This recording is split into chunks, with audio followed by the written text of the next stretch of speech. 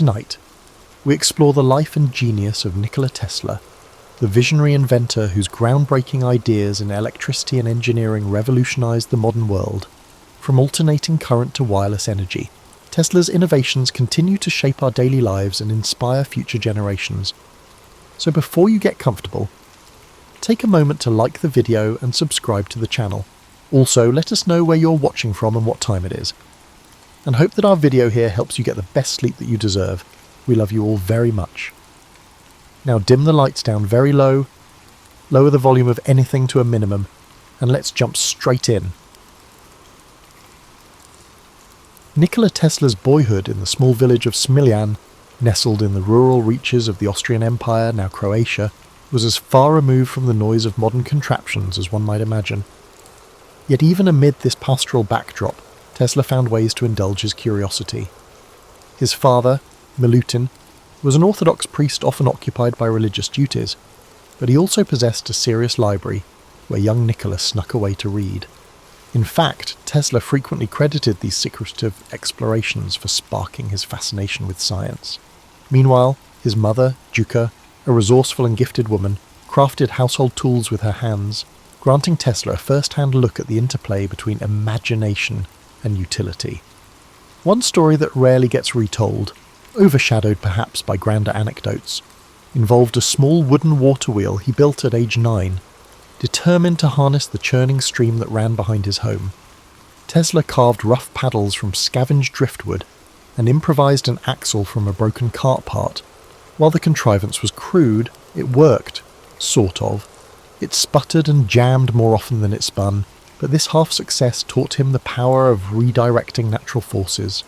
Even as a child, he recognized that nature housed tremendous energy, just waiting to be tapped.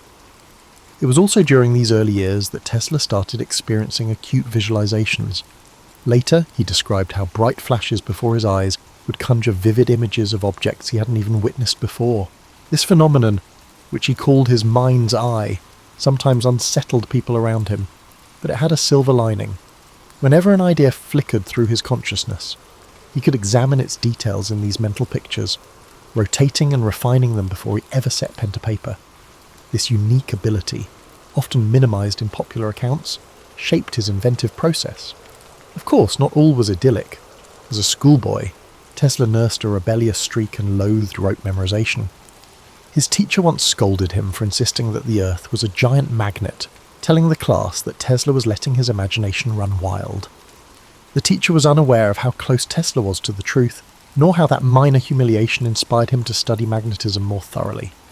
Some say the seeds of his future AC motor began here, in the tension between authority and Tesla's unwavering self-belief. In spare moments, the young Tesla found camaraderie with friends who joined in his experiments, like building hand-cranked contraptions or trying to talk through tin can telephones. Yet, if a contraption failed, Tesla vanished into introspection, recalculating every step in his mind. In those hours, no one could pry him away from his reflections. It was as if he was lost in that luminous inner workshop. Despite bouts of quiet withdrawal, Tesla still lived in a household that valued performance, especially rhetorical flair. His father believed in the power of eloquence and would often deliver stirring orations. Perhaps this is how Tesla learned to present radical ideas with poise. He also gleaned from his mother the virtue of patient tinkering, an aspect overshadowed by stories of his brilliant flashes of insight. Though untrained formally, Juka's improvisational skills showed him that great inventions need not come from grand laboratories. They could begin at a humble table or by the riverside, as long as one had the drive to see them through. By the time he reached adolescence, Tesla had devoured nearly every science book in his father's library. He immersed himself in electricity, magnetism, and mechanical wonders, his fascination growing with each page. Late at night, when the household slept and a single kerosene lamp flickered in the corridor, Tesla mulled over new concepts, making mental notes on how to apply them. He never just read, he scouted for clues, each bit of knowledge layering onto his mental designs. These experiences in Smiljan formed the bedrock of a lifetime of invention. While the world would one day witness Tesla's theatrical experiments and transformative discoveries, it all began beside a murmuring creek and within the hush of a modest library. There, free from urban clamour, Tesla learned the value of curiosity, observation, and sustained determination. It was in this unassuming domain, where wooden water wheels sputtered and a boy's imagination soared, that the seeds of an extraordinary destiny first took root. Perhaps most telling, these formative years cemented in Tesla a lifelong pattern of introspection and experimentation. The young inventor not only absorbed knowledge, he reinvented it in his imagination. For him, Smiljan was not a backwater. It was a secluded incubator for unexplored possibilities. Tesla's departure from home was spurred by academic pursuits that beckoned him to larger arenas, eventually landing him at the Austrian Polytechnic in Graz. The environment there demanded rigour, which suited Tesla's capacity for total immersion. He sank his teeth into mathematics, physics, and mechanics with a feverish intensity. Professors noted his uncanny ability to answer complex theoretical questions without referencing textbooks, a result of his extraordinary mental visualization. However, the spark that truly lit his imagination was the direct current, DC, electrical machinery in the school's labs. Conventional wisdom suggested DC was the future of power, but Tesla found its inefficiencies maddening. Observing how DC motors generated sparks and wasted energy, he questioned how nobody noticed a better pathway. When one professor pronounced that harnessing alternating current, AC, at scale was an impossibility, Tesla resisted the urge to argue.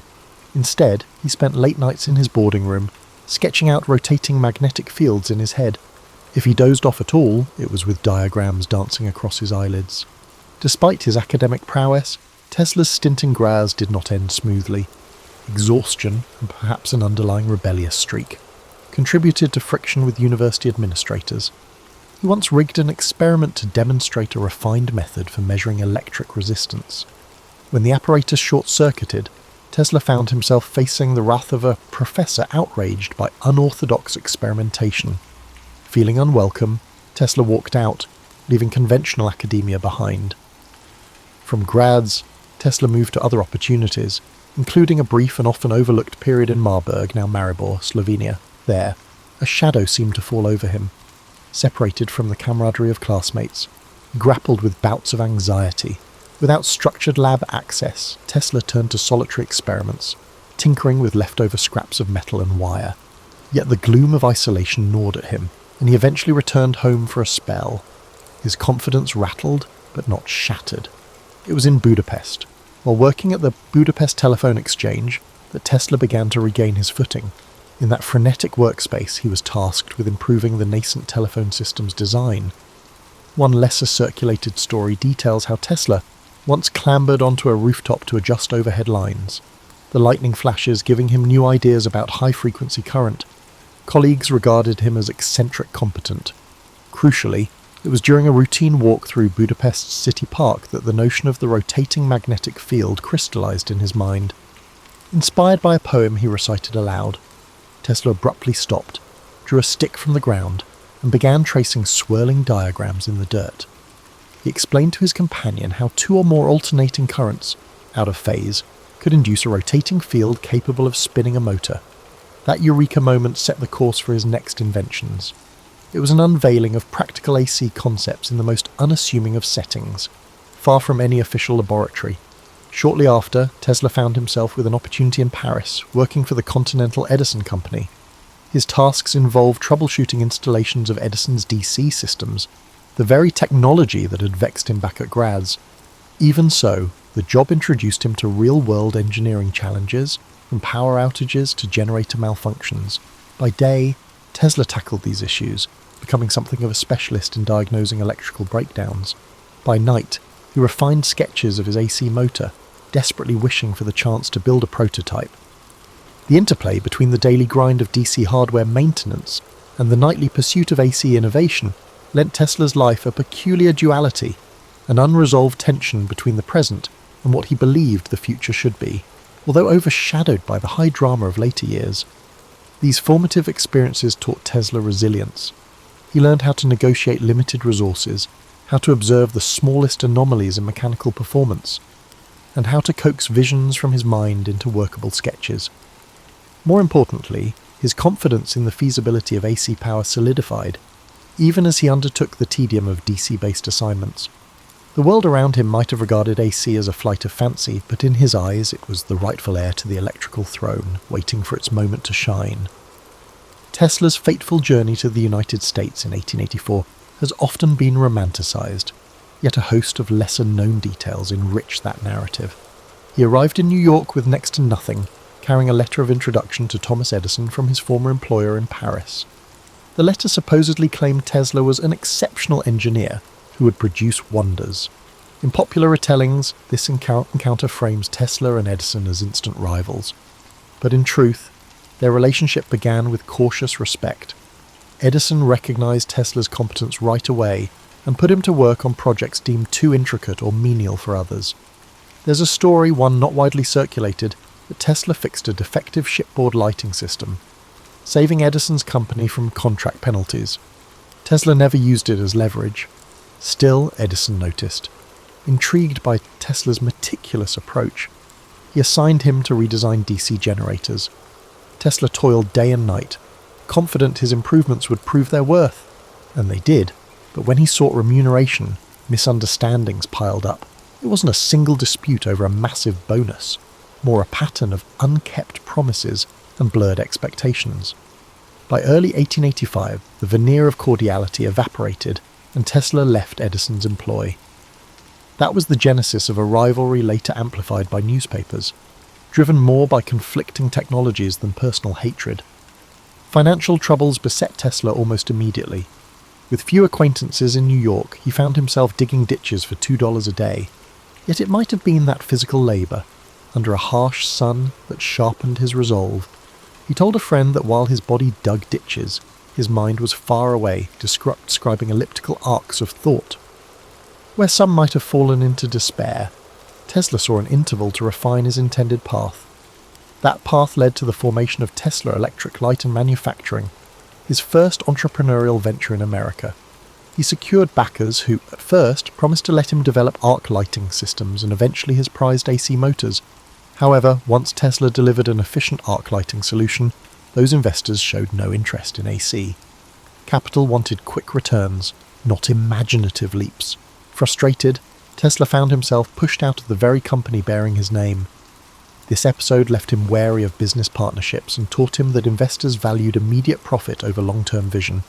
Undeterred, Tesla began to demonstrate his AC motor concept in small lecture halls around the city. One venue, the back room of a modest Manhattan building, had an audience of barely 20 people. But among them was Alfred S. Brown, the Western Union superintendent who recognized Tesla's potential. Another backer, Charles Peck, also attended. Together, they formed a partnership with Tesla, pledging to support his AC technology. These unglamorous sessions laid vital groundwork for Tesla's next breakthrough. Soon, with newfound supporters, Tesla established a laboratory at 89 Liberty Street, Manhattan. Amid coils of wire and improvised setups, he tinkered relentlessly. The space was cramped but offered freedom. He constructed prototypes of the polyphase AC motor, painstakingly refining them until they could run smoothly under load. Maintaining a consistent rotating magnetic field was one challenge. Ensuring it didn't damage the apparatus over time was another. Tesla tackled each obstacle systematically, relying on mental simulations before any real-world tests. One anecdote from this period recounts Tesla experimenting with high-speed turbines that let out unnerving whines. Passers-by grew wary, prompting multiple visits from the local fire brigade after neighbours complained of sparks. Tesla, oblivious to the fuss, would apologise earnestly, then resume his adjustments the moment they left.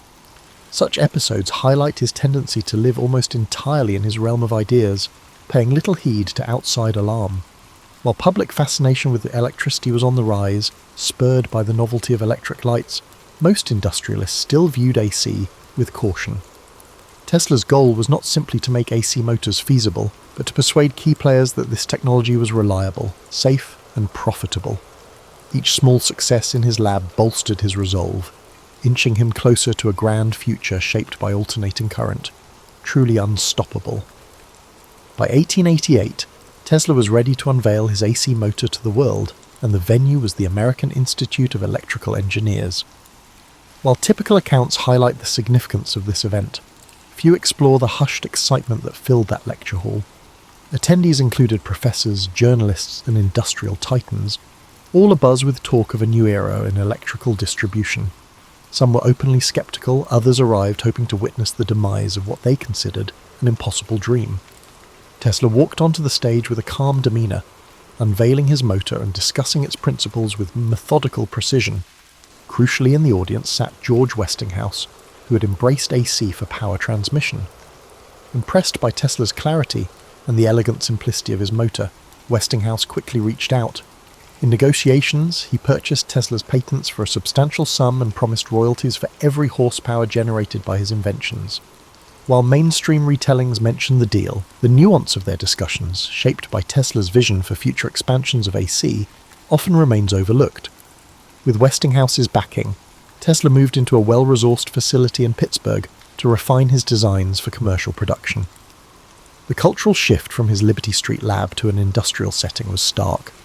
Tesla sought perfect synergy of frequency and voltage, while corporate engineers focused on the standardized parts. Despite tension, seeing his motors mass-produced thrilled him. He was elated when AC Systems lit parts of the 1893 World's Columbian Exposition in Chicago, showcasing a cityscape aglow with alternating current, courtesy of Westinghouse and Tesla. A lesser-known interlude occurred when Tesla visited Niagara Falls to survey the planned hydroelectric station. Standing at the brink of the thundering cascade, he reportedly mused that harnessing such power would reflect humanity's harmony with nature. When it went online, delivering electricity as far as Buffalo, it proved AC's potency. Yet the war of the currents, fueled by Edison's campaign labelling AC dangerous, cast shadows on these achievements. Edison's allies staged gruesome demonstrations, electrocuting animals to highlight AC's hazards. Tesla, though offended, avoided direct public attacks. Instead, he showcased AC's safety in flamboyant ways, passing high-frequency currents through himself to light lamps. Newspapers seized on these spectacles. Tesla disliked theatrics for mere hype, but saw them as necessary to shift perception. Tesla's finances briefly soared. His arrangement with Westinghouse promised substantial gains as AC spread. However, Westinghouse soon faced financial strain from the Niagara project and market fluctuations.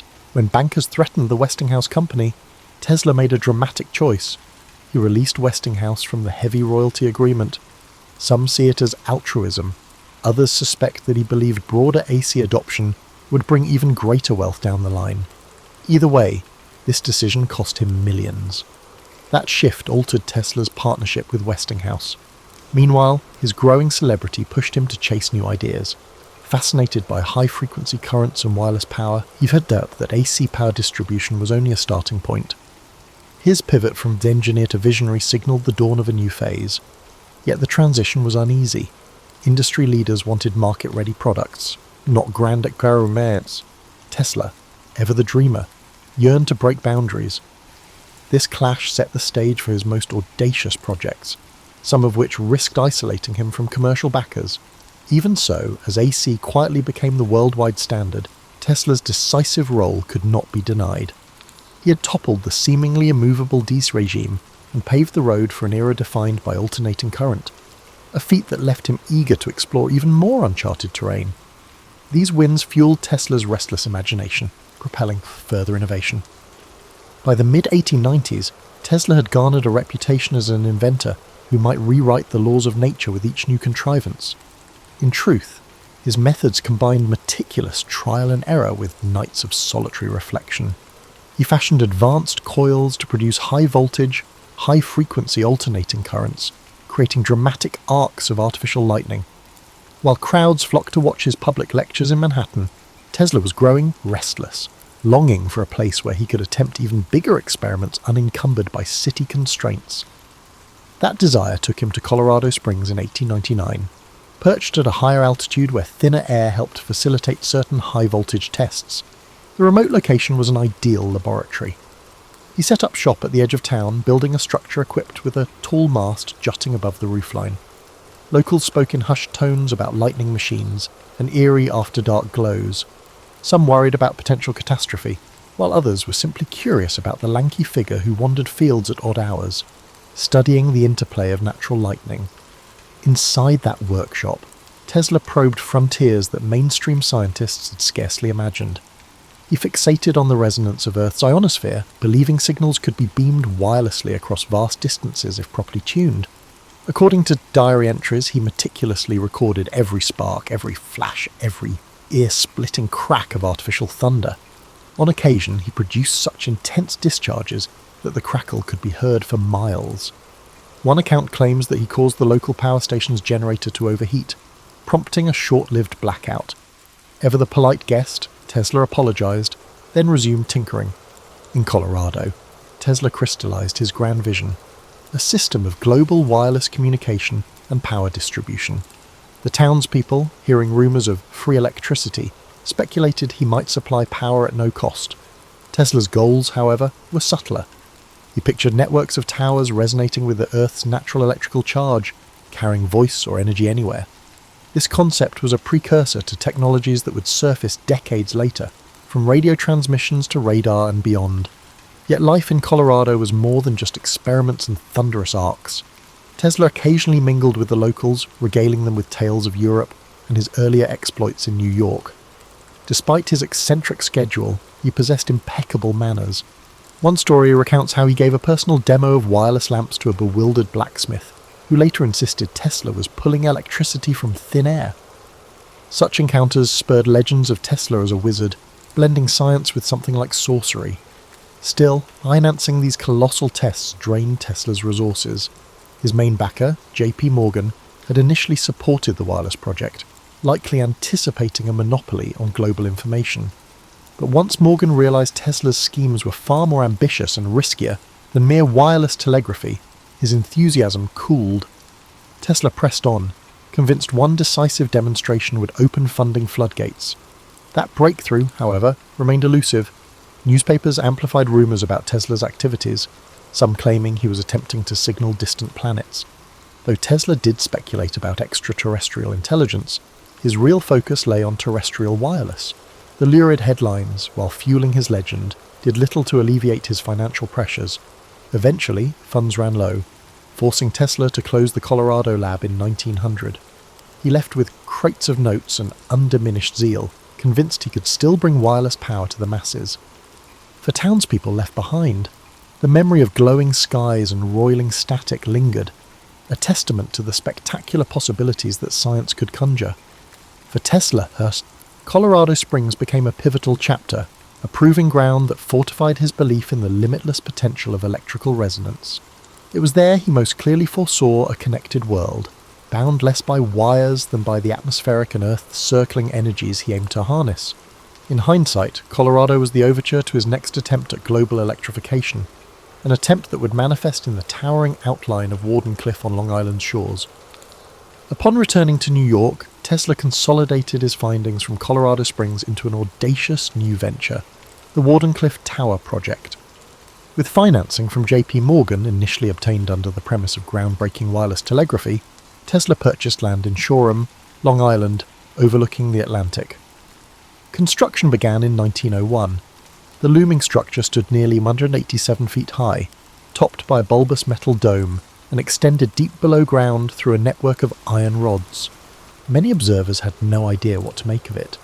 Tesla, ever enigmatic, preferred sweeping claims about sending both signals and energy across continents. What often goes unappreciated is how deeply Tesla believed in the underlying physics. His notes show that Wardenclyffe wasn't limited to broadcasting telegraph signals.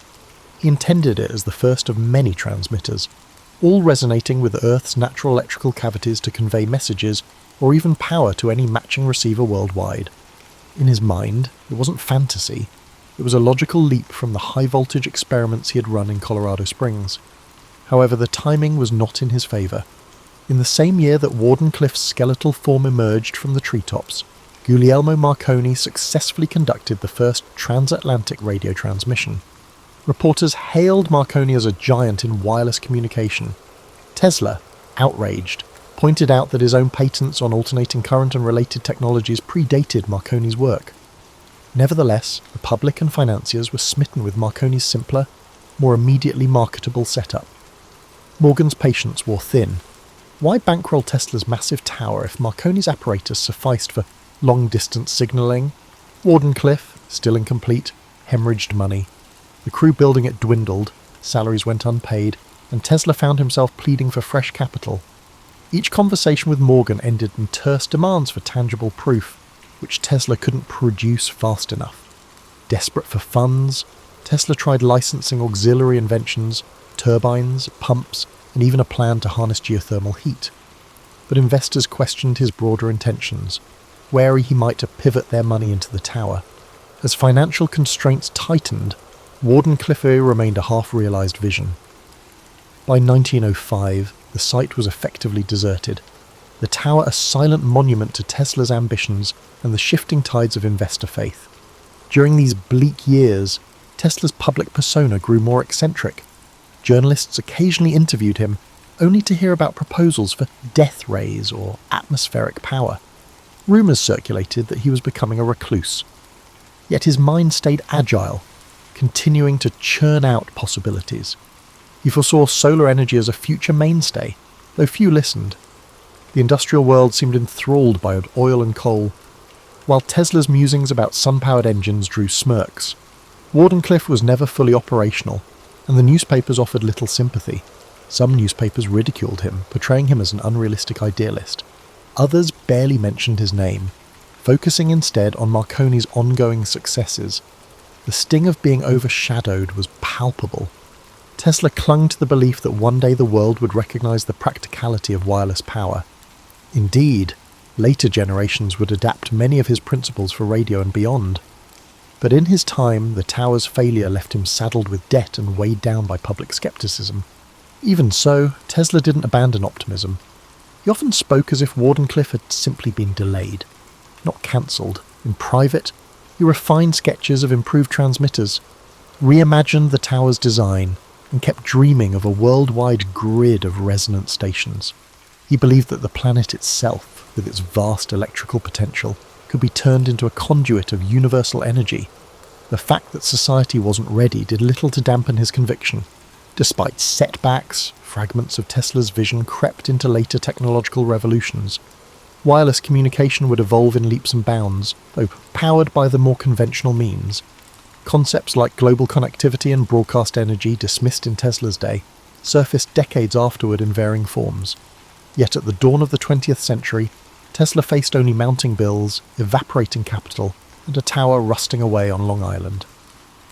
The heartbreak of Wardenclyffe marked a turning point, leaving Tesla to operate mostly on the margins of an industry he had once revolutionized. As the 20th century marched on, the world Tesla had done so much to illuminate surged ahead. The AC systems he championed became the backbone of modern infrastructure, yet Tesla himself slipped from the spotlight. He moved between New York hotels, sometimes leaving unpaid bills behind.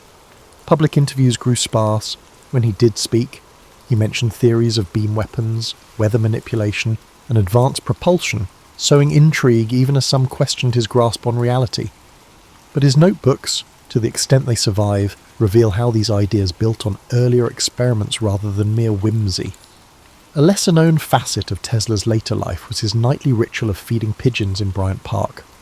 Observers saw a solitary figure scattering seeds by lamplight, but Tesla found solace in caring for those birds, claiming a special bond with one white pigeon in particular. It may have seemed an odd pastime for a renowned inventor, yet it reflected a familiar pattern. Tesla's deep empathy for natural phenomena, creatures included. Meanwhile, patent disputes raged over the origins of radio. Tesla had filed patents before Marconi's breakthroughs, yet Marconi was lauded for bringing wireless transmission into the mainstream. The legal entanglements dragged on for years. In 1943, the US Supreme Court finally recognized Tesla's priority for certain critical radio patents, though this vindication arrived too late to alter his financial straits. He was never able to capitalize on the official ruling, nor did it quell the public's association of radio primarily with Marconi. Tesla spent his final stretch of life at the New Yorker hotel. Though short on funds, he still scrawled ideas on scraps of paper, proposing cosmic ray engines and new power methods. Visitors who managed to see him might find him animated and eloquent, speaking in polished tones about harnessing the energy of the sun or channeling power from the Earth's magnetic field. He believed that a teleforce beam could end war by making national borders impenetrable. To many, these notions sounded impossible, yet Tesla's track record left room to wonder. When he passed away on January 7, 1943, in room 3227, he left behind boxes of documents that soon became the subject of intense scrutiny. Authorities seized some of his papers, fueling rumours of hidden innovations or weapons too dangerous for public consumption. Conspiracy theories flourished. While the reality likely involved routine security concerns, the secrecy lent mystique to Tesla's legacy. It became hard to disentangle fact from folklore. Over the decades, Tesla's standing in popular consciousness swung wildly. Edison's name overshadowed his for a time, especially in school textbooks. Only later did movements rise to credit Tesla for his revolutionary contributions to AC power, radio technology, and more.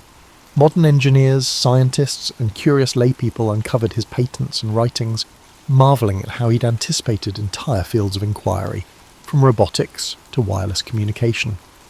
His pioneering theories on resonance and frequency also informed aspects of modern electronics, though that debt was seldom acknowledged until much later, in daily life. Tesla's true genius shines in the simplest of ways. Flick a light switch, and you reap the benefits of alternating current. Use wireless devices, and you operate on a principle Tesla believed could reach across the planet. The synergy he envisioned, between inventor, nature, and the unstoppable march of progress, remains a potent reminder of how one brilliant mind can shape whole eras. Tesla's story is, above all, a study in perseverance and paradox. He shunned the pursuit of wealth yet needed capital to materialize his dreams. He relished public demonstrations yet often worked alone, lost in interior worlds.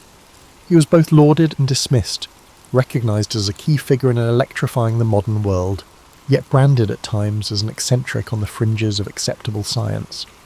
Even so, he left an imprint rivaled by few. Long after his death, the hum of AC power lines, the glow of electric lamps, and the chirp of wireless signals echo Tesla's influence. He never saw the breadth of his triumph in person, yet the future he glimpsed was not mere fantasy. It was an inevitable extension of the forces he harnessed so elegantly. And though the man himself passed in relative obscurity, his ideas still crackle with a vitality that defies the boundaries of time and imagination. And just like that, we've come to the end of our story about Nikola Tesla. There's so much more to learn about him, so maybe another story about him in the future, yeah? If you're still struggling to sleep. We have a lot more stories lined up in this video of different eras to help you learn history while you sleep. You deserve the best sleep after a hard day at work, or whatever the case may be. Sweet dreams, and good night. A unique idea began to take shape within the US Army. This concept revolved around an unconventional approach to warfare, the use of deception as a primary strategy to mislead and confuse the enemy. Officially known as the 23rd Headquarters Special Troops, this unit would come to be famously known as the Ghost Army, a name as mysterious and evocative as its purpose. The idea for such a unit stemmed from earlier British successes with deception tactics during the North African campaign. Inspired by the British, the US military leadership decided to create a similar team of highly skilled individuals who could simulate entire divisions and manipulate enemy decision-making through illusions. It was a daring experiment that blurred the line between art and warfare. So, to bring this ambitious vision to life, the military sought out recruits with unique skill sets.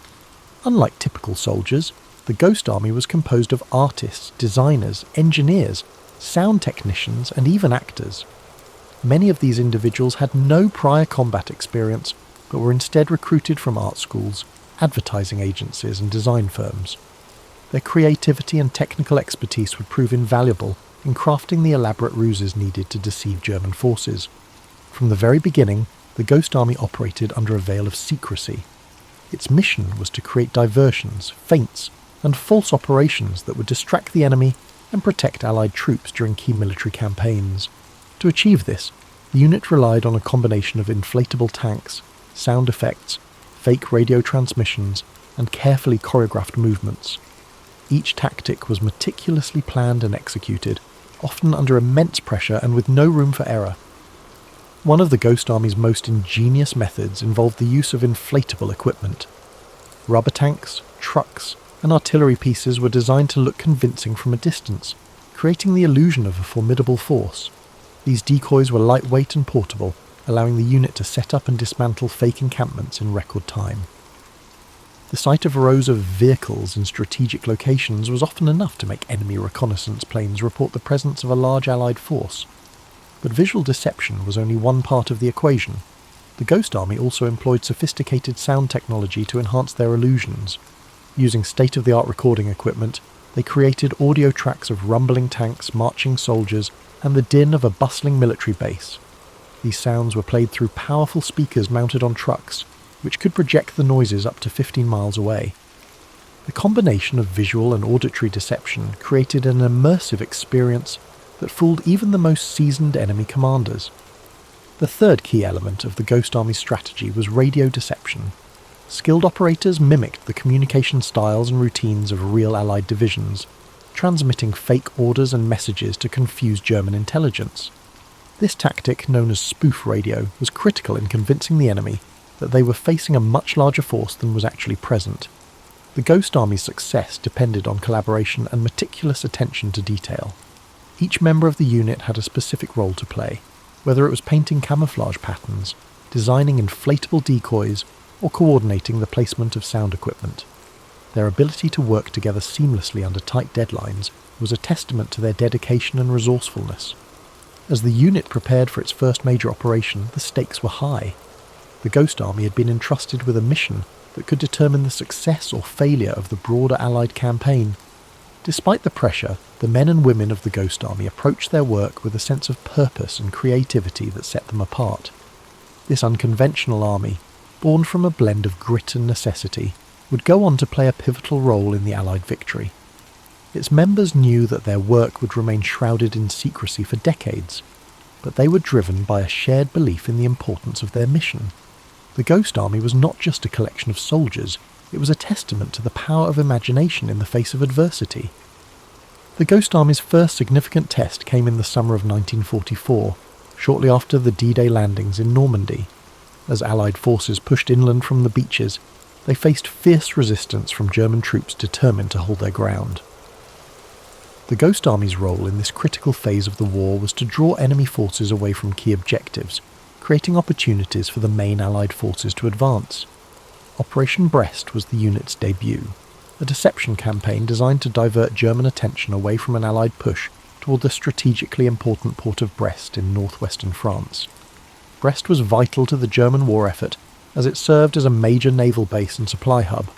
Capturing it would severely disrupt German logistics and communications. However, the city was heavily fortified, and a direct assault would result in significant Allied casualties. The Ghost Army's task was to stage a diversion that would weaken the German defences in Brest and allow the Allied forces to strike more effectively. Setting up for the operation required precision and coordination. The unit selected a location approximately 20 miles from Brest to establish their fake encampment. Using inflatable tanks, artillery pieces and supply trucks, they created the illusion of a large Allied division preparing to attack. From a distance, the scene appeared entirely authentic. Rows of vehicles were arranged strategically, while soldiers in the unit moved around the encampment to enhance the illusion. Sound played a critical role in the deception. The Ghost Army's engineers worked tirelessly to create realistic audio effects that mimicked the sounds of an actual military base. Recordings of clanging metal, rumbling engines, and even the distant hum of conversations between soldiers were played through their powerful speakers. These sounds created the impression of an active and bustling division preparing for battle. Radio deception added another layer of authenticity to the ruse. Skilled operators broadcast fake transmissions that mimicked the communication patterns of a real Allied unit. These messages included requests for reinforcements, logistical updates, and discussions of an impending attack. The broadcasts were carefully timed and phrased to ensure they aligned with the visual and auditory elements of the deception. The German response to the operation demonstrated the effectiveness of the Ghost Army's tactics. Believing that a major Allied offensive was imminent, German commanders redeployed troops and resources to counter the perceived threat. This shift in focus weakened their defences in Brest, allowing the actual Allied forces to exploit the vulnerability and launch a successful assault on the city. Despite the operation's success, the Ghost Army faced immense challenges. Operating in enemy territory meant that the unit was constantly at risk of discovery. The soldiers had to maintain the illusion at all times, knowing that even a single misstep could expose their deception and compromise the entire mission. The pressure was intense, but the unit's creativity and discipline ensured that their efforts remained convincing. One of the most remarkable aspects of the operation was the ingenuity and adaptability of the soldiers. They found ways to enhance the realism of their deceptions, using camouflage techniques to hide their inflatable equipment from close inspection, and employing creative storytelling to maintain the illusion during interactions with locals. The success of Operation Brest solidified the Ghost Army's reputation as a critical asset to the Allied war effort. Their ability to manipulate enemy movements and create opportunities for the main forces to advance demonstrated the power of unconventional warfare. It also reinforced the importance of teamwork and innovation in overcoming seemingly insurmountable challenges.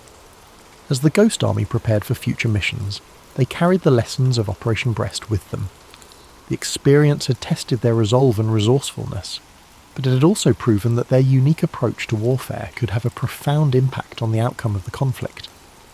The Ghost Army continued to hone its craft, with each operation showcasing an evolution in its tactics.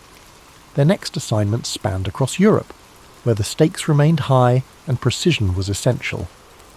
In the summer of 1944, the unit supported the Allied advance through France, setting up elaborate illusions to divert German forces from real targets like the River Seine crossings. Their purpose was simple yet crucial: to mislead and confuse the enemy at every turn, allowing the Allied forces to gain strategic advantages. Their efforts involved even more synchronized deception: perfectly crafted inflatable units, convincing radio transmissions, and immersive soundscapes. As the war progressed, the unit's techniques became increasingly sophisticated, with inflatable tanks, trucks, and artillery pieces designed to look even more realistic. These decoys, placed at key locations, tricked German reconnaissance aircraft into reporting large concentrations of Allied forces, buying the real Allied troops precious time. The Ghost Army also refined their use of sound. Engineers strategically placed speakers to project the noises of marching soldiers, machinery and military equipment, rumbles and roars that mimicked an army on the move. Every detail was crafted to ensure the illusion of a bustling military operation. The sound of distant engines, the hum of generators, and the steady murmur of soldiers' conversations were all carefully arranged to create an environment that felt real from miles away. At night, the Ghost Army employed even subtler tricks. Soft, low-frequency noises were played to mimic the natural rhythm of an army resting. These soothing sounds blended seamlessly into the nighttime air, giving the impression of soldiers quietly going about their business, resting for the night. The flicker of campfires could be seen in the distance, their warm glow painting an image of a calm, yet prepared, military camp. These sounds and visuals were designed to not only confuse the enemy, but to offer a momentary sense of peace in the midst of an otherwise chaotic landscape. These moments of quiet illusion brought surprising calm to their surroundings, even as the war raged on just beyond. The soldiers of the Ghost Army knew how to maintain their focus and composure in these difficult circumstances. They understood that mental clarity was just as important as strategic deception. In a time of high tension, they found ways to stay grounded, creating calm moments of respite amid the storm.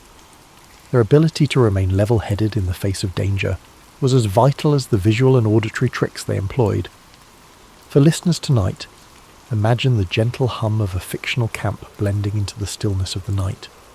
Picture the soft creaking of tents in the breeze, the steady rhythm of soldiers moving quietly about their business, and the flickering glow of a distant campfire. Feel the peaceful atmosphere surrounding you as you let the comforting sounds lull you into a sense of ease. These men and women, though constantly at risk and surrounded by danger, mastered the art of finding peace within chaos, much like how you can let the stillness of the moment help you unwind and drift into sleep. By the end of World War II, the Ghost Army had completed over 20 missions in Europe, each one contributing to the success of the Allied forces in ways that were largely unseen and often unrecognised. Their ability to deceive the enemy through innovative tactics, creating false signals, fake camps, and even misleading decoy operations, had played a vital role in ensuring the success of major offensives. Yet, despite their success, the full story of the Ghost Army was kept a secret for decades after the war. As the war drew to a close, the Ghost Army was disbanded, and many of its members returned to civilian life. For years, the men who served in the unit were sworn to secrecy about their operations. The story of their deception, their creativity, and their courage in the face of danger remained hidden, with only a few veterans quietly sharing their experiences. For many years, the Ghost Army's contribution was overshadowed by more well-known military victories, as the world moved forward and focused on rebuilding after the war. However, as the years passed, a renewed interest in World War II and its lesser-known heroes began to emerge. The story of the Ghost Army started to surface, with veterans coming forward and sharing their accounts. Documentaries, books, and interviews helped shed light on the incredible role this group of men had played during the war. Slowly, the world began to recognise the significance of their work and the ingenuity behind their methods of deception. For those who had served in the Ghost Army, their experience was a mix of pride and humility. They had been part of a covert operation that required tremendous skill, teamwork, and bravery. Yet their efforts had often gone unnoticed by the general public. As they shared their stories, they also spoke of the deep bonds formed among the members of the unit, the camaraderie that had sustained them in the face of danger, and the immense satisfaction of knowing they had helped bring an end to one of the darkest chapters in history. As time passed, the Ghost Army became a symbol of how ingenuity and creative thinking can make a difference in the most difficult of circumstances. Their legacy is one of perseverance, resourcefulness, and the ability to turn the tide of battle with nothing more than illusion. The Ghost Army proved that even in the most dire situations, the human spirit can find a way to rise above adversity. Think of how the men of the Ghost Army must have felt as they walked away from their missions, knowing they had made an impact in a war that shaped the world. Their contributions, though not widely known at the time, were just as significant as any traditional battle fought on the front lines. Just as the Ghost Army worked quietly and methodically to achieve their goals, you too can find peace and calm in the quiet moments, allowing your mind to unwind and your body to rest. Their story is a reminder that sometimes the most profound victories are those achieved in silence, in the stillness of the night when no one is watching. And as you settle into this peaceful moment, you can take solace in the knowledge that even the smallest actions can have a far-reaching impact. Feel the weight of the day lifting from you, just as the Ghost Army lifted the burden of deception from the shoulders of the Allied forces. Although the Ghost Army's work was shrouded in secrecy during and immediately after World War II, their legacy would not remain hidden forever. In the years following the war, the significance of their contribution began to emerge, as historians, veterans, and the public began to recognise their invaluable role in shaping the outcome of the war. What began as a covert operation to mislead the enemy had become a model of ingenuity, resourcefulness, and courage. The methods developed by the Ghost Army using sound, deception, and visual illusions would go on to influence military strategies for years to come. The concept of psychological warfare, where the mind is targeted as much as the body, became more widely accepted. These tactics would inform future military operations, as the lessons learned from the Ghost Army's success were incorporated into modern military doctrine. In addition to their impact on military strategy, the Ghost Army story had an emotional and cultural effect. For many years, their deeds went largely unrecognised, but as veterans began to speak out, their experiences resonated with people around the world. The fact that these soldiers had risked everything in a war they could not speak about for decades touched a deep chord. Their bravery, commitment, and camaraderie served as a reminder of the quiet acts of heroism that often go unnoticed in the shadow of more traditional battles. The Ghost Army's efforts also began to be recognised in popular culture. Films, books, and documentaries began to tell their story, ensuring that future generations would understand the significance of their work. Their role in World War II became more than just a historical footnote. It became a symbol of how innovation and creativity could be wielded in the service of a greater cause. Let this story of unexpected heroism inspire you. The men who served in the Ghost Army did not seek fame or glory. Instead, they focused on a mission that was far greater than themselves. Their quiet dedication to their craft echoes in the background of history, just as the calm sounds of the world around you do now. As you relax deeper, allow this story to calm your mind like a sweet melody. or a peaceful nightfall that quietly surrounds you. The knowledge that these men contributed in ways that were largely unseen allows us to reflect on how every action, no matter how small or seemingly insignificant, can contribute to something much larger.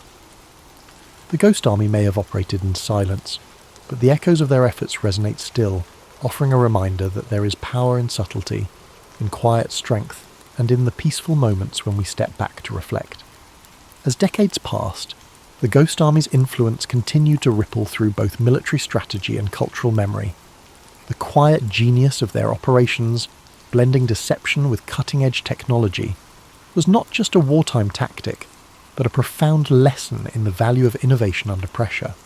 While the techniques they pioneered were initially dismissed as a curiosity, they eventually became essential components of modern military operations, especially in the realms of psychological warfare and tactical deception. Following the war, the value of the Ghost Army's contribution was recognised in unexpected ways. The unit had shown that military success didn't always require sheer force. Sometimes, it was the ability to create uncertainty in the enemy's mind, to disorient, confuse, and mislead. This shift in understanding emphasised the power of non-violent methods in warfare, laying the groundwork for the evolution of modern intelligence operations. Beyond their impact on military tactics, the Ghost Army became a symbol of strength, something that went beyond traditional acts of greatness. The members of this unique unit, ordinary men who found extraordinary ways to serve their country, reminded us that contributions to a greater cause often come in unconventional forms. Veterans who had served in the unit began to tell their stories, and these accounts related deeply with people across the world. The idea that such a vital part of World War II was unsolved for so long made up for the overlooked contributions of everyday individuals. It helped reshape the way we perceive wartime contributions and made it clear that only large, obvious victories are worth remembering. Over time, museums, documentaries, and even novels began to explore their story, bringing to light the importance of creativity in warfare. It wasn't just about military strategy. It was about the courage to think outside the box and confront the enemy with tactics that weren't rooted in physical might, but in the power of perception. These stories remind us that we too can find strength in quiet persistence, and that the solutions to challenges may lie not in confrontation, but in innovation. Now, as you find yourself in a state of ease, the quiet whisper of history lingers. The Ghost Army's legacy teaches us that even in the most uncertain times, there is power in calm and quiet strategy. Feel the weight of your body easing, each muscle unwinding and softening, as you allow yourself to drift deeper into calm rest like a warm blanket. Just like the Ghost Army's methods that brought clarity and purpose amidst chaos, this quiet moment brings peace to your mind and body. This isn't necessarily the ending of our story, but the beginning of a restful journey into the stillness of sleep. Sweet dreams. Over 2,000 years ago, in 469 BCE, Socrates was born in Athens, Greece. Athens was a city at the heart of the ancient world, a centre of art, culture, and intellectual thought. Socrates' early life, however, was modest. His father, Sophroniscus, was a stonemason, and his mother, Phaenorete, was a midwife. From these humble beginnings, Socrates would grow to become one of the most profound thinkers in human history. As a young man, Socrates likely followed in his father's footsteps as a stonemason, learning the craft of shaping stone and building structures. Yet, even then, his curiosity about the world and human nature set him apart. Socrates was not drawn to wealth or power. Instead, he found fulfillment in observing life, questioning beliefs, and seeking wisdom. Unlike many of his contemporaries, Socrates did not write books or leave behind written records of his teachings. Instead, we know about his life and philosophy through the writings of his students, particularly Plato. Through these accounts, we gain insight into Socrates' unique method of teaching and his relentless pursuit of truth. Socrates' approach to philosophy was deeply rooted in dialogue and inquiry. He believed that wisdom began with recognizing one's own ignorance. To him, admitting that we do not know everything opened the door to learning and growth. This idea became the foundation of the Socratic method, a process of asking and answering questions to stimulate critical thinking and uncover underlying truths. Socrates spent much of his life walking the streets of Athens, engaging in conversations with people from all walks of life. He would approach artisans, politicians, and everyday citizens, asking probing questions that challenged their assumptions and beliefs. These discussions were not meant to humiliate or demean, but to encourage reflection and deeper understanding. Despite his humble appearance, barefoot, dressed simply, and often unkempt, Socrates' intellect and charisma drew people to him. Many young Athenians admired his wisdom and became his students, eager to learn from his insights. However, his habit of questioning authority and exposing contradictions in people's beliefs also earned him powerful enemies. Socrates believed that a life worth living was one dedicated to virtue and the pursuit of truth. He often spoke of the importance of the soul and the need to care for it through ethical living. To Socrates, material wealth and social status were insignificant compared to the value of living a just and honourable life. Athens, during Socrates' lifetime, was a city in flux. It faced political turmoil, military conflicts, and shifting cultural values. Socrates' teachings, which encouraged critical thinking and challenged traditional norms, were seen by some as a threat to the stability of society. His questioning of the status quo made him a controversial figure, admired by many but also viewed with suspicion and hostility by others. In 399 BCE, when Socrates was 70 years old, he was brought to trial on charges of corrupting the youth and impiety, essentially for not recognizing the gods of Athens and introducing new ones. His accusers painted him as a dangerous influence who undermined the fabric of society. During his trial, Socrates stood firm in his beliefs. Rather than plead for his life or renounce his teachings, he used the opportunity to defend the principles he held dear. He argued that his questioning and discussions were a service to Athens, pushing its citizens to think critically and live virtuously.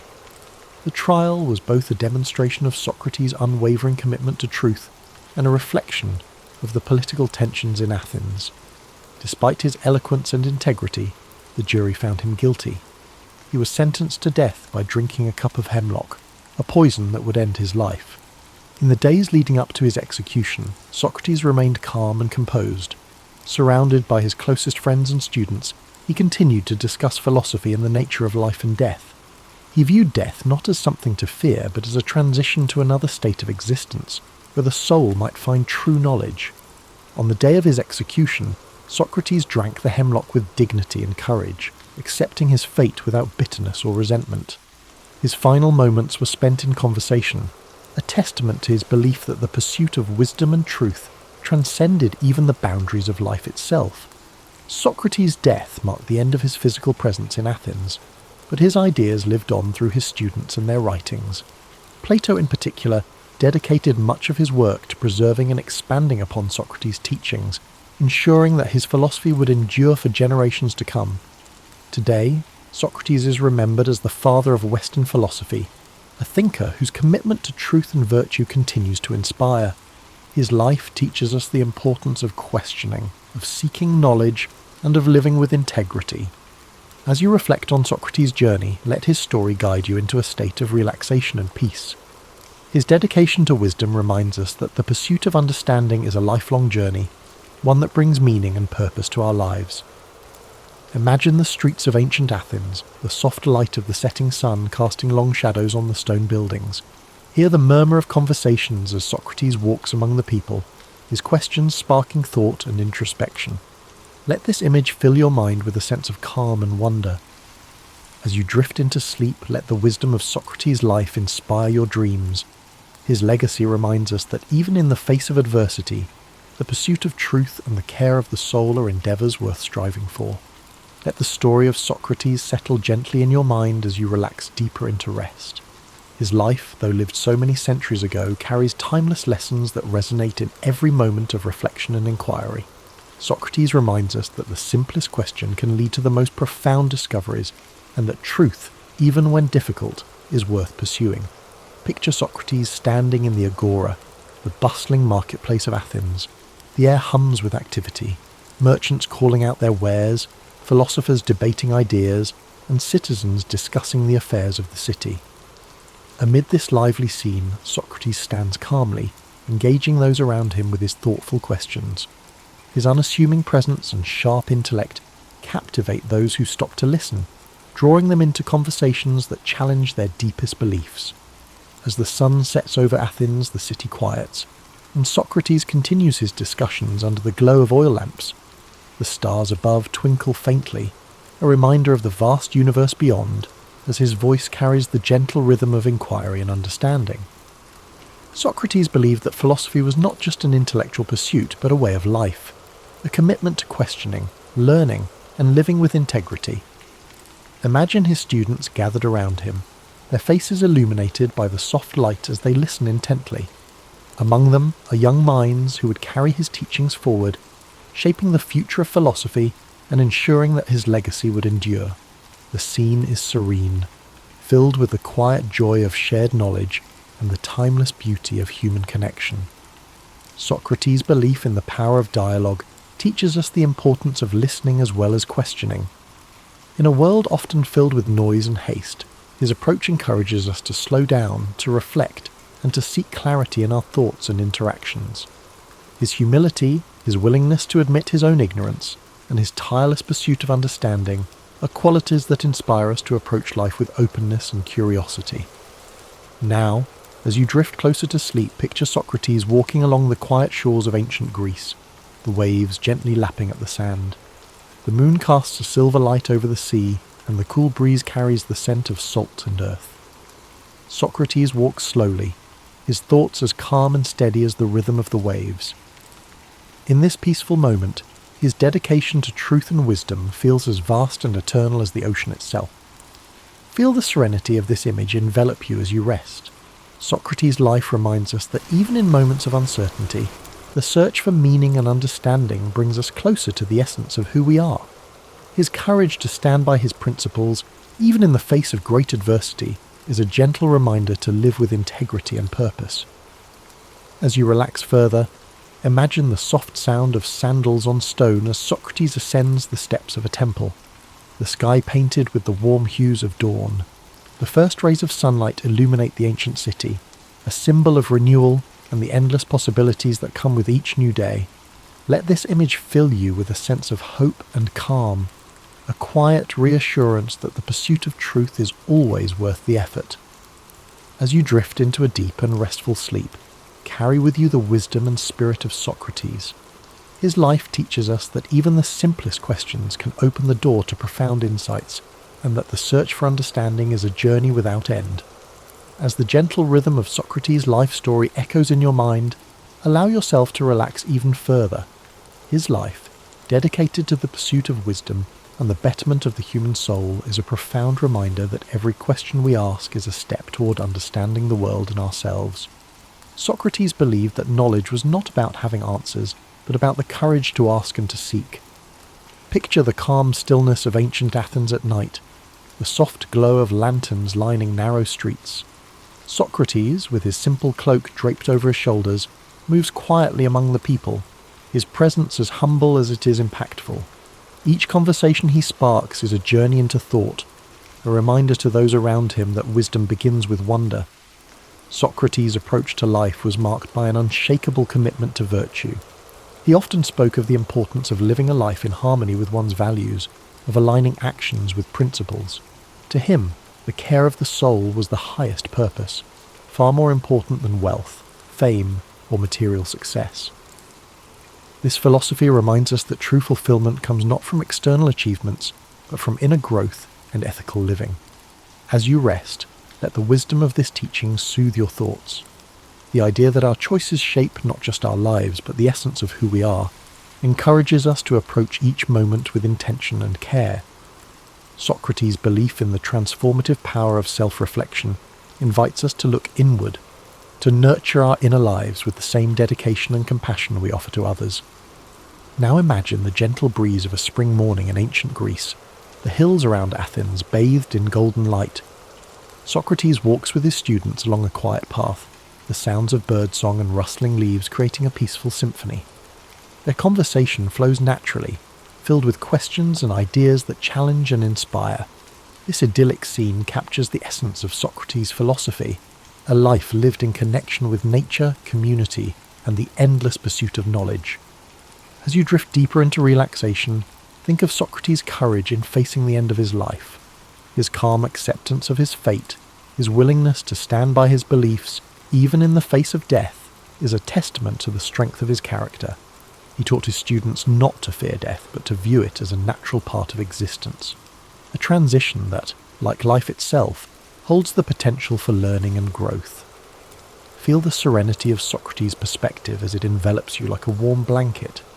His unwavering faith in the value of a life well lived reminds us that even in moments of uncertainty, we can find peace by staying true to our values and seeking the truth within ourselves.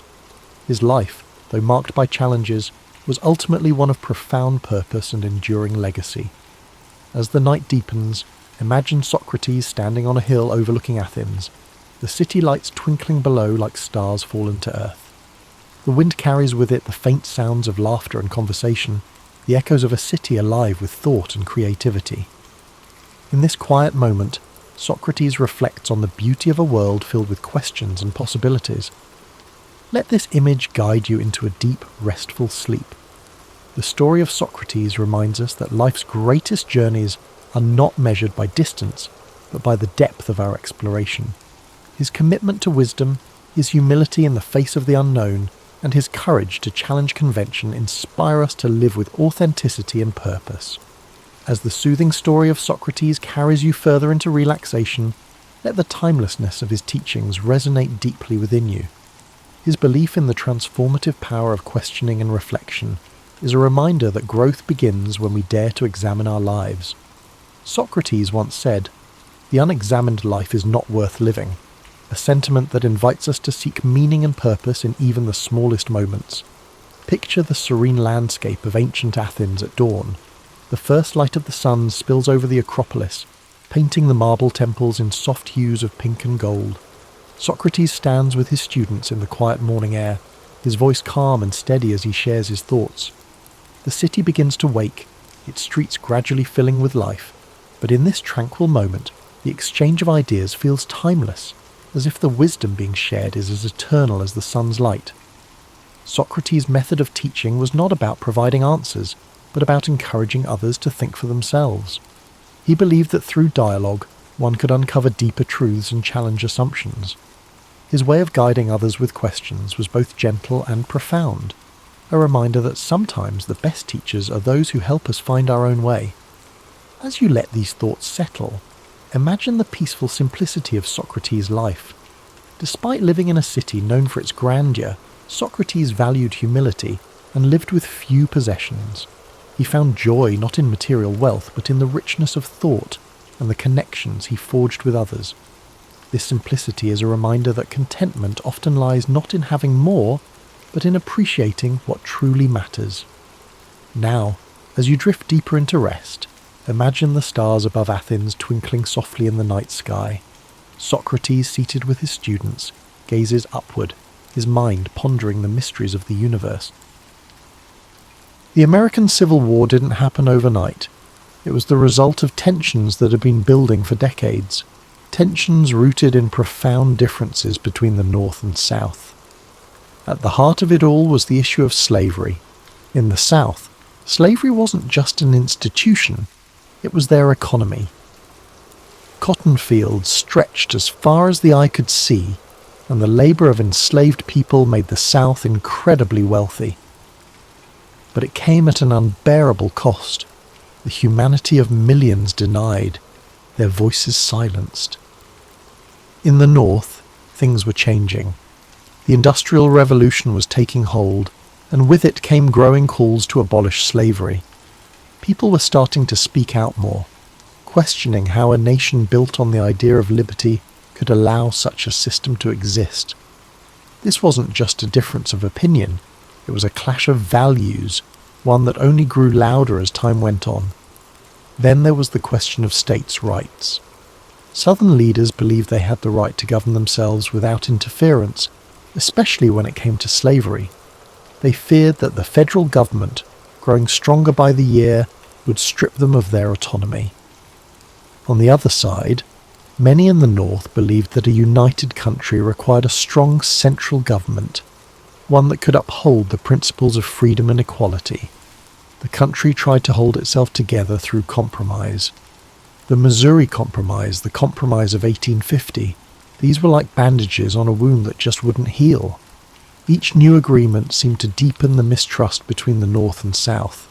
By the 1850s, things were nearing a breaking point.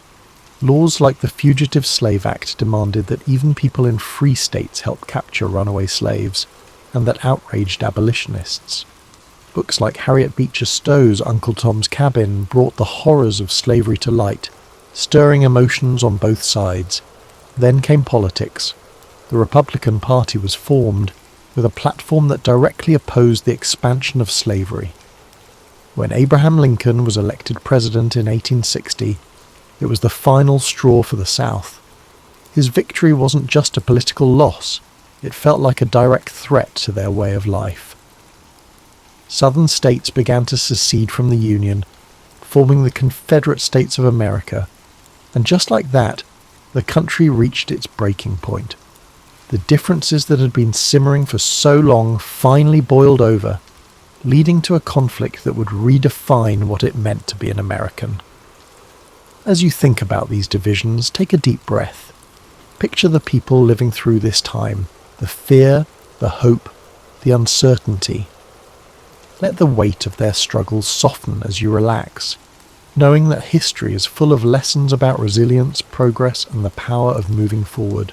By the spring of 1861, the tensions that had been tearing the nation apart finally reached a boiling point. In Charleston, South Carolina, a small Union garrison stationed at Fort Sumter found itself surrounded by Confederate forces. The fort had become a symbol of defiance for the Union and a test of legitimacy for the Confederacy. Both sides knew that what happened there could set the tone for what was to come. After weeks of tense standoff, Confederate forces under the command of General P.G.T. Beauregard demanded that the Union troops surrender the fort. When Major Robert Anderson, the Union commander, refused, the Confederate forces opened fire on April 12, 1861. For 34 hours the cannons roared, lighting up the harbour with fiery streaks and deafening booms. The soldiers inside Fort Sumter endured the bombardment as best they could, but with no reinforcements and supplies dwindling, Major Anderson had no choice but to surrender. The fall of Fort Sumter was more than just the opening act of the Civil War. It was a spark that ignited the passions of both the North and South. News of the attack spread like wildfire, stirring anger and determination on both sides. In the North, President Abraham Lincoln issued a call for 75,000 volunteers to suppress the rebellion. The response was overwhelming, with men from towns and cities across the Union stepping forward, ready to fight for the preservation of the nation. In the South, the bombardment of Fort Sumter was seen as a declaration of independence. More states, including Virginia, North Carolina, Tennessee, and Arkansas, joined the Confederacy. The divide was now complete, the lines drawn between two very different visions of America. The early days of the war were marked by a sense of optimism on both sides. Many believed the conflict would be brief, with one decisive battle bringing it to an end. Young men marched off to war with confidence, their families cheering them on with flags and songs. But beneath the surface, the reality of what was to come was far graver than anyone could imagine. As you think about the beginnings of this war, allow your mind to soften its grip on the tension. Picture the soldiers standing on the shores of Charleston Harbour, their breaths visible in the cool dawn air, their thoughts uncertain but resolute. Imagine the cannon fire fading into silence, replaced by the gentle rhythm of waves lapping against the shore. Let this moment remind you that even in the face of division, hope and resolve can endure. As the war moved from the hopeful marches of its early days to the grim reality of prolonged conflict, the battles became larger, bloodier, and more devastating than anyone could have imagined. Names like Antietam, Gettysburg, and Vicksburg became etched into the collective memory of a nation forever changed by the horrors of war. In September 1862, the Battle of Antietam unfolded in Maryland. It was a single day of unimaginable carnage. Soldiers clashed in cornfields and along winding roads, with cannon fire and musket shots tearing through the air. By the end of the day, more than 22,000 men were dead, wounded, or missing. The ground was soaked with blood, and the scale of the losses left an indelible mark on those who survived. But out of this tragedy came a turning point. President Lincoln used the Union's strategic victory at Antietam to announce the Emancipation Proclamation, redefining the war as a fight not just to preserve the Union but to end slavery. Then came Gettysburg, the battle often seen as the turning point of the war. For 3 days in July 1863, Union and Confederate forces clashed in the rolling hills and fields of Pennsylvania. The stakes were enormous and the fighting relentless. On the third day, Confederate General Robert E. Lee ordered a bold assault known as Pickett's Charge. Thousands of Confederate soldiers marched across an open field under withering Union fire. The charge failed, leaving the Confederate army battered and retreating. Gettysburg marked the beginning of the end for the Confederacy, but the cost was staggering. More than 50,000 casualties in just 3 days. Further south, the Union Army achieved another critical victory at Vicksburg, Mississippi, securing control of the Mississippi River. The campaign was grueling, with soldiers enduring sweltering heat, constant skirmishes, and the hardships of siege warfare. When Vicksburg fell on July 4th, 1863, the Confederacy was effectively split in two, a devastating blow to their cause. These battles revealed the full weight of the Civil War, not just in numbers but in the profound human cost. Families mourned the loss of fathers, brothers and sons. Soldiers bore the scars of battle, both physical and emotional. The countryside was littered with the remnants of war, broken cannons, torn flags, and fields that once grew crops now filled with unmarked graves. As you reflect on these moments, let your thoughts rest lightly on the courage of those who lived through these battles. Picture the quiet after the storm, the fields growing still, the sun setting over the hills, and the long shadows stretching across the land. Let this image of stillness and resilience bring a sense of calm to your own thoughts, reminding you that even in the darkest times, there is always a path to healing. While the Civil War raged on the battlefields, the lives of those who remained at home were transformed in ways that were just as profound. Families were torn apart, communities reshaped, and everyday life became a constant balancing act between hope and hardship. In the North, industry boomed as factories shifted their focus to produce weapons, uniforms, and supplies for the Union Army. Women took on roles they had never imagined, working in factories, managing farms, and volunteering as nurses. Clara Barton, who would later found the American Red Cross, became a symbol of this era, tirelessly caring for wounded soldiers and earning the nickname the Angel of the Battlefield. But even as the war effort created new opportunities, it brought heartache, with families anxiously awaiting news from the front lines. In the South, the war brought devastation. Cities like Atlanta and Richmond were transformed into hubs of Confederate military activity, but as Union forces advanced, they left a trail of destruction in their wake. Fields that once grew cotton and tobacco now stood fallow or burned. With so many men away fighting, women and children were left to manage farms, often without the resources they needed. Food shortages became common, and Confederate currency quickly lost its value, plunging families into poverty. Both sides experienced the emotional toll of war. Letters became lifelines, offering glimpses of love, worry, and resilience. Soldiers wrote about the hardships they faced, while their families wrote back with words of encouragement and longing. These letters carried the weight of entire relationships, connecting lives separated by hundreds of miles. In addition to the physical and emotional struggles, the war also brought questions of identity and purpose. Enslaved people in the South began to seize opportunities for freedom as Union forces advanced. Some escaped to the North, while others joined the Union Army, fighting for their own liberation and the promise of a new life.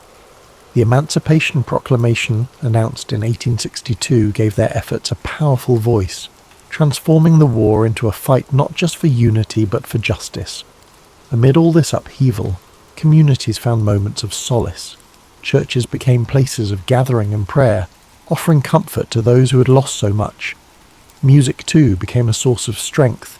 Patriotic anthems, sorrowful ballads, and spirituals filled the air, reflecting the hopes and fears of a nation at war. As you reflect on the home front, allow yourself to feel the weight of these quiet acts of resilience. Picture a mother sewing by candlelight, her stitches steady even as her heart aches with worry, or a soldier reading a letter from home, finding strength in the words of love and hope. Let these moments of humanity remind you of the enduring power of connection, even in the face of immense challenge. By 1864, the Civil War had entered its fourth year. The hope for a quick resolution had long faded, replaced by the grim reality of a war that seemed to have no end. But momentum was beginning to shift. The Union, under new and determined leadership, launched a series of campaigns that would bring the war to a close, though not without immense sacrifice. General Ulysses S. Grant had risen to command the Union forces, bringing with him a relentless strategy of total war.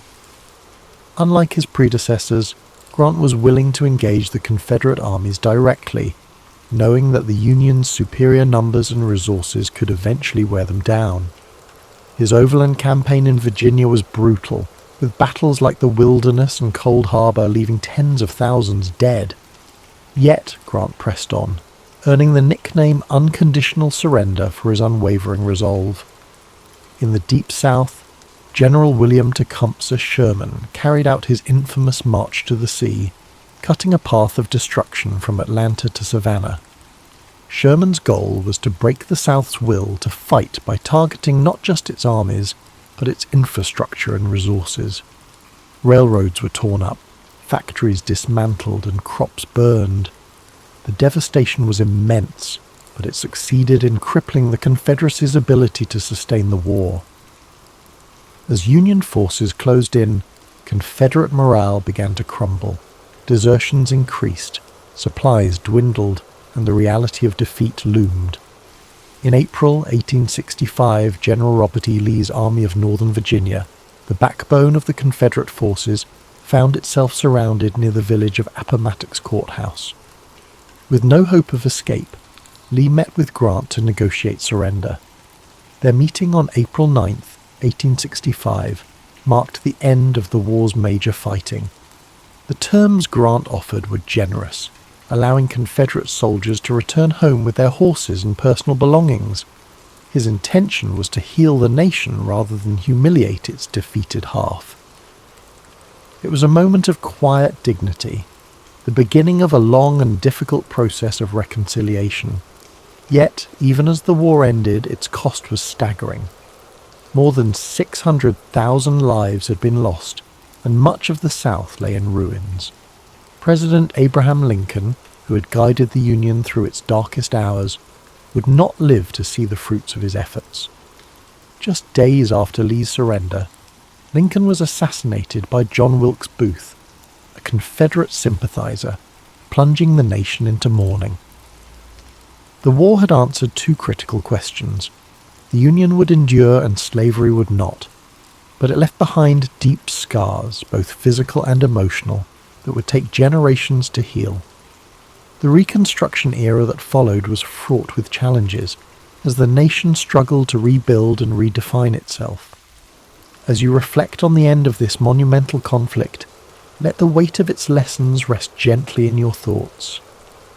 Imagine the quiet after the surrender, the weary soldiers returning home, the fields gradually returning to life, and the first rays of hope shining through the darkness.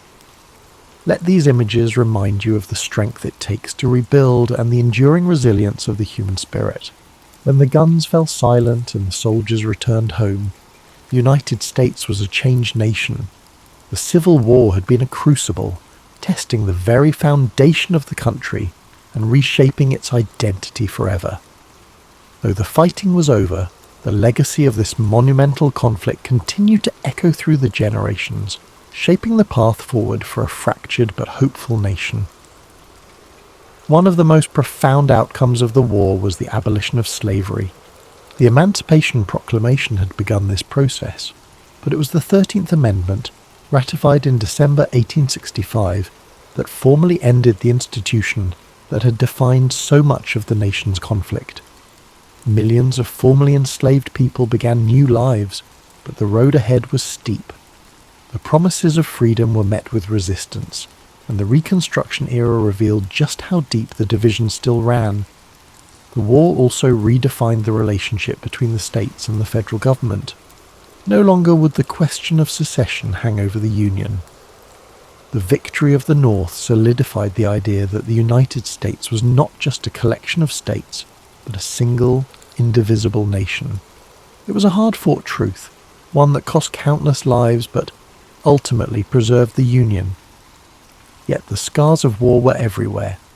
The South faced immense physical and economic devastation. Cities had been reduced to rubble, and entire communities were struggling to rebuild. The loss of so many men left families broken and towns forever changed.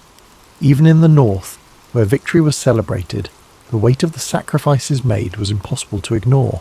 For the soldiers who fought, the war left an indelible mark. Some returned home to rebuild their lives, carrying memories of camaraderie and courage. Others bore wounds, both seen and unseen, that would shape the rest of their days.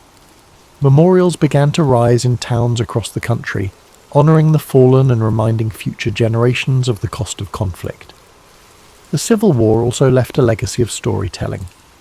Veterans shared their experiences, songs from the era became part of the cultural fabric, and writers like Walt Whitman and Ambrose Bierce captured the emotional depth of the war in poetry and prose.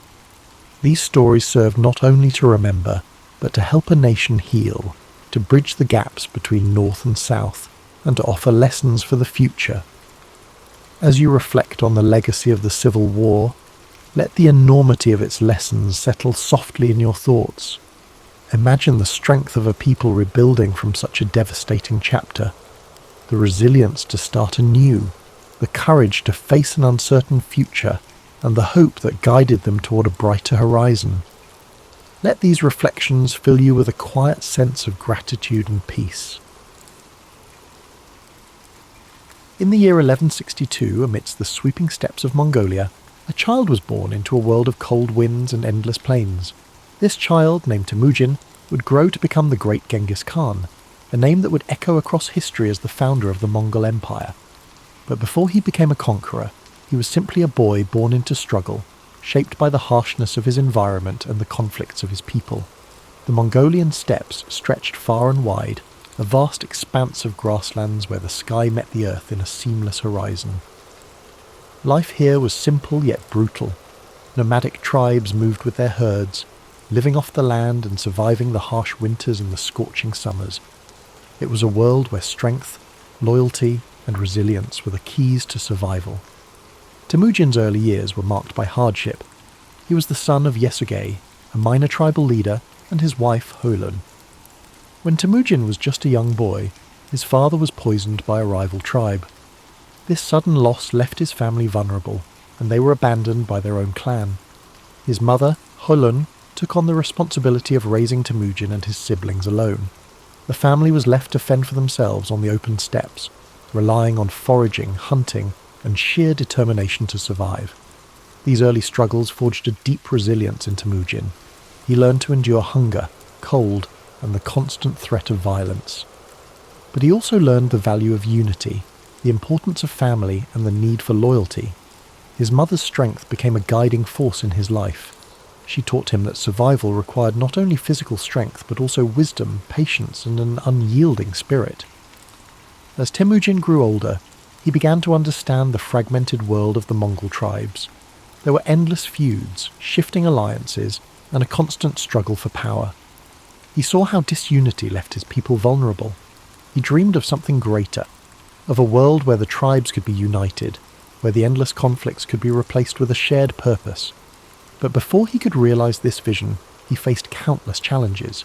betrayal was a constant threat. One of his closest friends, Jamuka, who had once sworn brotherhood with him, would later become his rival. Temujin's path was marked by moments of capture, imprisonment, and escape.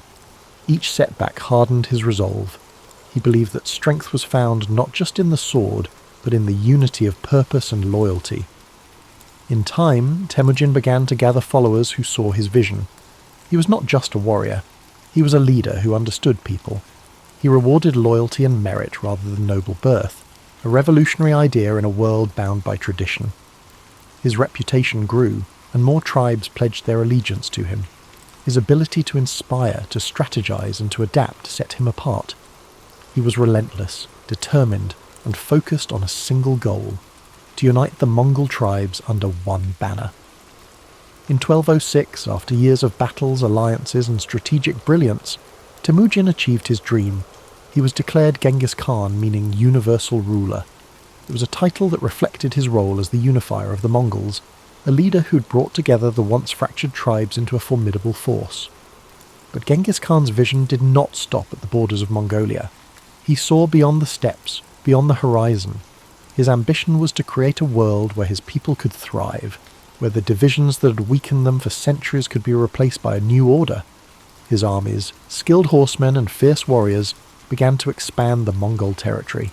They moved with speed, discipline and precision, conquering lands that had once seemed unreachable. The campaigns of Genghis Khan swept across Central Asia, into China and beyond. His leadership was marked by a combination of ruthless efficiency and strategic genius. He understood the importance of adapting to new challenges, incorporating new technologies, and learning from the cultures he encountered. Under his rule, the Mongol Empire became a melting pot of ideas, trade, and communication. But Genghis Khan was more than just a conqueror. He established laws to bring order to the chaos of his expanding empire. His code, known as the Yasa, emphasized loyalty, discipline, and justice.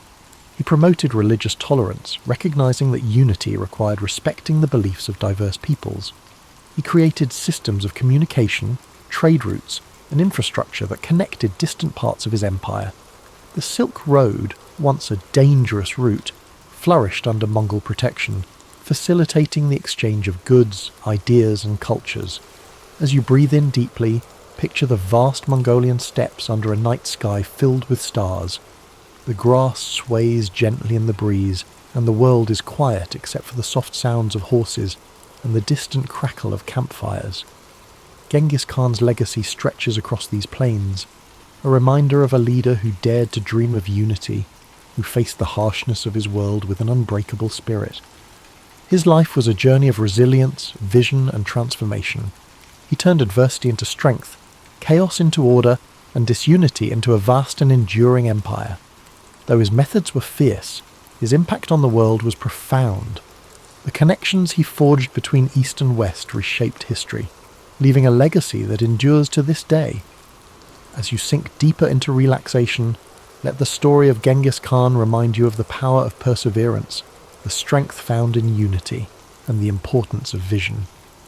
His life, filled with challenges and triumphs, speaks to the boundless potential within each of us, the ability to overcome, to lead, and to create lasting change.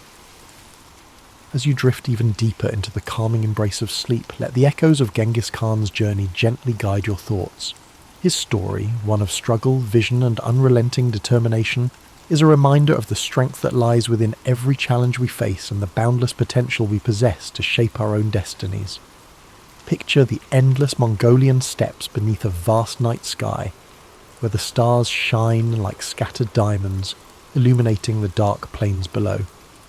The wind moves softly, whispering tales of ancient conquests and unification, carrying with it the faint scent of grasslands and distant fires. This is the world where Genghis Khan forged his legacy, a world where survival was harsh, but the spirit of resilience was even stronger. As his empire expanded, so too did his influence. His conquests stretched from the mountains of China to the deserts of Persia, from the plains of Russia to the cities of the Middle East. But beyond the battles and the victories, Genghis Khan's mind remained focused on a singular goal: creating a world where his people could thrive. He was not driven purely by conquest, but by the desire to establish order where there was once chaos, to bring unity to lands divided by endless feuds. The Mongol Empire under his leadership was not just vast, but interconnected. Trade routes flourished under his protection, allowing merchants, scholars and travellers to move more freely than ever before. This period of stability and security, often referred to as the Pax Mongolica, allowed ideas, cultures and innovations to flow across continents. Paper, gunpowder and art travelled from east to west, while philosophies, religions and scientific discoveries spread in return. Imagine the caravans moving slowly across the Silk Road, their lanterns glowing softly in the dark, their footsteps measured and steady, the gentle clinking of goods, the murmur of languages blending together. This was a world where once isolated cultures began to connect, creating a tapestry of shared human experience. Genghis Khan's vision of an interconnected world laid the foundation for this exchange, bridging the gaps between civilizations and opening pathways that had once seemed impassable. As you breathe in slowly, picture the vast expanse of his empire, the land stretching beyond sight. Mountains rise in the distance, rivers carve paths through fertile valleys, and open plains roll endlessly toward the horizon. Each part of this landscape, once divided, is now united under a common rule, a testament to the power of a shared purpose. Genghis Khan's dream of unity has become a reality, one shaped by his unwavering will and strategic brilliance. But even as his empire grew, Genghis Khan remained tied to the simplicity of his roots. He lived a life close to the earth, surrounded by the people who had followed him from the very beginning. He never allowed himself to be consumed by luxury or excess. His strength lay in his ability to understand both the warrior's path and the leader's burden, to balance the ferocity of conquest with the wisdom of governance. As the years passed, Genghis Khan continued to guide his people, his vision extending beyond his own lifetime. He established systems of law and order, ensuring that justice and discipline held his empire together. His code, the Yasa, provided structure and fairness, holding even the highest-ranking leaders accountable. This commitment to order and loyalty became the backbone of the Mongol Empire, a legacy that would endure long after his death. In 1227, Genghis Khan's journey came to an end. He passed away during a military campaign. His body returned to the land he had known since childhood. His burial place remains a mystery, hidden somewhere in the vast steppes, a secret held tightly by those who revered him. But though his physical presence faded, his legacy continued to shape the world. His descendants carried his vision forward, expanding the empire and cementing his place in history. As you breathe deeply, feel the quiet power of Genghis Khan's story resonating within you. His life teaches us that, even in the face of unimaginable challenges, a determined spirit can overcome, a clear vision can unify, and resilience can shape the course of history. He transformed his hardships into strength, his struggles into purpose, and his dreams into reality. Imagine the steppes once more, now calm under the vast night sky. The stars continue their silent watch. The wind carries a sense of timelessness, and the land stretches out in quiet peace. The world rests much like you do now, embracing the stillness that follows the storm, the calm that comes after a journey well travelled. Allow yourself to let go completely, to surrender to this peaceful stillness. The story of Genghis Khan has taken you across endless plains, through battles, struggles, and victories. Now, you rest, knowing that strength, resilience, and vision lie within you, just as they did within him. The journey of discovery, growth, and purpose is yours to continue when you awaken. As you sink deeper into the embrace of sleep, let the echoes of Genghis Khan's legacy ripple through your mind like a soft, steady current. His journey was vast, stretching across endless plains and through the annals of history, yet his life was also a reflection of universal truths: strength in adversity, vision beyond boundaries, and the enduring power of unity. Imagine the stillness of the steppes at dawn, the first light of day casting a golden hue across the endless grasslands. The world holds its breath in quiet anticipation, a moment suspended between night and day. This is the same land that shaped Temujin, the boy who became Genghis Khan. The cold winds, the hardships, the endless horizons, all these elements forged his spirit, teaching him to endure, to adapt, and to lead. As you breathe deeply, let that same sense of quiet resilience settle within you. Just as the steps stretched beyond sight, so too do the possibilities within your own life. The journey of Genghis Khan reminds us that no matter how vast the challenges before us, the human spirit is capable of incredible endurance and transformation. In your mind's eye, picture the endless caravans that travelled the Silk Road under the protection of the Mongol Empire. Merchants from distant lands move steadily along ancient routes, their carts loaded with silks, spices and knowledge. The world is connected in ways it had never been before, ideas flowing freely across continents. These connections, once fragile and uncertain, now weave a tapestry of shared human experience. Genghis Khan's vision brought people together, creating pathways where there had once been barriers. His legacy lives not just in the conquests, but in the bridges he built between cultures, the systems of order he established, and the idea that unity, even amidst diversity, is possible. Now, let your thoughts drift further into the stillness of night.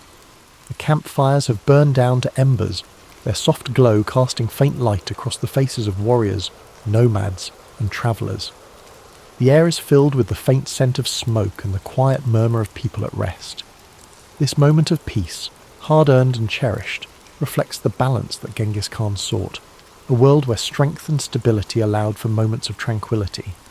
Feel the calm spread through your body, each breath drawing you deeper into a space of comfort and safety. The struggles of the day fall away like grains of sand carried by the wind. You are part of a larger story, one where each challenge you face shapes you, where every moment of resilience adds to your strength. Like the great Khan, you possess the power to endure, to dream, and to create a legacy of your own. Imagine now the vast plain stretching out beneath a sky filled with stars. The universe seems infinite, yet there is a profound sense of peace in knowing that you are a part of this grand expanse.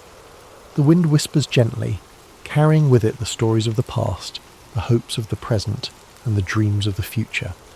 You're connected to this timeless flow, your spirit at ease, your heart steady.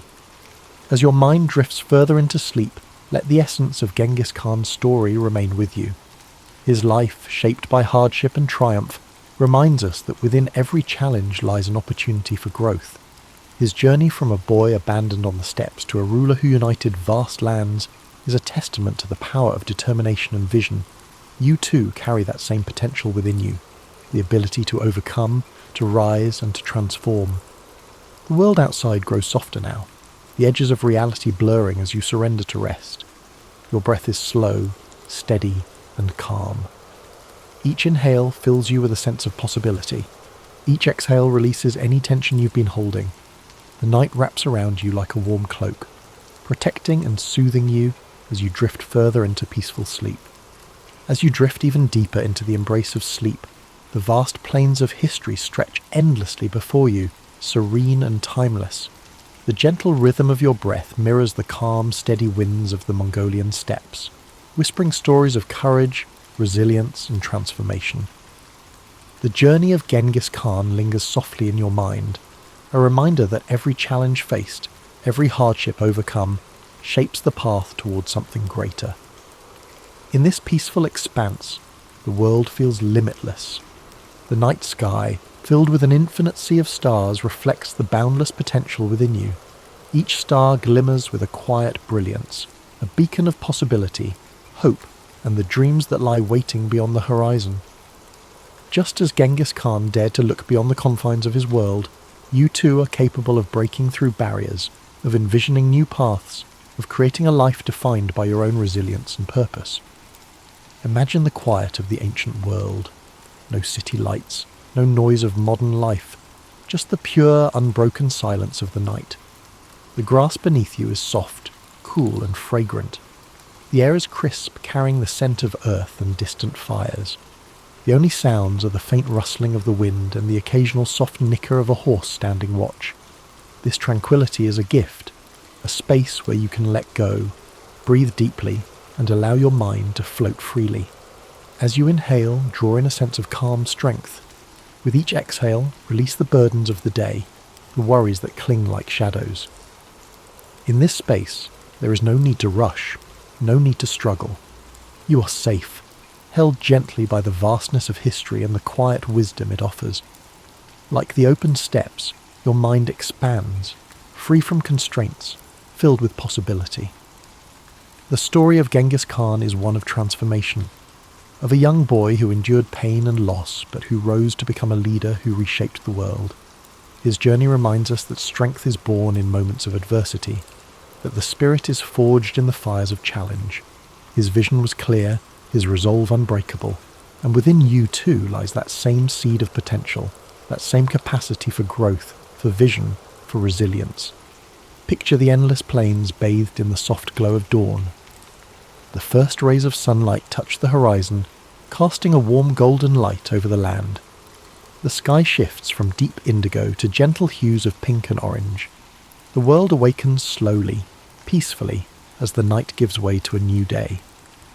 This transition, from darkness to light, is a symbol of hope, a reminder that no matter how long the night may seem, the dawn always comes. Let this thought settle gently in your mind. Just as the night must yield to the morning, every struggle you face, every challenge you endure holds the promise of renewal, of new beginnings, of possibilities yet to be realized. The journey of life, like the journey of Genghis Khan, is one of cycles, of hardship and triumph, of darkness and light, of endings and new beginnings. Feel your body relax even further, each muscle letting go, your mind sinking deeper into the comfort of sleep. The weight of the world lifts away, leaving you light, free, and at peace. The winds of the steppes, the vast horizons, and the quiet strength of history envelop you in a cocoon of serenity. In this state of deep relaxation, know that you are part of something timeless. The struggles, the victories, the dreams of those who came before you live on, whispering their wisdom and encouragement. You are connected to this greater tapestry of humanity, a thread woven through the fabric of time, resilient and unbroken. Charles Darwin, one of the most influential figures in science, is often remembered for his groundbreaking work on evolution. But his journey to understanding the origins of life on Earth was anything but straightforward. Born in 1809 in Shrewsbury, England, Darwin grew up in a world where scientific exploration was on the rise, but the idea of evolution was not yet widely accepted. His life was filled with scientific curiosity, challenging ideas, and a journey across the world that would forever alter the way humanity viewed itself. Darwin was born to a family of notable individuals. His father, Robert Darwin, was a wealthy physician, and his mother, Susanna, came from the Wedgwood family, known for their pottery business.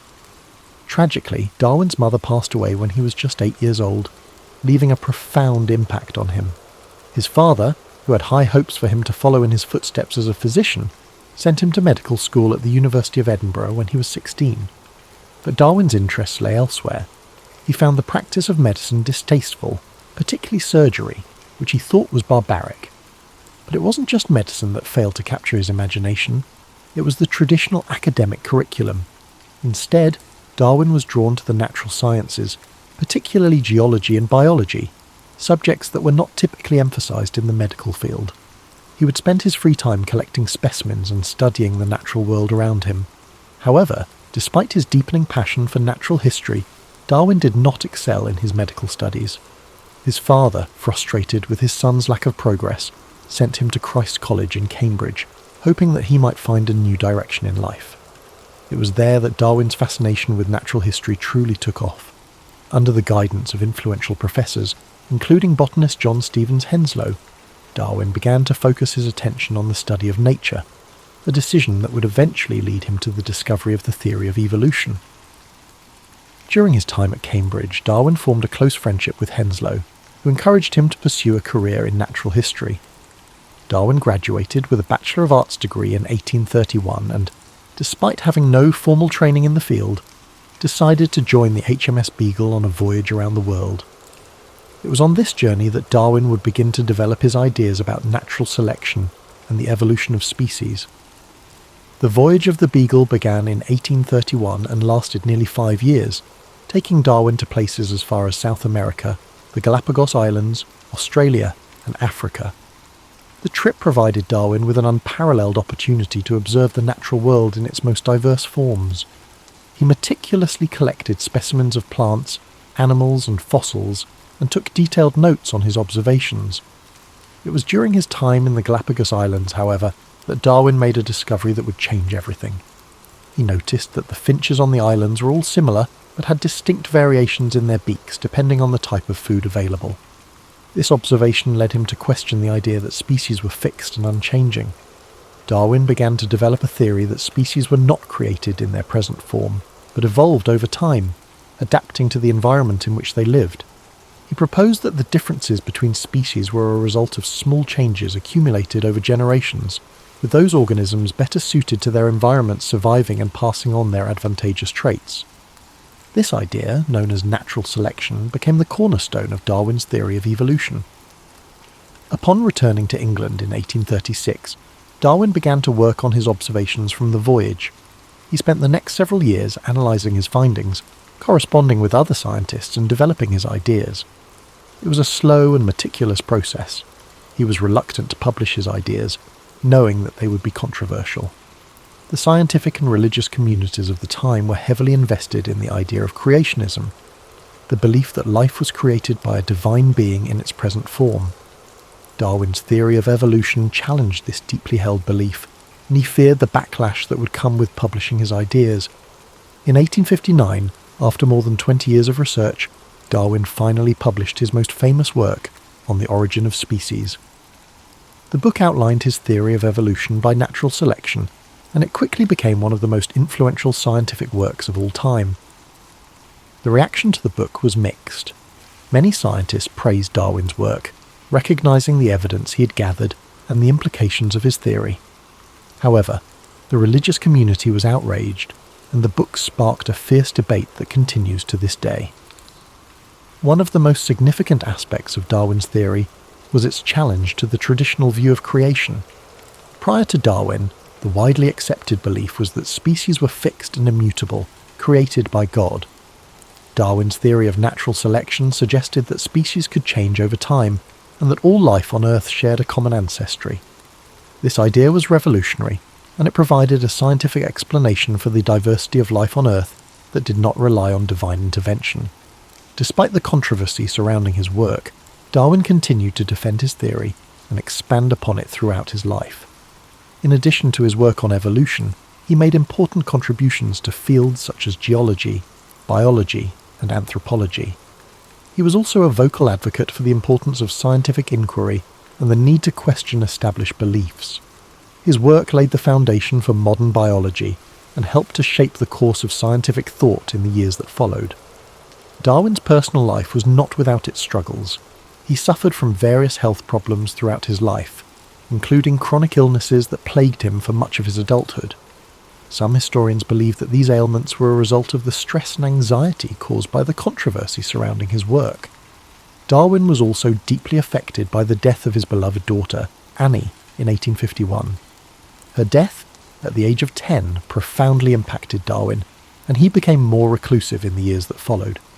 Despite these personal challenges, Darwin continued to work on his research and ideas.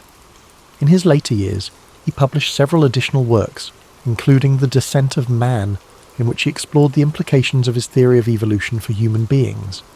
He also continued to correspond with scientists and researchers around the world, exchanging ideas and collaborating on scientific projects.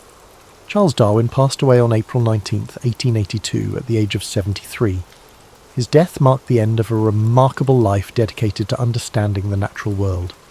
He was buried in Westminster Abbey, a testament to the profound impact his work had on the scientific community and the world at large.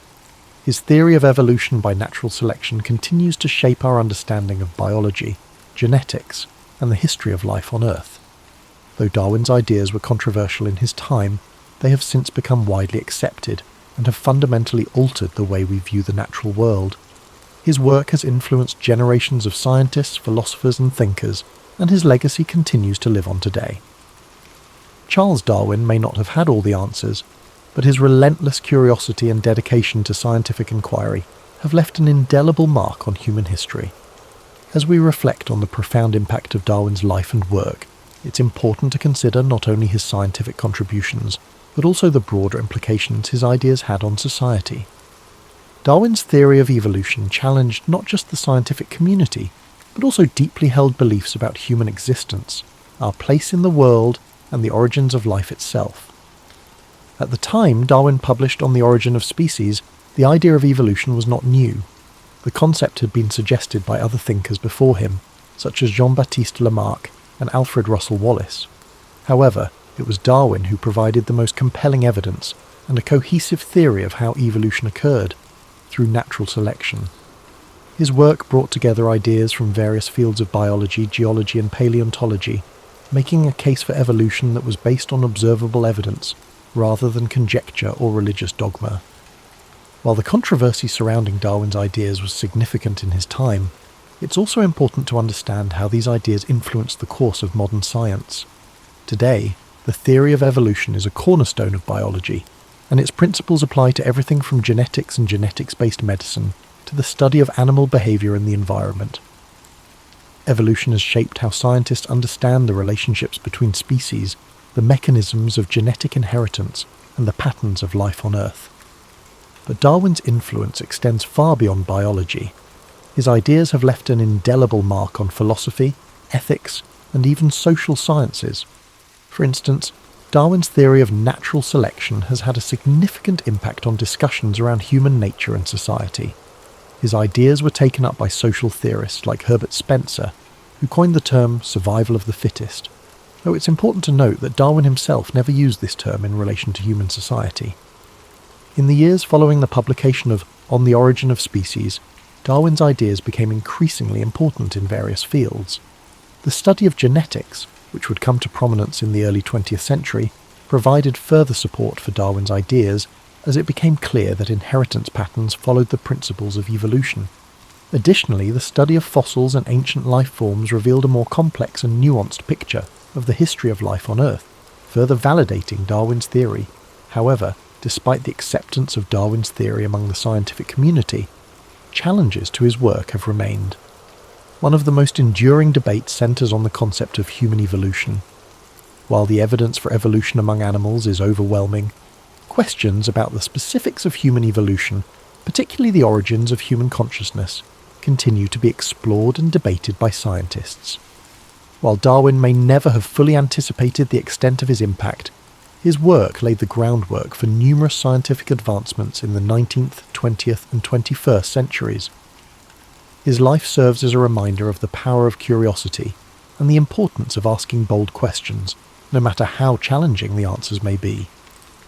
As we continue to advance our understanding of life on Earth, Darwin's legacy continues to inspire new generations of scientists to think critically, explore deeply, and challenge established norms.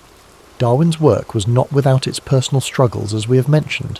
His health issues, combined with the weight of the controversies surrounding his ideas, made his life difficult at times. Yet, his perseverance in the face of these challenges is something that stands as a testament to his dedication to science. Darwin's story reminds us that even in the face of opposition, persistence and a commitment to truth can lead to monumental discoveries that change the world. Looking at Darwin's life, it's clear that scientific discovery is not a lone pursuit. While Darwin's genius played a pivotal role in shaping his ideas, he was not working in isolation. He exchanged ideas with other thinkers, and his work was built upon the contributions of countless others, from the fossil discoveries of Georges Cuvier to the evolutionary ideas of Lamarck and Wallace. Darwin's theory of evolution by natural selection was a product of collaboration and cumulative knowledge. His ability to synthesize diverse information into a comprehensive theory is part of what makes his work so enduring. As we think about the life of Charles Darwin, it's helpful to consider how his legacy continues to shape the way we view the world. The theory of evolution is more than just a scientific idea. It's a lens through which we can understand the complexity and interconnectedness of life. From the smallest microbes to the most complex animals, the principles of evolution offer us insight into the forces that have shaped life on Earth. And as we relax, letting these thoughts wash over us, it's also worth remembering that Darwin's journey was not just about intellectual achievement, it was also about a lifelong pursuit of understanding the natural world a curiosity that led him to travel to remote corners of the world, observe the diversity of life, and contemplate the profound questions about existence that we all share. In the end, Charles Darwin's story is a reminder that the quest for knowledge is a never-ending journey, and that even the most revolutionary ideas come from a deep sense of wonder and exploration. His life encourages us to question, to observe, and to appreciate the mysteries of the natural world, all while being open to new ideas that challenge the status quo. It's important to consider not only his revolutionary scientific theories, but also the broader context in which his work unfolded. Darwin lived in a time of significant social, political, and intellectual change, and his ideas both reflected and contributed to these shifts. The 19th century was a period marked by advances in industrialization, the expansion of the British Empire, and the rise of new scientific disciplines. It was also a time when traditional beliefs about the natural world were increasingly being challenged, as new discoveries in fields such as geology, astronomy, and biology began to question the long-held notions of creation. In the years leading up to Darwin's voyage on the HMS Beagle, Europe was undergoing a scientific revolution. Scientists were increasingly looking beyond religious explanations for natural phenomena and seeking empirical evidence to understand the world. The work of figures like Sir Isaac Newton, who had established the laws of physics, and James Hutton, who had developed the theory of uniformitarianism in geology, set the stage for Darwin's own discoveries. Hutton's idea that the Earth was shaped by slow, gradual processes over time influenced Darwin's thinking on the gradual nature of evolution. Darwin's voyage aboard the Beagle in the 1830s was not just a scientific expedition. It was an intellectual journey that would shape his worldview. The places he visited, from the volcanic islands of the Galapagos to the diverse ecosystems of South America, provided him with a rich tapestry of evidence that would help him piece together the theory of evolution. However, Darwin's observations were not just about collecting data, they were about questioning the nature of life itself. As he witnessed the diversity of species and the variations within them, he began to realize that the differences were not merely superficial, but were the result of deep, underlying processes that could be understood through science. One of the most striking aspects of Darwin's work is the way he combined observation, experimentation, and theory.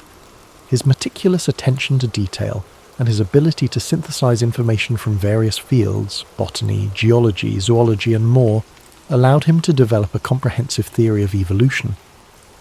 This interdisciplinary approach set Darwin apart from many of his contemporaries and paved the way for future scientific exploration. Yet, despite his groundbreaking ideas, Darwin was deeply aware of the potential repercussions of his work. He knew that the implications of his theory would challenge not only the scientific community, but also the broader cultural and religious views of the time. Darwin was not the first to suggest that species might evolve over time. Lamarck had proposed an early theory of evolution, and Wallace had arrived at similar conclusions independently. However, Darwin's theory of natural selection was different, because it provided a mechanism for how evolution occurred. Unlike Lamarck, who suggested that organisms could pass on traits acquired during their lifetime, Darwin argued that natural selection, whereby the fittest individuals survive and pass on their advantageous traits, was the driving force behind evolution. Darwin's caution in publishing his ideas is often noted by historians. He spent more than 2 decades refining his theory before releasing On the Origin of Species, in part due to the anticipated backlash. When the book was finally published in 1859, it created a storm of controversy. While many scientists, particularly those in the emerging fields of genetics and paleontology, quickly embraced Darwin's ideas, the religious community vehemently opposed them. The idea that humans were not created in the image of God, but were instead the result of a long process of natural selection was, and still is, a deeply contentious issue. This opposition did not deter Darwin, though. He continued to defend his ideas and engage in public debates, ultimately cementing his place as one of the most influential scientists in history. One of the reasons Darwin's theory has remained so influential is its ability to explain the complexity of life in a coherent and scientifically rigorous manner. Today, with the advent of modern genetics and molecular biology, Darwin's theory has been supported and expanded upon in ways he could not have imagined. The discovery of DNA and the understanding of genetic inheritance have provided a detailed mechanism for how traits are passed down through generations, supporting the concept of natural selection. In this way, Darwin's ideas have stood the test of time, evolving alongside new discoveries and technologies. Yet, despite the overwhelming evidence supporting Darwin's theory, there are still those who continue to reject it. The debate over evolution remains one of the most contentious issues in modern society, particularly in the United States, where creationism and intelligent design are still promoted by some as alternatives to the theory of evolution. This ongoing debate highlights the intersection of science, religion, and education, and underscores the enduring power of Darwin's ideas to spark discussion and challenge existing beliefs. As we consider Darwin's impact, it's also important to recognise the personal sacrifices he made for his work. His health, which had always been fragile, deteriorated further in the years following his publication of On the Origin of Species. Some historians suggest that Darwin's chronic illnesses were exacerbated by the stress of the intense public scrutiny and the isolation he felt from his scientific peers. In addition, the death of his daughter Annie, whom he was very close to, left him devastated and further deepened his reclusiveness. Darwin spent the remaining years of his life largely withdrawn from public life, focusing on his research and writing. Yet even in his seclusion, he continued to contribute to the scientific community, publishing additional works, including The Descent of Man, which applied his theory of evolution to human beings. Darwin's contributions to science were not limited to his work on evolution. He also made important discoveries in the fields of geology, plant biology, and zoology. His observations on the geology of the Beagle's voyage contributed to the development of uniformitarianism, the idea that the Earth's features were shaped by slow, continuous processes. His studies of barnacles and the fertilization of orchids also provided valuable insights into the world of natural history. Today, Charles Darwin is regarded as one of the most important figures in the history of science.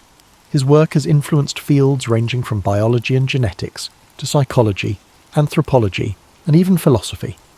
His legacy extends beyond his scientific contributions. However, Darwin's life is a testament to the power of curiosity, persistence, and critical thinking. It reminds us that even in the face of doubt and controversy, it is often the most challenging questions that lead to the greatest discoveries.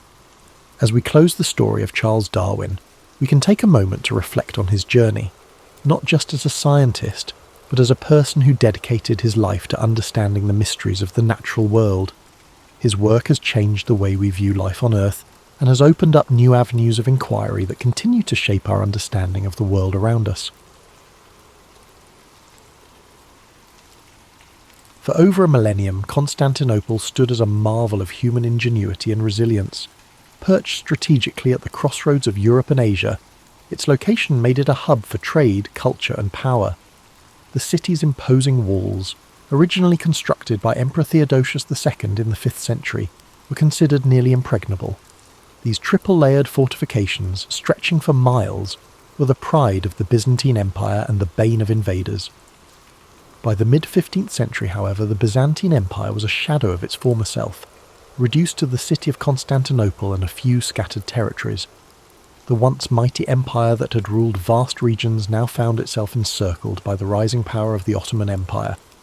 To the east, Sultan Mehmed II, an ambitious and brilliant leader, had set his sights on conquering the city, seeing it as the key to solidifying his rule and expanding his domain. Inside the walls of Constantinople, Emperor Constantine XI Palaiologos faced an uncertain future. With only a few thousand defenders, comprised of weary Byzantine soldiers, and a handful of foreign allies, the city was woefully underprepared for the onslaught that loomed. Supplies were dwindling, and the population, though fiercely loyal, lived under the constant shadow of impending doom. Yet, despite the odds, the emperor refused to surrender. He was determined to fight to the end. As the Ottomans prepared for their siege, they brought with them an arsenal unlike anything the world had seen before. Among their weapons was a massive cannon, constructed by a Hungarian engineer named Orban. This cannon, capable of hurling enormous stone projectiles, was designed to breach even the strongest walls. The Ottomans also amassed a fleet to blockade the city by sea, ensuring that no reinforcements or supplies could reach the defenders. This stage was set for an epic confrontation that would decide the fate of Constantinople and, with it, the Byzantine Empire. Imagine the tension that gripped the city as its inhabitants prepared for the siege. Picture the anxious faces of soldiers standing watch on the walls, the whispered prayers in the Hagia Sophia, and the determination etched on the emperor's face as he rallied his people. As you visualize the city on the brink of one of history's most defining moments, let its story remind you of the face of overwhelming odds.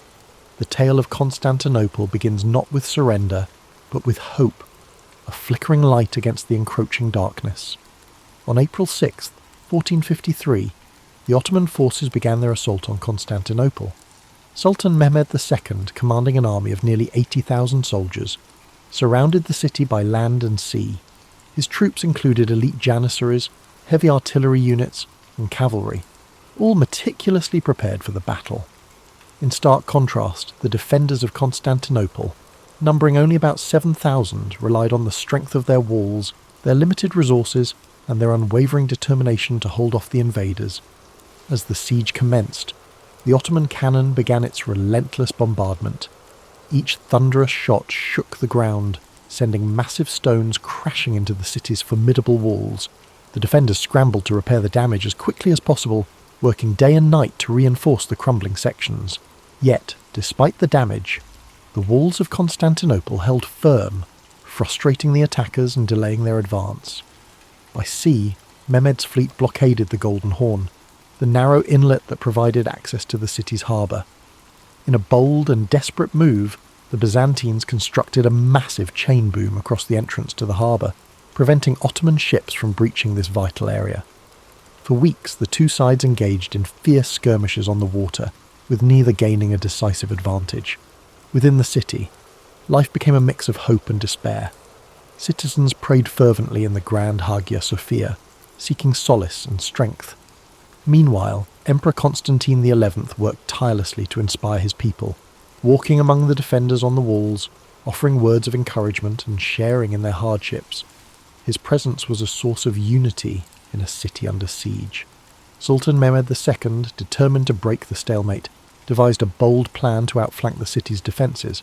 Using an extraordinary feat of engineering, he ordered his troops to transport ships overland on greased logs, bypassing the chain boom and launching them into the waters of the Golden Horn.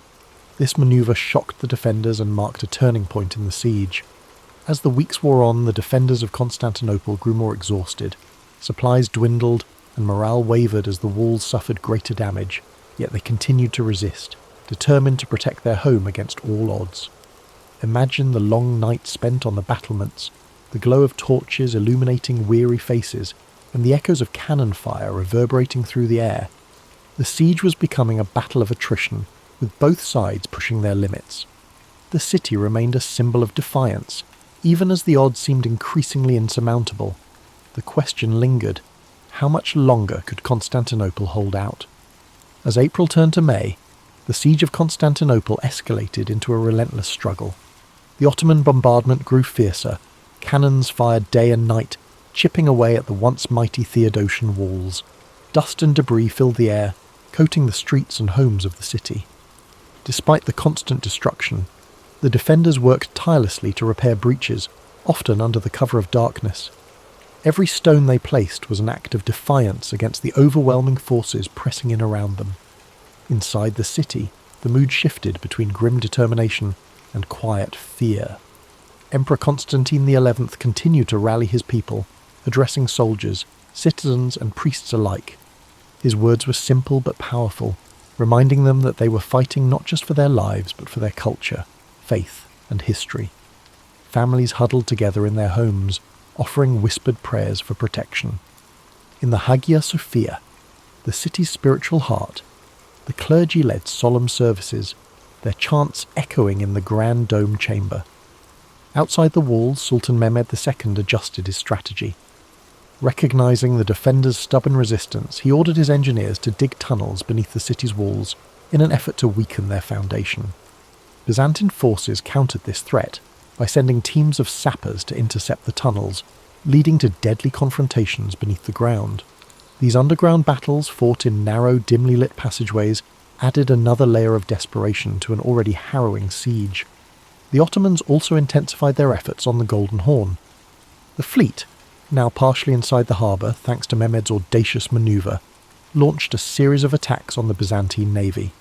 The defenders fought valiantly, using fire ships and skilled tactics to hold off the superior Ottoman fleet. But their resources were stretched thin, and each victory came at a high cost. The city's residents faced growing hardships. Food supplies dwindled, forcing strict rationing and leading to widespread hunger. The constant noise of the siege, cannon blasts, the clash of swords, and the cries of battle made restful sleep nearly impossible. And yet, the people endured, drawing strength from their shared purpose and their leaders' unyielding resolve. As May progressed, the city's defenders began to realise that relief from the outside was unlikely. The Venetian and Genoese fleets, though sympathetic to the Byzantine cause, were entangled in their own conflicts and slow to act. Constantinople stood alone against the might of the Ottoman Empire. The stage was set for a climactic confrontation. The city was battered but unbroken, its defenders refusing to yield despite the impossible odds. The Ottomans, frustrated by the slow progress of the siege, prepared for an all-out assault to breach the walls and claim their prize. The air was heavy with tension, every moment pregnant with the possibility of triumph or tragedy. As the final days of the siege approached, one could feel the weight of history bearing down on Constantinople. The city's fate hung in the balance, and the world watched, waiting to see how this epic struggle would end. Yet as the cannon blasts faded into the distance and the days turned into long quiet nights, imagine the peaceful stillness settling over the defenders of the city. The weight of the struggle seemed to lift, replaced by a soft calm that allowed weary eyes to rest, even amidst the constant pressure of the siege. Slowly, the heartbeat of the city began to quiet, like a soft lullaby in the air, gently easing the soul into a place of quiet surrender. As you picture these final moments, let the rhythm of the battle fade into the background, replaced by the peaceful embrace of rest. Feel your breath deepen, your body relax, and your thoughts drift like the gentle breeze over the sea. Sleep now as the city too prepares for the quiet of its inevitable change. On May 29th, 1453, after nearly 2 months of relentless bombardment and siege, Sultan Mehmed II ordered his forces to make their final push. The battered walls of Constantinople, once thought impenetrable, could no longer hold against the might of the Ottoman army. As the sun rose on that fateful morning, the air was thick with tension, and the distant rumble of approaching soldiers could be heard over the stillness of the city. The defenders, though exhausted and outnumbered, had one final opportunity to hold the line. Emperor Constantine XI, fully aware of the gravity of the moment, donned his armour and walked once more among his soldiers. His face, normally calm and composed, now carried the weight of his kingdom's fate. The emperor's rallying cry was simple: freedom or death, and he urged his soldiers to fight for their city and for their lives. Meanwhile, on the Ottoman side, Sultan Mehmed II had prepared for this day with meticulous care. His engineers worked tirelessly to breach the walls using battering rams, and his elite Janissary troops positioned themselves to take the city by force. A final, massive cannon barrage rang out across the city as the Ottomans made their move. With each blast, the walls of Constantinople groaned, and the defenders scrambled to repair what they could, but the damage had taken its toll. At the same time, the Ottoman fleet, now fully in position within the Golden Horn, moved to blockade the last remaining escape routes by sea. Constantinople, once a beacon of power and culture, was now a city trapped. Its streets, filled with the sounds of combat, became narrow avenues of despair and defiance. As the battle raged in the city, the defenders fought valiantly, but it was clear that the odds were stacked against them. The walls were crumbling. The artillery had breached a gap large enough for the Ottoman forces to swarm in. The fighting grew fiercer, house by house, street by street, as the city's residents and soldiers tried to push back the invaders, but there were too many Ottomans, and their determination to conquer the city was overwhelming. As the day wore on, the fate of Constantinople was sealed. By afternoon, the Ottomans had broken through the walls, and the city began to fall. Emperor Constantine XI, realizing that the end was near, fought bravely until the very last. But when the Ottoman forces entered the city, they found no mercy. The city was overrun, and its defenders, exhausted and outnumbered, were either captured or slain. The fall of Constantinople was not just the fall of a city, it was the end of an era. The Byzantine Empire, which had once been a powerful force in Europe and Asia, was no more. The city, now in Ottoman hands, would be renamed Istanbul and become the new capital of the Ottoman Empire. As you reflect on the fall of this great city, imagine the silence that followed the chaos of battle. The cries of the defeated soldiers faded into quiet, and the city, now under new rule, began its transformation. The once grand buildings, the churches, and the bustling marketplaces were left to be reborn into something new. Let the stillness of this moment wash over you, as the world that once was fades away, and a new world takes its place. As you feel the weight of this chapter settle into the quiet of the night, let the sounds of the world outside fade into a soft background hum. Close your eyes and feel the peace of history unfolding, letting the past gently drift away. Sleep now, as time itself slows, and the city's story becomes a part of your dreams. The fall of Constantinople marked the end of one era and the beginning of another, reverberating far beyond the walls of the ancient city. As the Ottomans took control, they reshaped not only the city's physical appearance, but also its cultural, political, and religious landscape. The Byzantine Empire, which had once been the protector of Christian Orthodox traditions, was gone. The city of Constantinople, now Istanbul, would become the heart of a new empire, the Ottoman Empire, bringing with it a wave of change that would echo through history for centuries. The fall of Constantinople was a pivotal moment for Europe, signalling the end of the medieval period and the start of the Renaissance. With the loss of one of the most important Christian cities, scholars, artisans, and intellectuals fled to the west, carrying with them priceless knowledge and manuscripts. The Greeks, who had lived under Byzantine rule for generations, brought their learning to places like Florence, Venice, and Rome. The rediscovery of classical texts and ancient Greek philosophy fueled the Renaissance, sparking a new era of intellectual and artistic flourishing. But the impact of the city's fall was not just felt in the West. For the Ottomans, capturing Constantinople was a moment of immense pride and significance. Sultan Mehmed II, now known as the Conqueror, solidified his legacy and the Ottoman Empire's power. He established a new capital that would rival all other cities in the world, renaming it Istanbul, and began transforming it into a thriving metropolis. The Hagia Sophia, once a Christian cathedral and a symbol of Byzantine glory, was converted into a mosque, and the city's skyline would be dominated by the grand minarets of Ottoman mosques.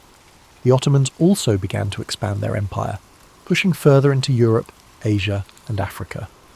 Constantinople's fall opened up new trade routes and positioned the Ottomans as the dominant force in the eastern Mediterranean. The city's strategic location between Europe and Asia gave the Ottomans control of crucial land and sea trade routes, further strengthening their empire. In the centuries that followed, the legacy of Constantinople would continue to shape the world.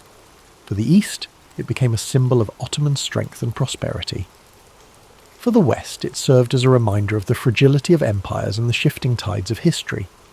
The fall of Constantinople was more than just a military victory. It was a symbolic event that signalled the changing balance of power in the world. As you reflect on the long-reaching consequences of this moment in history, imagine how the passing of centuries can transform a city, how the echoes of one era can reverberate into the next. Feel the calmness of time moving forward, each breath slower as you let the weight of these changes settle into your thoughts. The past is a river, constantly flowing, and Constantinople's fall was but one ripple in the vast current of history. Let this ripple guide you into a peaceful place of reflection, where the weight of time and change lifts, and you feel the peace of quiet understanding. Though the city of Constantinople fell to the Ottomans in 1453, the spirit of its ancient civilization would never be fully extinguished. The echoes of its grandeur, its wisdom, and its role as the crossroads of empires resonated through time. The Byzantines, though defeated, had left an indelible mark on the world. The artifacts, the knowledge, and the stories of their culture continued to influence not only the Ottomans, but the entire world for generations. Even the name Constantinople itself would live on in the hearts of those who revered its history. For the Ottomans, the transformation of the city into Istanbul was more than a conquest. It was a blending of two worlds. The Greek Orthodox and Christian heritage of Constantinople mixed with the Islamic Ottoman culture, creating a rich and diverse society that would flourish for centuries. The city's iconic Hagia Sophia, once a Christian church, stood as a testament to this blending, a symbol of the city's enduring beauty and the confluence of different faiths, traditions and ideas. Over time, Istanbul would become a global hub for art, science and trade, fostering an environment where diverse cultures and ideas could meet. Scholars, artists and merchants from all corners of the world passed through the city, contributing to its ongoing legacy as a place of knowledge and exchange. As you reflect on the lasting impact of Constantinople, imagine how the quiet passage of time can allow a city's legacy to endure long after its walls have crumbled. The stories of Constantinople's rise, its cultural riches, and its eventual fall are woven into the fabric of history. And just as the city evolved, so did the stories of the people who lived there, stories that still inspire awe and contemplation today. Now, as the quiet night settles in, let yourself be carried away by the soft waves of time. The distant sounds of the past are now mere whispers in the night, fading into a calm silence. The story of Constantinople, its rise and fall, and its everlasting influence now rests softly in the back of your mind. Allow this story to guide you into a deep and peaceful rest, where the weight of history lifts and only the soothing silence remains. Napoleon Bonaparte was born on August 15th, 1769, on the island of Corsica, a small but strategically significant island in the Mediterranean. His family was of minor nobility, with his father, Carlo Buonaparte, serving as a lawyer and political representative for Corsica. Despite their noble status, the Bonaparte family was not wealthy, and young Napoleon grew up in a modest household. Napoleon's childhood was shaped by the unique blend of Corsican pride and French influence that surrounded him. Corsica had been acquired by France shortly before his birth, and the island's culture reflected a mix of independence and French authority. From an early age, Napoleon displayed a keen intellect and a fiery determination. He excelled in his studies, particularly in mathematics and history, which would later serve him well in his military career. At the age of 9, Napoleon left Corsica to attend school in mainland France. His father had secured a scholarship for him to study at a prestigious military academy, where he trained to become an artillery officer. This period of his life was not without challenges. As a Corsican in a French institution, Napoleon often faced discrimination from his peers, yet he remained focused on his goals, using his intelligence and discipline to rise above the prejudice. Napoleon graduated from the École Militaire in Paris at the age of 16, becoming a second lieutenant in the French army. He began his career at a time of great upheaval. The French Revolution was transforming the nation, dismantling the old monarchy and reshaping France into a republic. For Napoleon, this period of political and social turmoil presented both challenges and opportunities. During the Revolution, Napoleon's strategic brilliance began to emerge. His first major success came during the Siege of Toulon in 1793. As a young officer, he devised a bold plan to capture the city, which was held by royalist forces supported by the British. His strategy was a resounding success, earning him recognition and promotion. Napoleon's star was rising, and his ability to combine tactical innovation with decisive action became his hallmark. In 1796, Napoleon was given command of the French army of Italy. This was his first significant leadership role, and he wasted no time in proving his abilities. Despite being outnumbered and poorly equipped, Napoleon led his troops to a series of stunning victories against Austrian and Piedmontese forces. His Italian campaign not only solidified his reputation as a military genius, but also brought him wealth and fame. Napoleon's rise to power was meteoric, and by 1799 he had become one of the most influential figures in France. That year, he staged a coup d'état, overthrowing the government and establishing himself as first consul. This marked the beginning of his rule and set the stage for his transformation of France. As ruler, Napoleon implemented sweeping reforms. He reorganized the French government, established the Napoleonic Code, a legal framework that influenced legal systems worldwide, and strengthened the country's finances. He also invested in infrastructure, education and the arts, leaving a lasting legacy on French society. In 1804, Napoleon declared himself Emperor of France. The coronation ceremony was a grand and symbolic event, with Napoleon famously placing the crown on his own head. a gesture that underscored his belief in self-made power. As emperor, Napoleon expanded his ambitions beyond France, embarking on campaigns that would change the map of Europe. The Napoleonic Wars were a series of conflicts that pitted France against a coalition of European powers. These wars showcased Napoleon's strategic brilliance and determination, but they also tested his limits. His victories at battles like Austerlitz and Jena cemented his reputation as one of history's greatest military commanders. However, his campaigns also came at a great cost, both in lives and in resources. One of the most ambitious and ultimately disastrous undertakings of Napoleon's career was the invasion of Russia in 1812. Initially, he achieved some success, but the campaign turned into a nightmare as his army faced harsh winter conditions, dwindling supplies, and fierce resistance from Russian forces. The retreat from Moscow was a devastating blow, marking a turning point in Napoleon's fortunes. Despite setbacks, Napoleon's resilience and charisma kept him in power for a time. However, by 1814, his enemies had formed a powerful coalition, and Paris was captured. Napoleon was forced to abdicate and was exiled to the island of Elba. Yet, even in defeat, his determination remained unshaken. Less than a year later, he escaped from Elba and returned to France, rallying support and reclaiming his position as emperor during what became known as the 100 Days. Napoleon's final chapter unfolded at the Battle of Waterloo in 1815. Facing a coalition led by the Duke of Wellington and the Prussian army, Napoleon fought valiantly but was ultimately defeated. This marked the end of his reign and his dreams of empire. He was exiled once more, this time to the remote island of St. Helena in the South Atlantic. On St. Helena, Napoleon spent the final years of his life in relative isolation. He reflected on his legacy, dictating memoirs that recounted his achievements and offered insights into his thoughts and motivations. He died on May 5, 1821, at the age of 51. While his life ended in exile, his impact on history was indelible.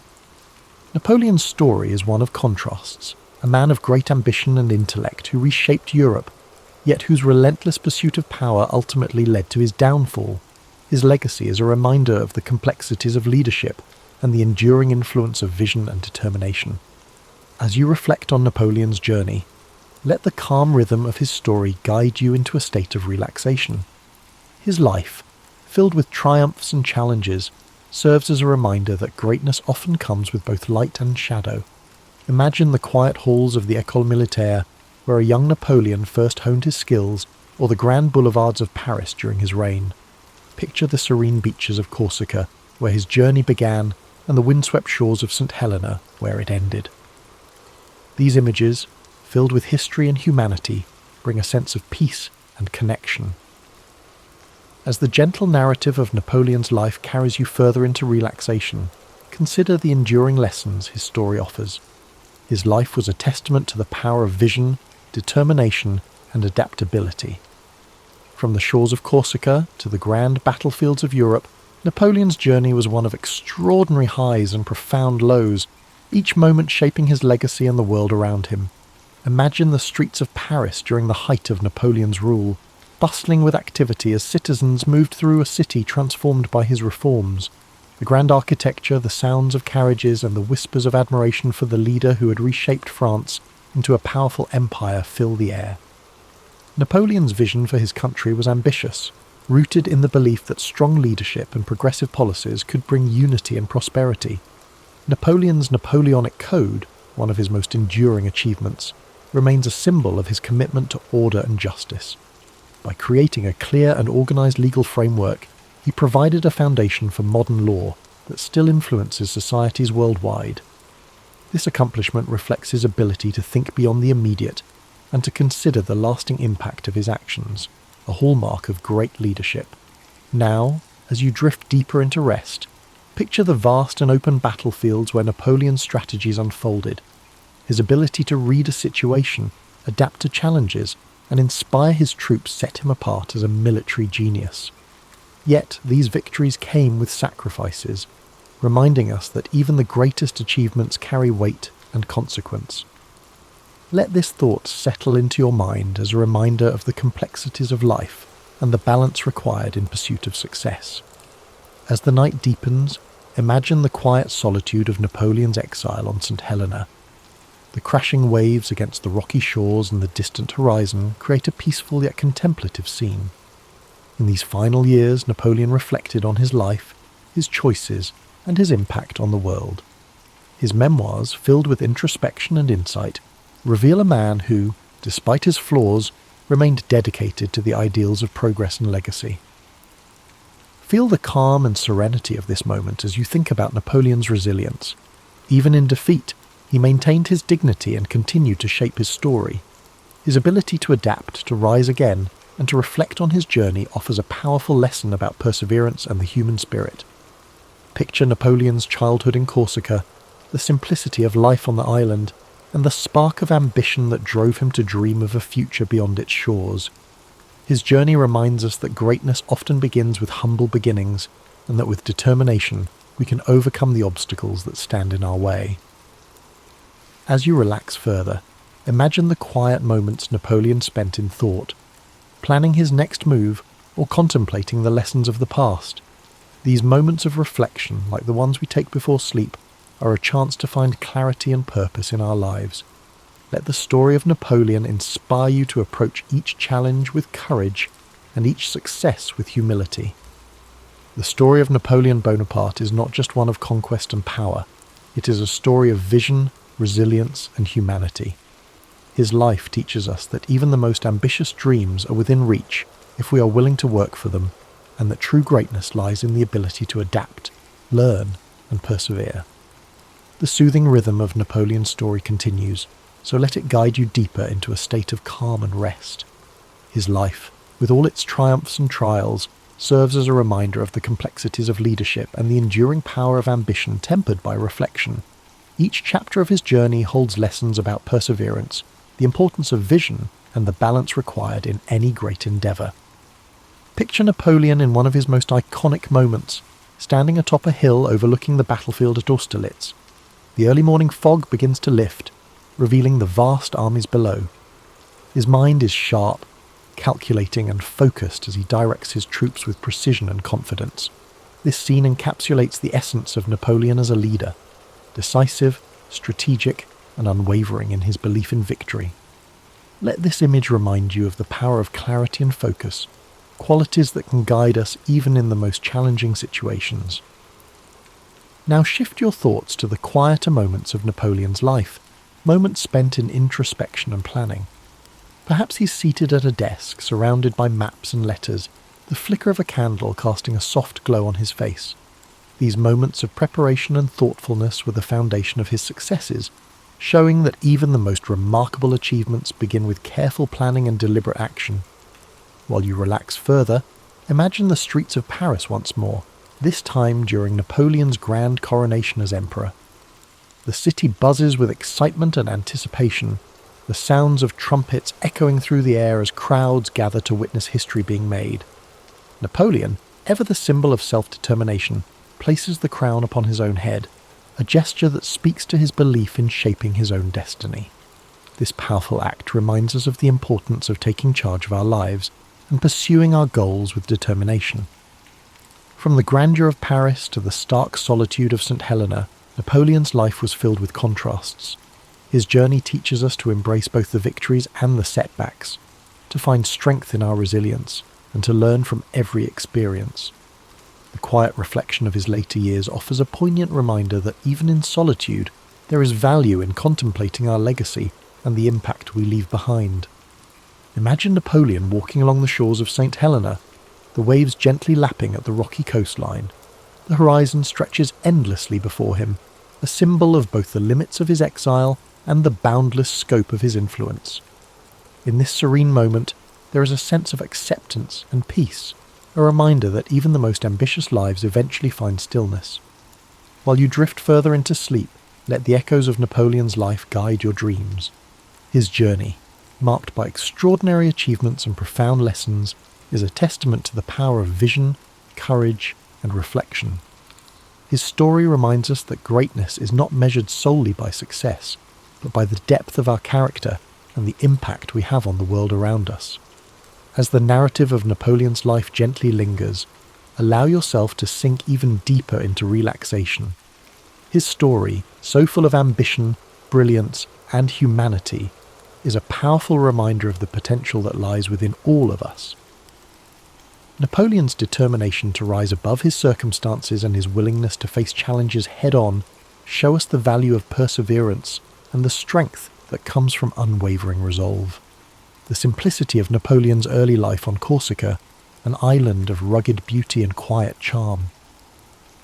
As a young boy, he roamed the hills, his mind already filled with dreams of greatness. The sound of the sea, the scent of the olive trees, and the warmth of the Corsican sun shaped the foundation of the man he would become. These early days remind us of the power of humble beginnings and how even the most unassuming origins can lead to extraordinary paths. As Napoleon grew into a young man, his move to France marked the beginning of his transformation. At the military academy, he honed his skills, his discipline setting him apart. Despite facing prejudice as a Corsican, he remained focused on his goals, showing a resilience that would define his career.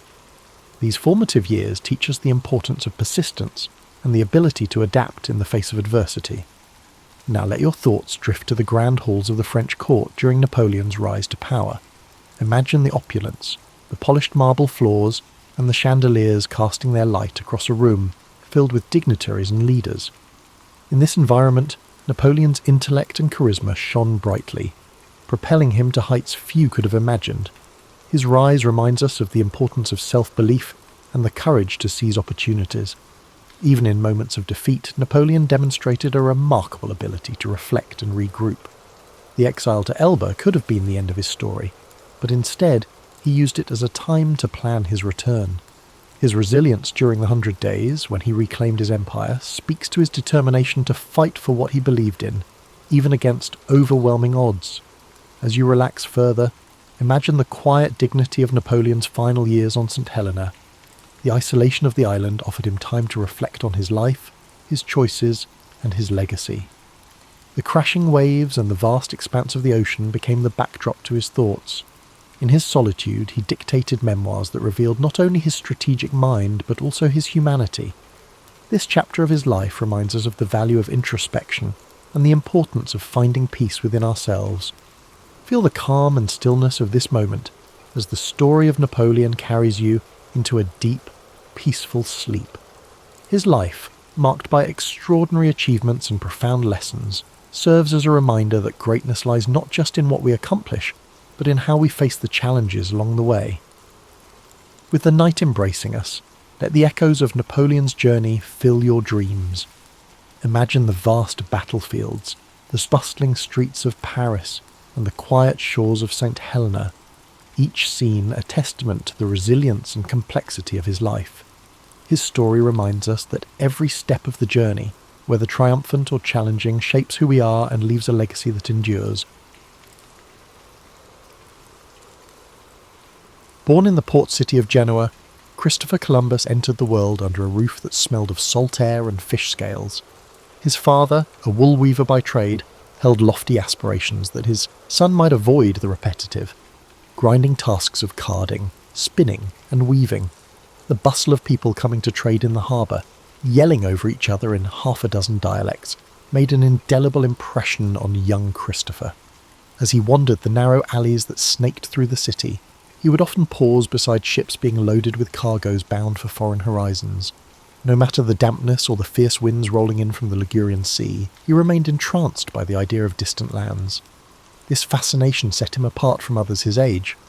He was far less interested in the local gossip about the new bishop or who would marry into which family. Instead, he chased fleeting rumours about gold-laden shores, where people spoke in languages sounding like music. When he was old enough to leave home, Columbus began to sail modestly, short voyages in which he served as a messenger or a humble hand, making sure to note every detail. Once, while aboard a small merchant ship, he encountered a fierce storm that pitched the vessel so violently several men were lost at sea. Yet Columbus persevered, occasionally gripping the rigging and feeling both dread and a certain strange euphoria.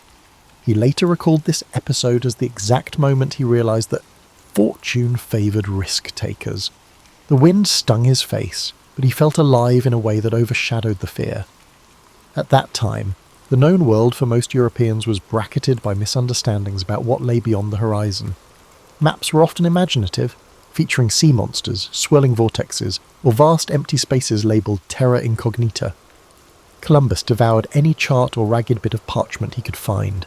In taverns, he listened to old sailors speak of land glimpsed through squalls and thick fog, and not shown on official charts. While some dismissed these tall tales as bar-brawlers' fables, Columbus tucked them away in his mind like precious cargo. He made sure to learn from the best navigational minds available. By day, he subjected himself to the strict discipline of mathematics, angles, distances, how to track the sun and stars. By night, he pored over translations of Ptolemy, or any scraps referencing far-off kingdoms. His curiosity was insatiable, but always tinged with pragmatism.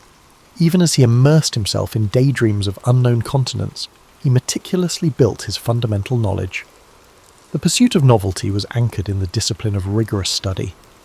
A lesser-known anecdote concerns a letter Columbus received from a Venetian traveller whose name has been largely forgotten by mainstream history.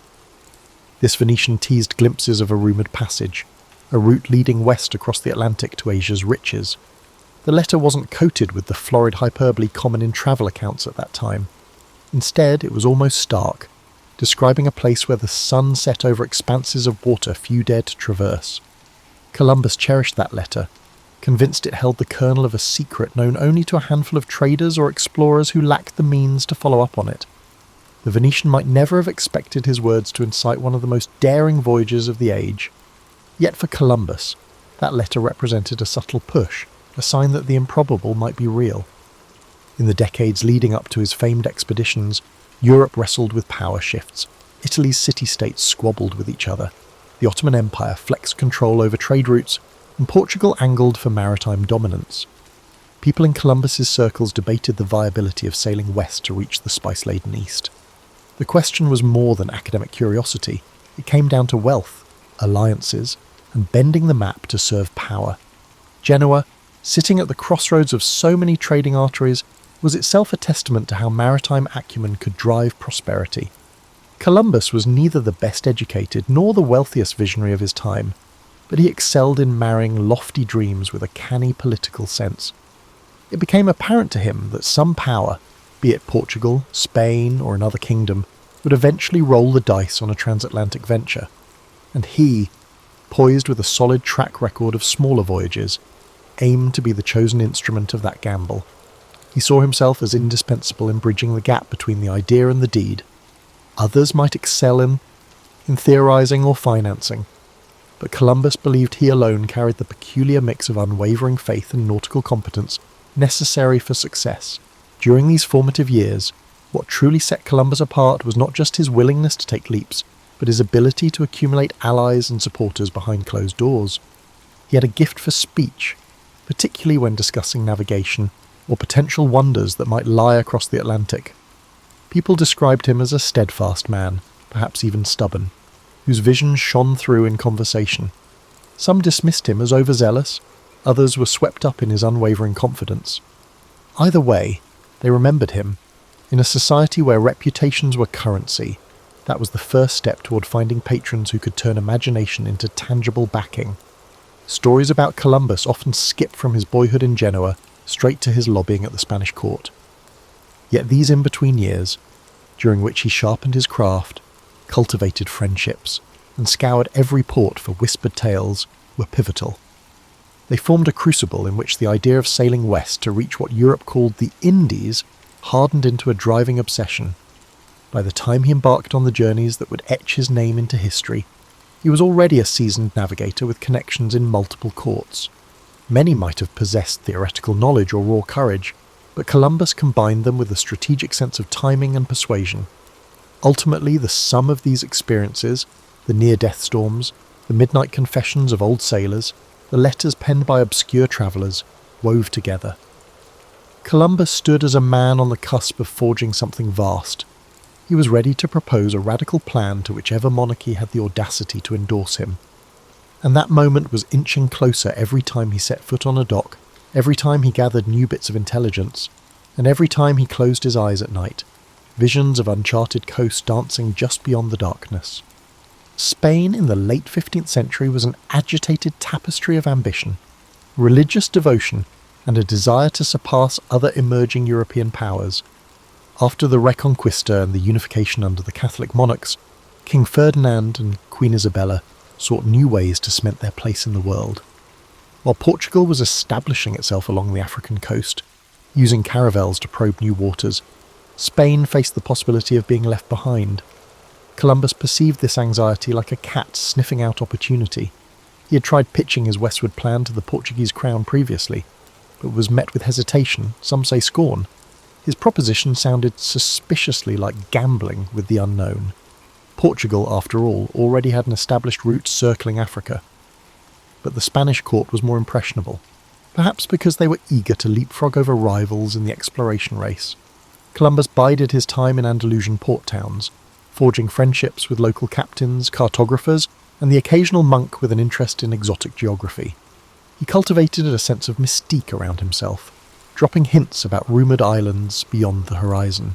And yet, winning over the Catholic monarchs demanded more than grand promises. Columbus needed to demonstrate some shred of credibility. So, he appeared at court armed with numbers and references. Although many modern experts debate the accuracy of his calculations, especially his underestimation of Earth's circumference, he was undoubtedly passionate about them. He insisted that the distance westward to Asia wasn't as colossal as mainstream scholars maintained. Moreover, he insisted on titles and privileges for himself if he were successful. This wasn't mere hubris.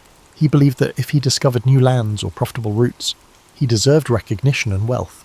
It's worth noting that Columbus, as a man of his era, cloaked his intentions in religious justifications. He talked about bringing Christianity to the far reaches of the world.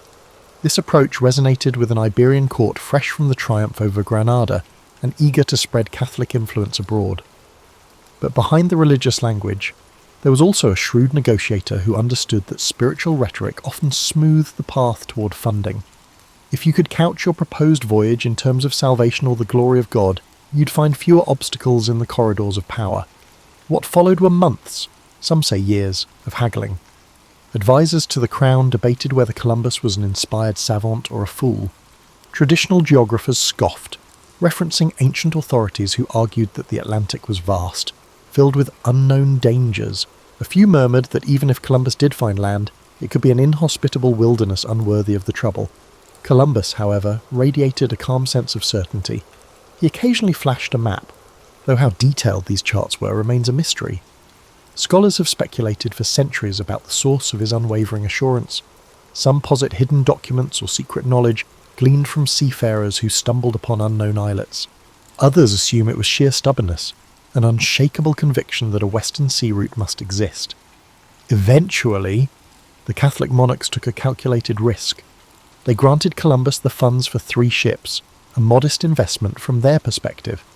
The arrangement was that if he found nothing, the loss would be brushed aside by the Spanish treasury, but if he succeeded, Spain would catapult ahead in the scramble for new lands and trading routes. The recollection of Portugal's prosperity from gold and spices weighed heavily on their minds. Nobody wanted to miss out on the next wave of riches. Columbus, exultant with the royal nod, hurried to assemble a crew. People often overlook the question of how Columbus gathered those men. It's true many were from modest backgrounds, with some rumoured to be on the run from the law, hoping to escape their past in the expanse of the ocean. But it wasn't just desperados who signed up. Skilled navigators from Palos, Huelva, and beyond joined, intrigued by the potential for fortune. The ships, commonly referred to in simplified form as the Nina, the Pinta, and the Santa Maria, were repurposed commercial vessels, not the grand, specialised craft of some modern imagination. In those final days before departure, Columbus prayed publicly at small monasteries and confided in a handful of confidants. The air crackled with anticipation. Coastal communities whispered about the boldness of it all. Some saw it as an act of madness or vanity. Others felt the giddiness of perhaps witnessing the dawn of a new era, though they likely didn't phrase it that way. For his part, Columbus maintained a controlled composure, but one can imagine the swirl of thoughts in his head. What if the critics were right, and Asia lay much farther than he had predicted? What if the currents were too treacherous, or the men mutinied out of fear? Despite the swirling uncertainty, Columbus pressed on. In the context of the times, caution often yielded smaller gains, while boldness, especially in exploration, could reshape kingdoms and redefine maps. And so, in August of 1492, With the last fleeting gusts of summer wind, he led his ragtag armada out of Palos de la Frontera. Spain's coastline faded behind them under a brilliant sky, and all that remained was the emptiness of the Atlantic. No one aboard those 3 ships fully grasped the magnitude of what they were about to set in motion. Columbus was convinced that on the other side of that endless horizon lay a gateway to Asia. What he actually found would ripple through history in ways neither he nor his patrons could have envisaged. Yet that departure day, so often depicted in simplified paintings, was anything but routine. The tension on deck, the unspoken prayers of the men, the spectre of turning back if storms threatened, it all brewed a potent mix of hope and dread. Columbus, unwavering, stood near the ship's helm, mentally rehearsing his route, likely feeling the weight of his deal with Spain's monarchy on his shoulders. But as a faint breeze pushed them out to open sea, he also might have felt an intoxicating rush of possibility. Sailing into the unknown demanded more than bravado. It demanded an unspoken agreement among the crew that they would trust Columbus's instincts, for better or worse. For weeks, the men heard nothing but the wind snapping the sails and the hull creaking under the pressure of the open sea. Fears of sea monsters and bottomless whirlpools circulated in hushed conversations. Each day, Columbus measured the sun's position with the astrolabe, jotting figures in a logbook he kept hidden from prying eyes. Rumour has it he maintained 2 sets of records, one genuine, one skewed to soothe anxious sailors. As time wore on, their diet, initially bread, onions, salted meat, became stale and monotonous. Water turned brackish, tempers flared as frustrations boiled over. The sense of distance from any known shore was paralysing for some. A few men muttered that they should force Columbus to reverse course. Yet each evening, Columbus delivered a kind of pep talk, reminding them of the wealth rumoured to be waiting just beyond the horizon, of the possibility that each day's sail brought them closer to Asia's spice markets.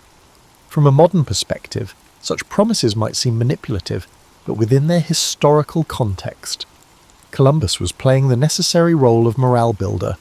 Along the voyage, certain signs stirred fleeting moments of optimism: floating clusters of seaweed, stray birds overhead, even the faint smell of unfamiliar vegetation on the breeze. Sailors latched onto these clues like lifelines, interpreting them as evidence that land must be near. Some historians argue that these were the crucial threads holding the expedition together when minds threatened to unravel. Columbus, however, rarely displayed his own doubts. His journals hint at the internal turmoil he felt when days stretched into weeks and no solid coastline materialised. But to the men, he projected unwavering determination. Then came a fateful night in October, when the cry of "Tierra, Tierra" finally broke the silence. The men scrambled to the sides of the ship, eyes scanning the dark horizon. Shrouded in moonlight was a low, dark outline that could only be land. Relief, excitement, and a twinge of disbelief shot through the crew. They had survived the dreaded emptiness. When morning came, they saw a lush island, beaches gleaming under the sun. Columbus, convinced he was near Asia, unfurled the Spanish flag and claimed the land for the crown. In his diary, he described the island's inhabitants as friendly, curious, and naive about European ways, though he likely wrote with the tinted lens of an outsider imposing his own worldview. The early interactions between Columbus and the indigenous people, often referred to as the Taino, began with gestures of goodwill. Small gifts of glass beads and trinkets were exchanged for parrots, cotton, and rudimentary gold ornaments. Columbus interpreted these gestures in a context shaped by centuries of European feudal and mercantile culture. He wrote excitedly about the potential for future riches and the ease with which Spain might extend its reach across these lands. That initial moment of wonder, 2 distinct worlds meeting for the first time, held a fragile promise of mutual discovery. Yet history shows us how illusions can fracture under the weight of greed and cultural misunderstanding. Columbus recorded that some of the islanders directed him farther to the south and west, mentioning places with greater wealth. So, he pressed on, navigating among the islands of what we now call the Caribbean. The further he travelled, the more he convinced himself that the Grand Khan's palaces might lie just around the next coastline. He heard stories, interpreted them through his own lens, and wrote letters back to Spain brimming with excitement. However, the land was not the Asia of silks and spices he had imagined. The mistake was largely geographical.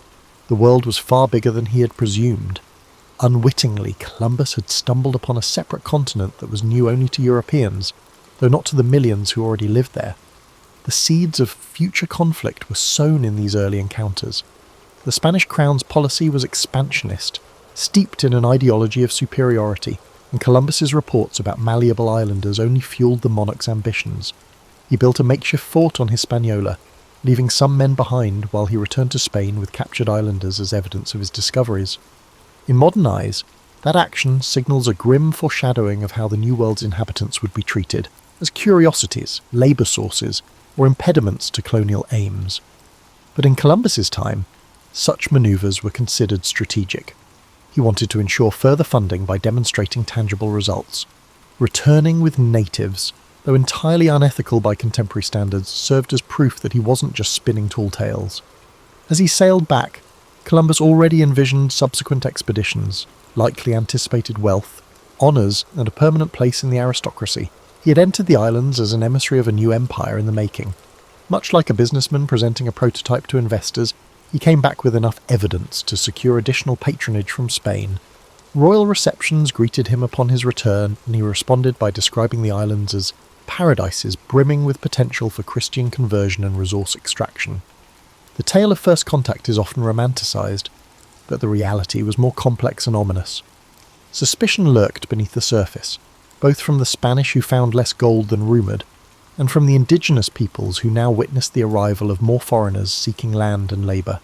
Columbus's navigational victory had unknowingly unlocked a door that would soon see waves of conquistadors.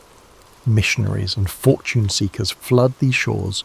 For now, though, in the immediate aftermath of that first voyage, Europe saw Columbus as a triumphant discoverer who validated the westward route. The next chapters would unveil the consequences of that discovery. For a brief flickering moment, there existed an in-between time when Europeans and native landers engaged without fully understanding what was at stake. The aura of curiosity pervaded their interactions, but behind the curiosity lay a chasm of cultural difference and the looming possibility of violence. Columbus, for all his zeal and cunning, remained somewhat oblivious to the Pandora's box he had pried open. His mind was fixed on proving to the Spanish crown that he was the man to lead the next wave of expeditions into these unfamiliar waters, confident that wealth and glory lay just over the horizon. Not long after Columbus's celebrated return to Spain, word spread throughout Europe about the new lands. The name Indies stuck, reflecting Columbus's ongoing misbelief that he had neared the outskirts of Asia. In response, the Spanish crown organised a second expedition on a much grander scale. Columbus would no longer command a modest trio of ships, but rather a flotilla aimed at establishing a permanent foothold. Soldiers, settlers, and clergy accompanied him, each with their own agenda. What was the ultimate objective? Transform these islands into profitable colonies for the Spanish realm. The spectacle of this second voyage contrasted sharply with the tentative nature of the first.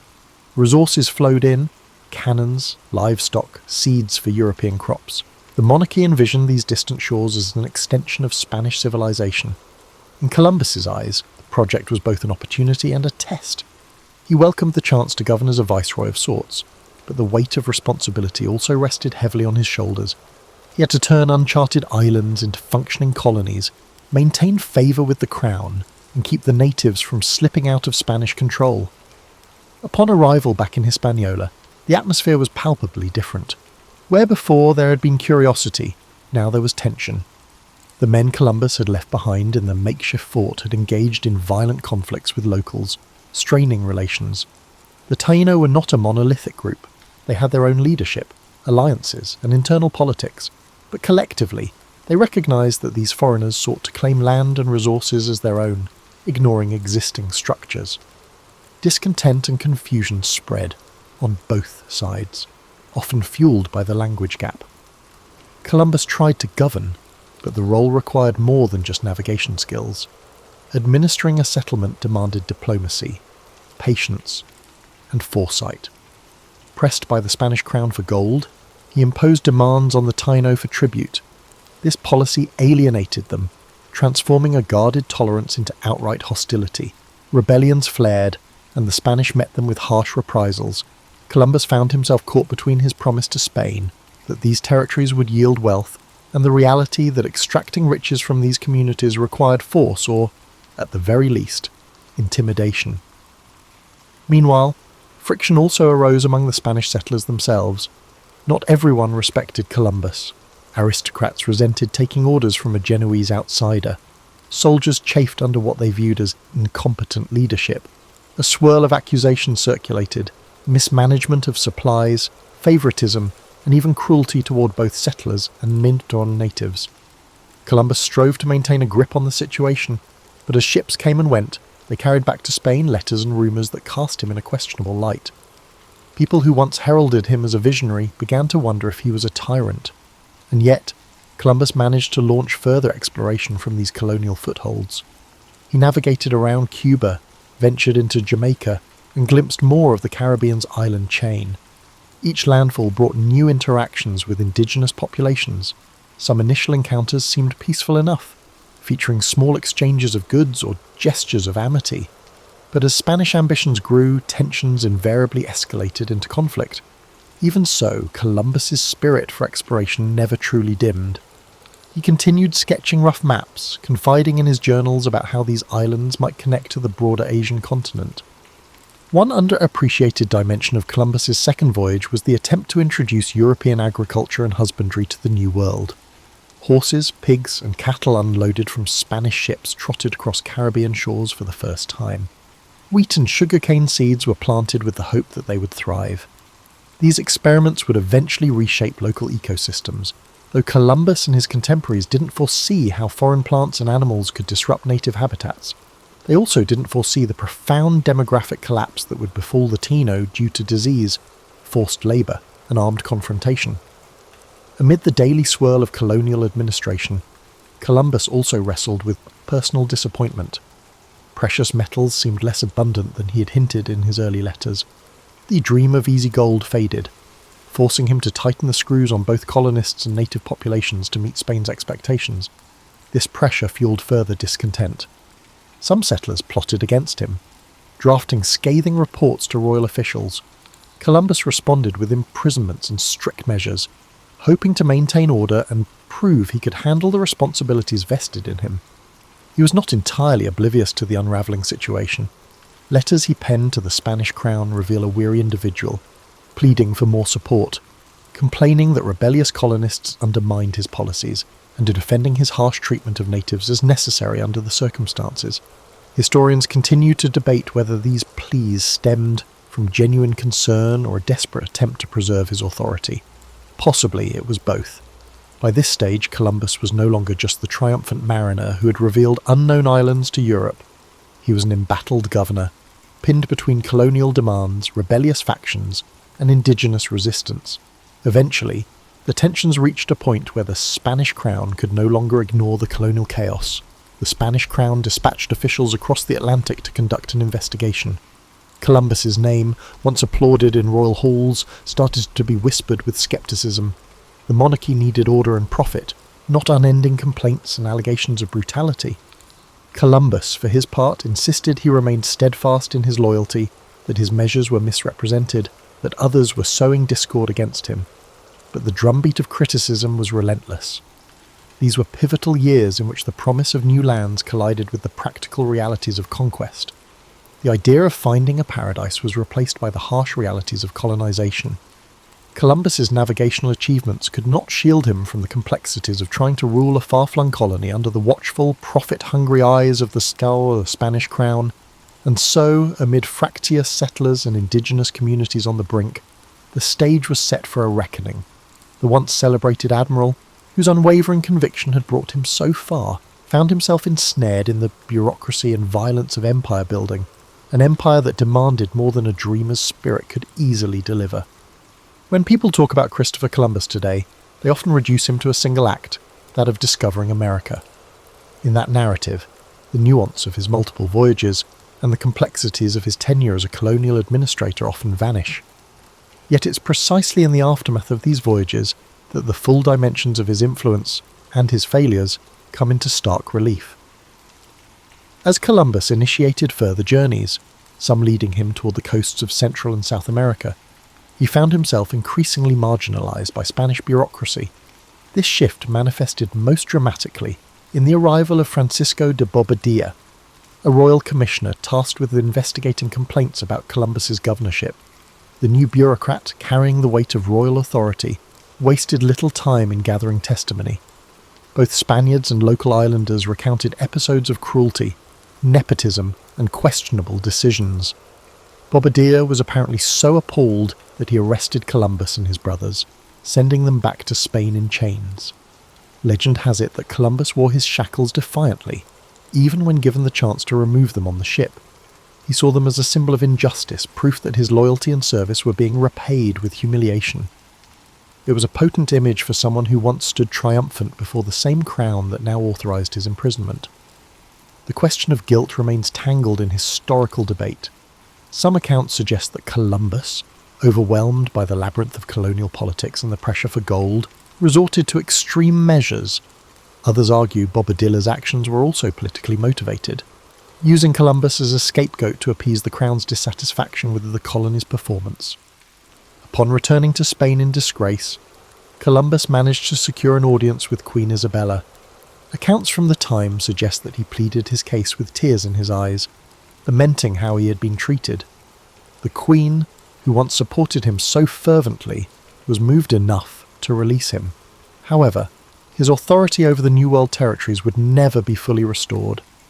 The monarchy recognised his contributions as an explorer, but deemed his administrative methods unacceptable, or at least too fraught with controversy to continue under his leadership. Despite these setbacks, Columbus managed to mount a fourth voyage, albeit with far fewer resources and a more modest mission, to find a passage to the Indian Ocean. He skirted the coasts of Central America, enduring hurricanes, shipwrecks, and near mutinies. This journey carried a distinct sense of desperation. Columbus remained convinced he could unstumble upon a maritime strait that would vindicate his original thesis, that these lands were indeed part of Asia's outskirts. He found no such passage, of course, and ended up stranded in Jamaica for a time, relying on the uneasy goodwill of local communities to survive. During that ordeal, Columbus famously exploited his knowledge of an upcoming lunar eclipse to secure provisions from the indigenous people. By predicting the moon would turn dark as a sign of divine displeasure if they withheld supplies, he manipulated the local population. This episode underscores the lengths he would go to maintain authority in precarious circumstances, and it also points to the lopsided power dynamics at play. Even when cut off from Spanish support, Columbus found ways to leverage advanced European knowledge like astronomy for short-term advantage. Eventually he managed to return to Spain in failing health, battered by the years at sea. The illusions that he might still be recognised as the viceroy of a new empire, or that he might uncover the golden cities of Asia, had diminished. Queen Isabella's death in 1504 further eroded his political support. King Ferdinand was far more pragmatic and less inclined to indulge Columbus's petitions for power or wealth. Over time, other explorers, such as Amerigo Vespucci, began to map the contours of the so-called New World, inadvertently challenging Columbus's fixation on Asia. In his later years, Columbus lived in semi-retirement, dogged by lawsuits over revenues he believed were owed to him based on his original contract with the crown. The once bold dreamer was reduced to lodging legal complaints. He penned letters that oscillated between self-justification and appeals to higher Christian purposes. Even on his deathbed in 1506, he seemed unwilling to let go of the conviction that he had indeed found a western route to Asia. From a purely human perspective, these final chapters present a poignant figure. A man once lauded as an unrivaled pioneer, brought low by the machinery of the empire he helped expand. It's tempting to cast him as either victim or villain. He was, in truth, a complex amalgamation of ambition, faith, calculation, and tunnel vision. His voyages unleashed colossal consequences for countless indigenous peoples who bore the brunt of colonization's brutality, disease, and cultural upheaval, and yet, from a European standpoint, he undeniably altered the map and opened an era of unprecedented maritime expansion. One might argue that his ultimate downfall was that he neither adapted nor let go of his initial misconceptions. Had he recognised these territories as a separate landmass, he might have adjusted his strategies, perhaps forging alliances or seeking more sustainable ways to govern. Instead, he persisted, year after year, and claiming that Asia was just around the corner, that a strait or a city of gold would validate his calculations. This inflexibility collided with the messy reality of empire building. The monarchy demanded tangible riches and stability, not unending quests based on outdated assumptions. By the time Columbus died, he had seen only fragments of his grand vision realised. The world had indeed changed, but largely beyond his personal control. Ships from other European nations would soon arrive, each with their own agendas, as the scramble to exploit the newly unveiled continents gained momentum. Columbus's name would echo through centuries, but his latter days were marked by a troubled sense of having been eclipsed. The shimmering illusions that guided him across unknown waters faded into a legacy far more complicated and far more transformative than even he could have imagined. The ramifications of Columbus's journeys extended far beyond the man himself, unleashing a chain of events that would reshape the globe. With each subsequent ship sailing westward, more European settlers landed on Caribbean shores and, eventually, the mainland. While the Spanish crown extracted gold and silver from mines carved out of the soil, indigenous societies buckled under forced labour and diseases like smallpox, measles and influenza. These illnesses, new to the Western Hemisphere, devastated populations who had no immunity. Communities that had thrived for generations collapsed, their cultural practices disrupted or erased. Within a single generation, the vibrant tapestry of the Taino and other native groups was forever transformed. Some scholars estimate mortality rates well over 70% in certain areas due to epidemics alone. The Spanish approach was typically to establish encomiendas, a system in which settlers were granted control over local communities. They were supposed to protect and educate them in Christianity, but in practice, the system turned into a form of enslavement, extracting labour while paying minimal heed to well-being. Columbus's initial governance might not have single-handedly created these policies, but his methods and the Crown's encouragement of resource exploitation set the tone. The idea of the Columbian exchange is often used to describe the massive transfer of plants, animals, people, and ideas between the old and new worlds. From the Americas came crops like maize, potatoes, tomatoes, and cacao, which would revolutionize European cuisine and agriculture. Conversely, Old World animals like horses, cattle, and pigs quickly became fixtures in the Americas, changing landscapes and indigenous livelihoods. This exchange also included the forced migration of African slaves who were brought in to replace decimated local labour forces, grim escalation that Columbus may never have directly orchestrated, but that followed from the colonial blueprint he helped lay out. In a broader sense, Columbus's voyages sparked the European imagination. Portugal, England, France, and the Netherlands soon launched their own missions across the Atlantic, driven by rumours of riches and unconquered lands. Competing claims ignited conflicts over territory, opening a new age of imperial rivalry. The lines on maps were redrawn countless times, each iteration leaving a trail of treaties, wars, and boundary disputes. And so, the impetus that began with Columbus's belief in a westward path to Asia spiralled into a global upheaval that reached far beyond the Caribbean. As these powers jostled for control, indigenous nations across two continents faced waves of new arrivals. Some groups formed alliances with Europeans, leveraging firearms and trade relationships to gain regional advantages. Others resisted colonization with every means at their disposal, whether through warfare or diplomatic negotiation. In that unfolding drama, Columbus's role was recast, overshadowed by conquerors like Cortés and Pizarro, whose direct subjugation of massive civilizations, Aztec and Inca, dwarfed the smaller-scale conquests of the first islands. Yet the initial spark, the template for claiming land under royal charters, traced back to Columbus's insistence that these lands belonged to Spain. Over the centuries, his reputation waxed and waned.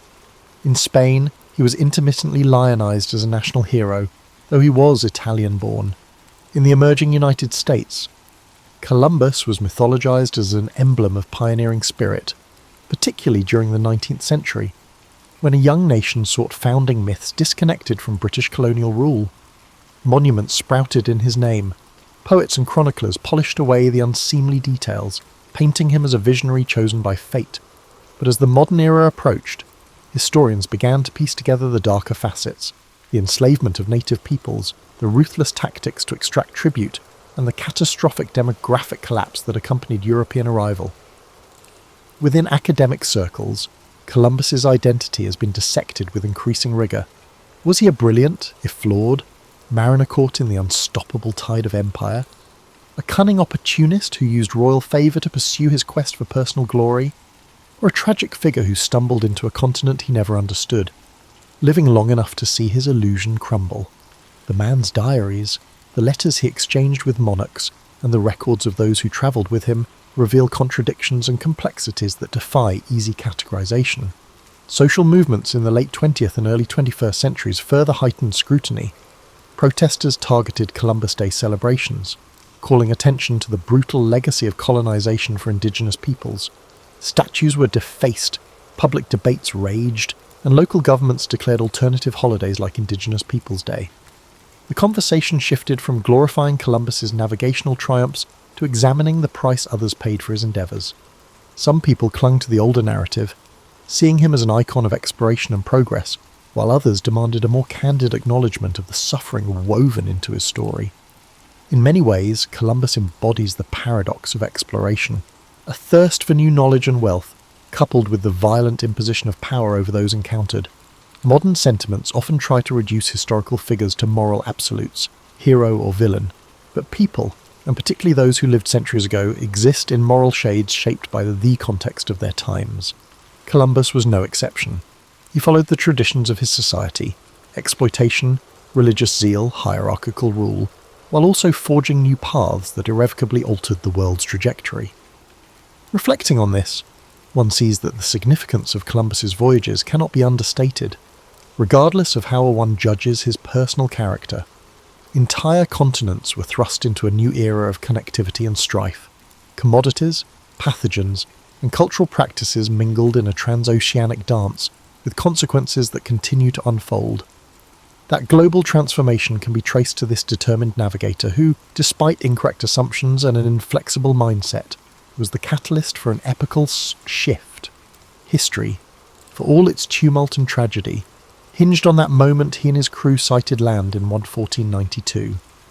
With the benefit of hindsight, we might picture Columbus standing at a symbolic crossroads, holding the map of his flawed calculations in one hand and a fervent sense of destiny in the other. To some, he remains an adventurer who proved the feasibility of crossing the Atlantic, bridging worlds that for thousands of years had developed independently. To others, he represents the darkest impulses of colonial ambition, unleashing oppression and subjugation on societies that neither desired nor invited his arrival. Through the prism of 5 centuries, perhaps both views hold merit, intertwined in the complexities of historical momentum. In contemporary times, the story of Columbus resonates differently depending on cultural, educational, and national perspectives. For those whose ancestors hailed from Europe, his voyages might be hailed as the dawn of a new chapter in global affairs, an invitation to expand horizons and share in cultural exchanges. For the descendants of indigenous peoples, it can symbolize the devastating onset of invasion and loss of sovereignty. And for countless African families, Columbus's breakthroughs in navigation would pave the way for a transatlantic slave trade, forcibly uprooting millions from their homelands to labour in plantations across the Americas. If we peel away the mythic layers, we find a man both guided and blinded by the convictions of his era. Columbus believed in a cosmology that insisted Earth's size was smaller than many experts claimed. He also adhered to the conviction that Christianity had a mission to spread to every corner of the globe, by force if persuasion failed. Even as a young boy, haunted by the brine-scented air of Genoa's docks, he likely never pictured how far-reaching the consequences of his ambitions would be. If anything, his early dream was to find a direct route to Asia's wealth, not to become the instigator of a massive reordering of human societies. His navigational prowess remains undeniable. Crossing the Atlantic in those small vessels demanded skill, courage, and an uncanny ability to rally terrified crews. He navigated with rudimentary tools under harsh conditions, forging routes that would later become standard passages for ships of exploration, trade, and conquest. Indeed, the staying power of his story rests partly on the maritime accomplishment itself, proving that a transoceanic crossing could be repeated and systematized. Yet the same willpower that made him persist in the face of skepticism also fueled his unwillingness to abandon his original assertion that he was in Asia. This insistence might appear almost comical, given our modern knowledge, but in his time, admitting error could jeopardize not just personal pride but the entire framework of royal patronage. Stubbornness, ironically, became a tool for survival in a cutthroat political environment. Historians continue to unearth documents that colour in the details of Columbus's relationships with both the Spanish monarchy and his relatives. Personal letters reveal a man vexed by the shifting allegiances at court and haunted by financial concerns. He yearned for the wealth and social status that successful explorers could attain, believing that divine providence had chosen him to fulfill a monumental role in human destiny. This near-messianic self-perception sometimes contradicted the messy and often brutal realities he oversaw in the colonies. Whether reviled or revered, Columbus stands as a testament to how individual actions can reverberate through the centuries. The controversies surrounding how modern societies commemorate him reflect broader debates about how we confront our collective past. How do we honour navigational feats while acknowledging the suffering inflicted by colonial pursuits? How do we teach the achievements of exploration alongside the tragedies that followed in its wake? The question of where Columbus fits within the moral landscape of history has no simple answer. For people in their middle years, like those between 45 and 54, revisiting Columbus can be a striking exercise in re-evaluation. Many of us learned a sanitized version in our youth, a simplistic epic of heroic discovery. Over time, reading more broadly or hearing stories from descendants of colonized communities might challenge those old narratives. The hallmark of historical awareness in one's middle years often involves reconciling childhood lessons with a more nuanced and frequently uncomfortable truth. Columbus's story exemplifies this process. Today, as technology allows us near-instant access to the world's knowledge, it's sobering to recall the day Columbus ventured into the unknown with only sails and unwavering belief. That leap, underpinned by flawed assumptions, still gave birth to our interconnected modern world. A world where the ripple effects of his crossing shape our politics, cultures, and environment. Whether we choose to cast him as a visionary, a reckless conqueror, or both, the fact remains, his voyages forever altered the course of history. And in contemplating his legacy, we peer into this broader quandary of how explorations, well-intentioned or not, can unleash forces that transcend the visions of those who first set them in motion. In closing, the life of Christopher Columbus offers us no tidy moral resolution, only an evolving dialogue about exploration, legacy, and the burdensome complexity of the past. If there's a final takeaway, it might be this: to remember that progress and tragedy can arrive hand in hand. Columbus dared to sail into the unknown, an act that simultaneously expanded horizons and contracted the futures of countless others. Through his story, we see the power and peril of bold endeavours, reminding us that behind every famous voyage stands a mosaic of human lives, some forging destiny, others swept aside by its relentless tide. The early 17th century, a time when Europe was a patchwork of kingdoms, principalities, and religious divides. At the heart of this patchwork lay the Holy Roman Empire, a vast and fragmented realm that stretched across much of Central Europe. For centuries, tensions simmered beneath the surface, as Catholic and Protestant states vied for power, influence, and the right to practice their faith freely.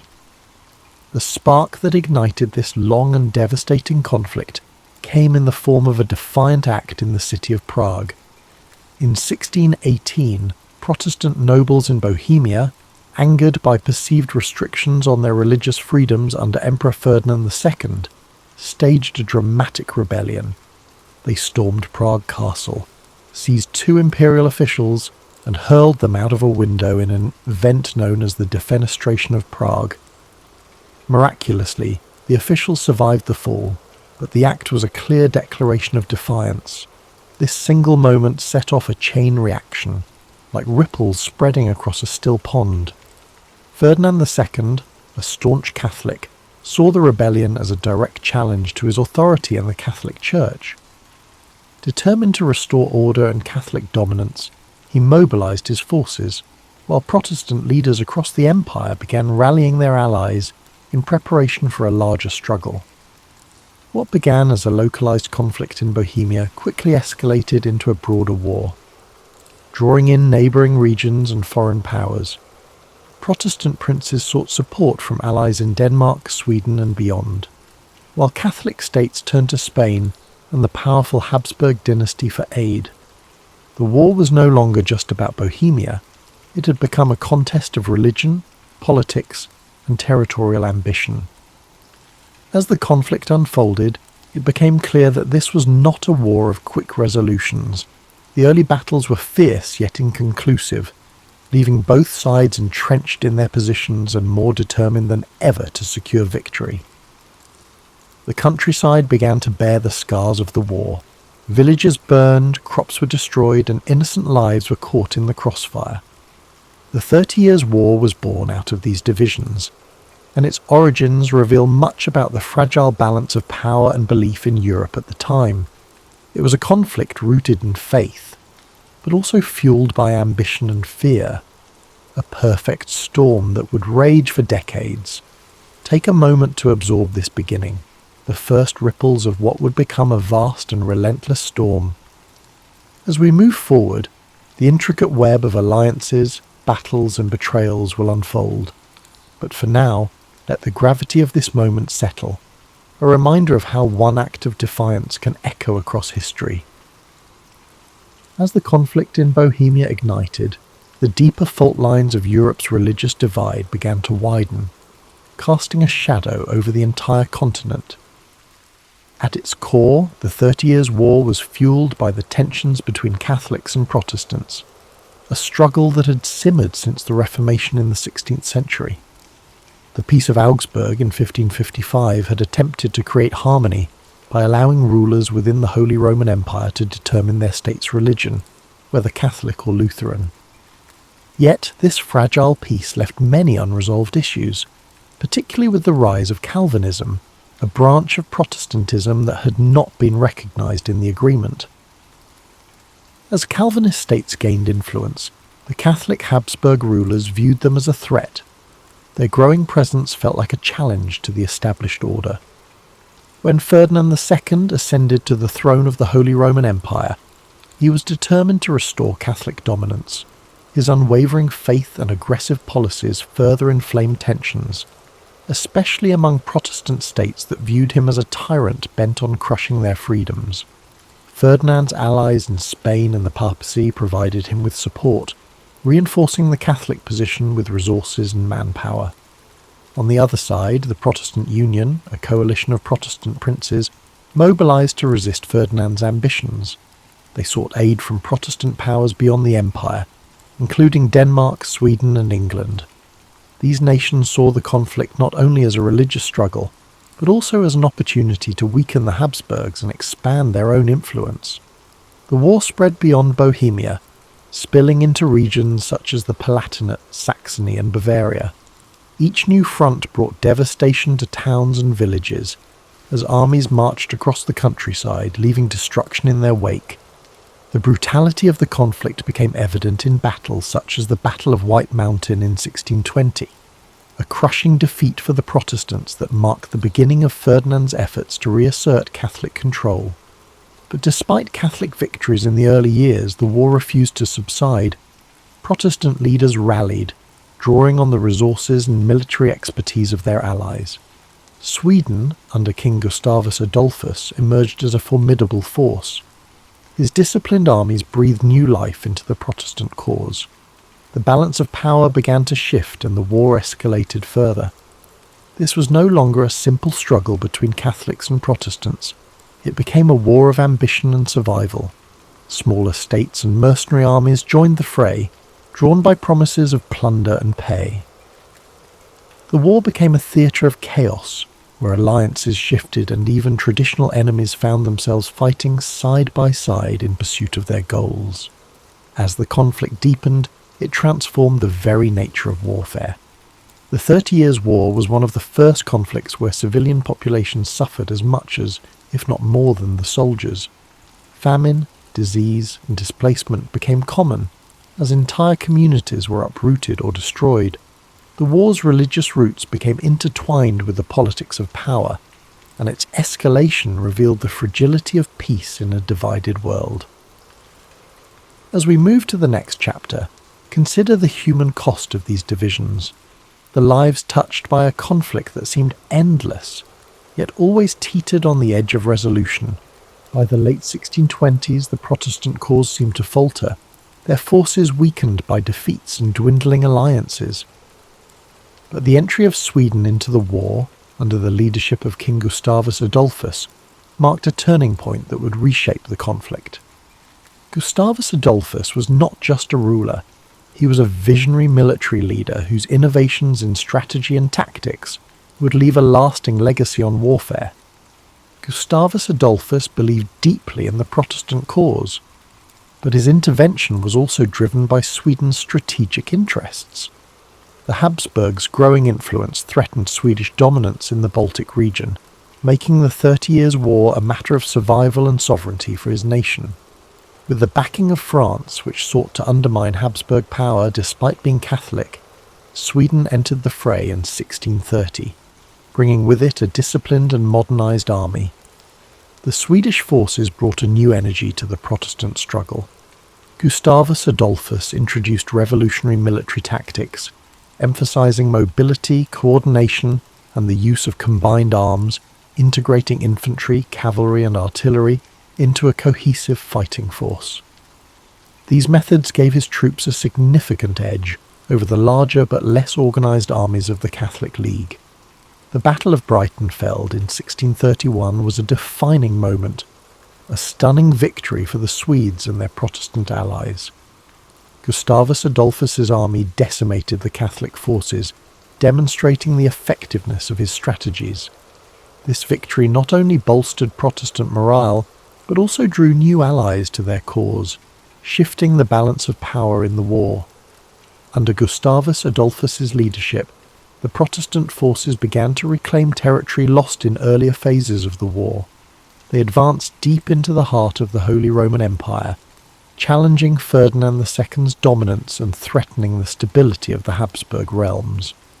Gustavus Adolphus's charisma and tactical brilliance earned him the loyalty of his troops and the respect of his enemies. But his triumphs were not without cost. In 1632, at the Battle of Lutzen, Gustavus Adolphus achieved another critical victory, but lost his life in the process. His death was a severe blow to the Protestant cause, yet his legacy endured. The momentum he had generated allowed Sweden to remain a dominant force in the war, and his military innovations continued to influence the strategies of both sides.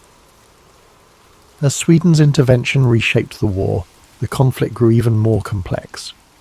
Religious divides began to blur as political ambitions took centre stage, with Catholic France supporting Protestant Sweden to counterbalance Habsburg power. This shifting landscape of alliances revealed the deeper currents driving the war, a struggle not just of faith, but of power and control over Europe's future. Gustavus Adolphus's role in the 30 Years' War is a testament to the transformative power of leadership and innovation. His contributions brought hope to a fractured alliance and altered the course of a seemingly endless conflict.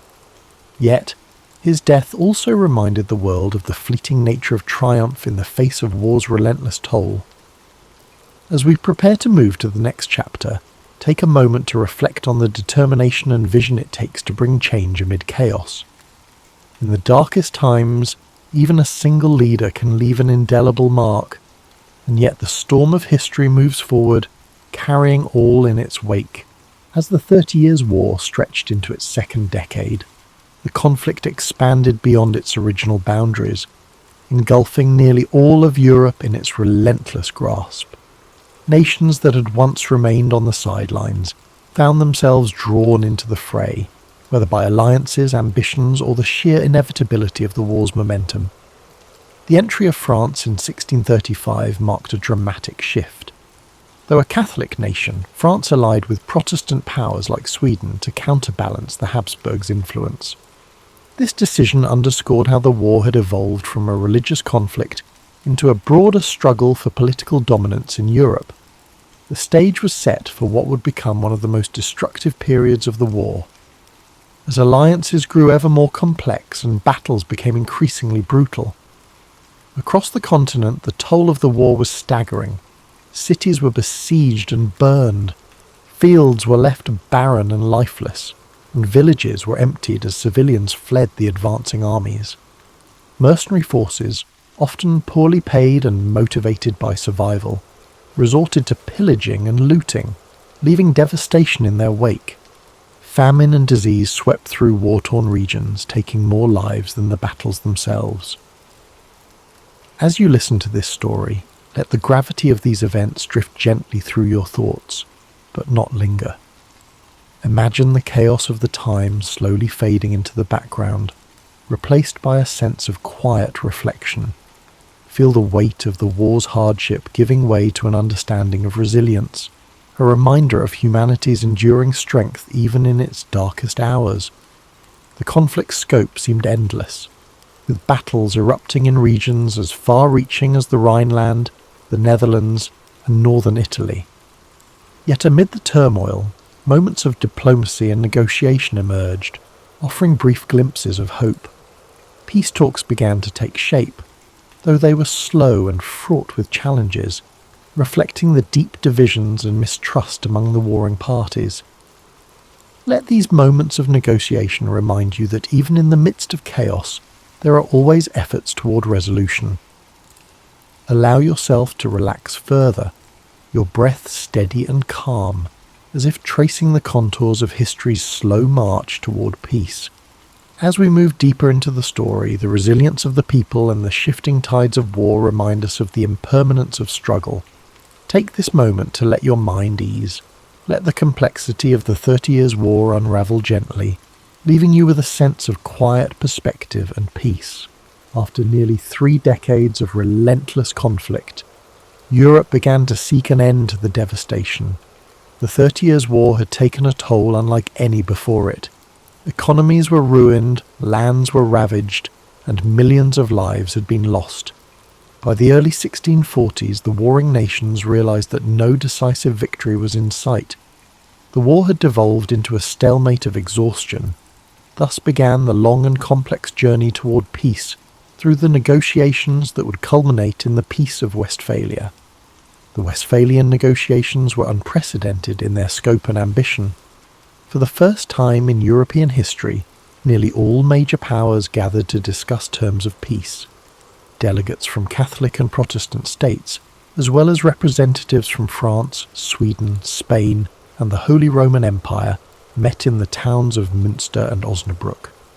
These talks would last for years, reflecting the complexity of the issues at hand and the deep mistrust between the parties. As the negotiations unfolded, the participants wrestled with questions of religion, sovereignty, and the balance of power.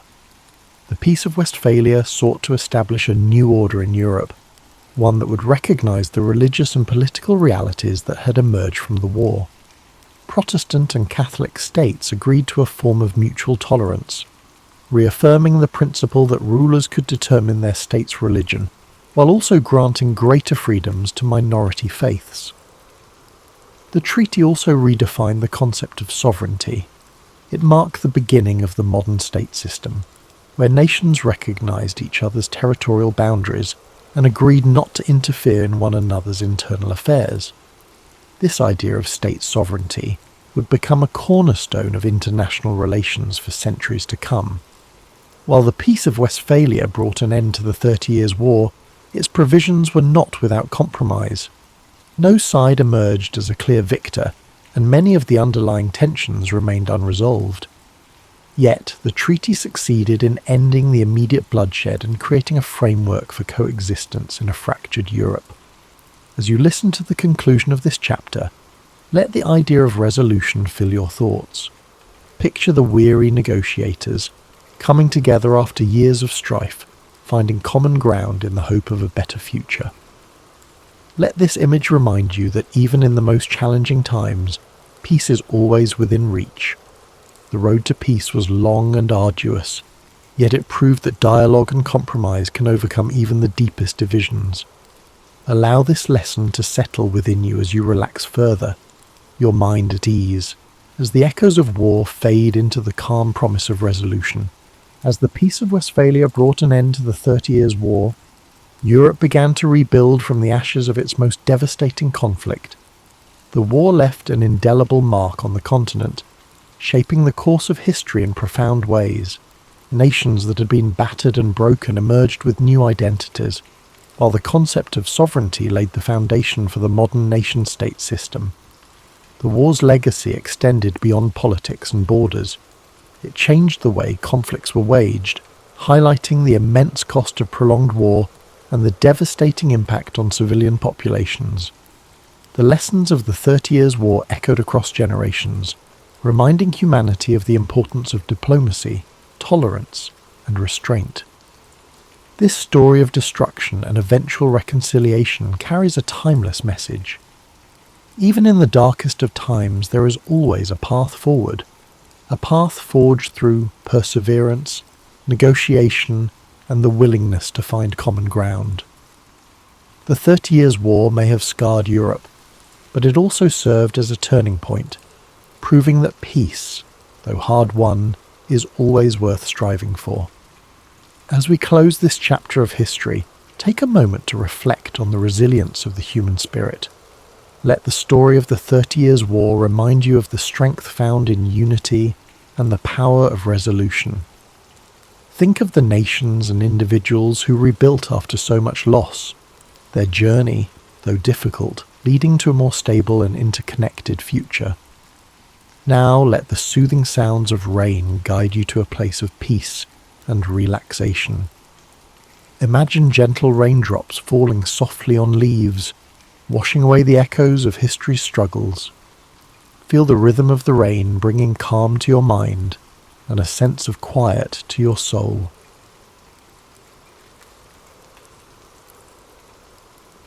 Its roots lie in the escalating tensions between the United States and Japan. In the early 20th century, Japan emerged as a dominant power in East Asia. Through rapid industrialization and military expansion, it asserted its influence. By the 1930s, Japan's imperial ambitions clashed with the interests of Western powers. Among these, the United States sought to maintain its influence in the Pacific. In 1937, Japan's invasion of China began its aggressive campaign for territorial control. This conflict brought atrocities, including the infamous Nanking Massacre. The international community condemned Japan's actions. In response, the United States imposed economic sanctions. Vital resources like oil and steel were cut off. For Japan, these sanctions were crippling. Its military and industrial capabilities were under threat. The Japanese government saw the sanctions as an existential crisis, and so they began to prepare for war. On December 7, 1941, Japan launched a surprise attack on Pearl Harbor. This devastating strike crippled the US Pacific Fleet in Hawaii. The goal? Eliminate American naval power in the Pacific. This would give Japan free rein to expand its empire. While the attack dealt a significant blow, it galvanized the United States. Within days, America declared war on Japan. This marked the nation's full entry into World War II. After Pearl Harbor, Japan's military advanced rapidly. Territories like the Philippines, Singapore, and parts of Indonesia fell to their forces. The Japanese seemed unstoppable, dominating the Pacific with unrelenting campaigns. But in May 1942, cracks began to show. The Battle of the Coral Sea became a turning point. This costly engagement marked the first time Japan's expansion was checked. The United States stopped Japan from capturing Port Moresby in New Guinea. This preserved a critical Allied position. Despite this setback, Japan remained confident. Its military leaders, particularly Admiral Isoroku Yamamoto, planned a decisive battle. Yamamoto's strategy was ambitious. He aimed to lure the US fleet into a trap by attacking Midway Atoll. Midway was remote but strategically vital. Its proximity to Hawaii made it a key target. If captured, Midway would allow Japan to extend its defensive perimeter. It might even threaten the American mainland. Unbeknownst to the Japanese, the United States had a crucial advantage. American cryptographers, led by Lieutenant Commander Joseph Rochefort, had broken Japan's naval codes. Through intercepted communications, US intelligence uncovered the plan. The attack on Midway, codenamed Operation MI, was no longer a secret. Armed with this knowledge, Admiral Chester W. Nimitz took action. As commander of the US Pacific Fleet, he devised a bold counter-strategy. Rather than falling into Yamamoto's trap, Nimitz planned to ambush the Japanese fleet. In preparation, Nimitz assembled his forces. The US Navy had 3 carriers available: USS Enterprise, USS Hornet, and USS Yorktown. The Yorktown, damaged during the Battle of the Coral Sea, was a critical piece. Repaired in record time, it returned to action just in time for the fight. These carriers, along with their escorts and aircraft, represented America's best hope. This was their chance to turn the tide in the Pacific. On the morning of June 4th, 1942, the battle began. Japanese aircraft launched waves of attacks on Midway Atoll. Bombs rained down, targeting airstrips and defences. The defenders, though heavily outnumbered, fought valiantly. Anti-aircraft fire and fighter planes took a toll on the attackers, yet Midway suffered significant damage. Even so, the Japanese failed to achieve their primary goal, neutralising Midway's air power. As the Japanese prepared for a second wave, the Americans struck back. Carrier-based aircraft launched a bold counterattack. The first waves of US torpedo bombers faced devastating losses. Their slow, outdated planes were no match for the agile Japanese Zero fighters. Many brave crews were lost, but their sacrifice distracted the Japanese defences. This left the enemy fleet vulnerable. At a critical moment, American dive bombers arrived. They found the Japanese carriers, Akagi, Kaga, and Soryu, completely exposed. The ships were refueling and rearming planes. Their decks were crowded with explosives. The American bombers struck with devastating precision. Direct hits ignited explosions and fires. Akagi, Kaga, and Soryu were consumed by flames. This was a catastrophic blow to Japan's naval power. The 4th Japanese carrier, Hiryu, launched a counterstrike. It managed to severely damage the USS Yorktown, but the Americans regrouped quickly. They launched a final attack, sinking Hiryu by the end of the day. All 4 Japanese carriers were destroyed. This marked a turning point, not just in the battle, but in the war itself. The fighting continued for several days. The Japanese attempted to regroup and retreat. By June 7th, it was over. The United States had achieved a decisive victory. Japan's primary carriers were sunk. Their ability to project power in the Pacific was crippled. The loss was catastrophic for Japan. Over 3,000 sailors and airmen were killed. Their fleet suffered irreparable damage. The Battle of Midway marked a turning point. Japan, once seemingly invincible, was now on the defensive. The United States began a bold campaign of island hopping. Strategic locations were captured one by one. Step by step, they pushed closer to Japan. Midway reshaped the nature of naval warfare. The battle proved the central role of aircraft carriers. It signaled the end of the battleship era. Beyond its strategic significance, Midway is remembered for its human cost. The courage of American pilots was extraordinary. They faced overwhelming odds with determination. The resilience of sailors aboard the Yorktown and other ships was inspiring. Their sacrifices showed the strength of the human spirit, even in the face of adversity. Today, Midway Atoll is a wildlife refuge. Its calm waters and quiet shores stand in contrast to the chaos it once endured. This peaceful place is a testament to those sacrifices. It reminds us of the price paid for peace. The story of Midway teaches us many things: the power of strategy, the importance of intelligence, and the unity needed to overcome the greatest challenges. As you rest tonight, reflect on this story. Picture the vast Pacific Ocean. Imagine its waves, now peaceful and still. Think of the bravery of those who fought for a brighter future.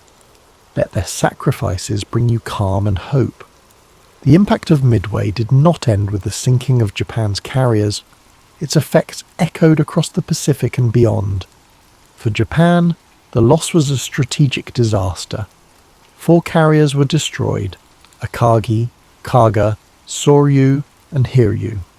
These ships were the core of the Imperial Japanese Navy's striking force. Their destruction ended Japan's ability to conduct large-scale offensives. The loss of experienced pilots and aircrew was another blow. Unlike the United States, Japan struggled to replace its forces. Its industrial capacity and training programs were limited. The expertise of the aviators lost at Midway was irreplaceable.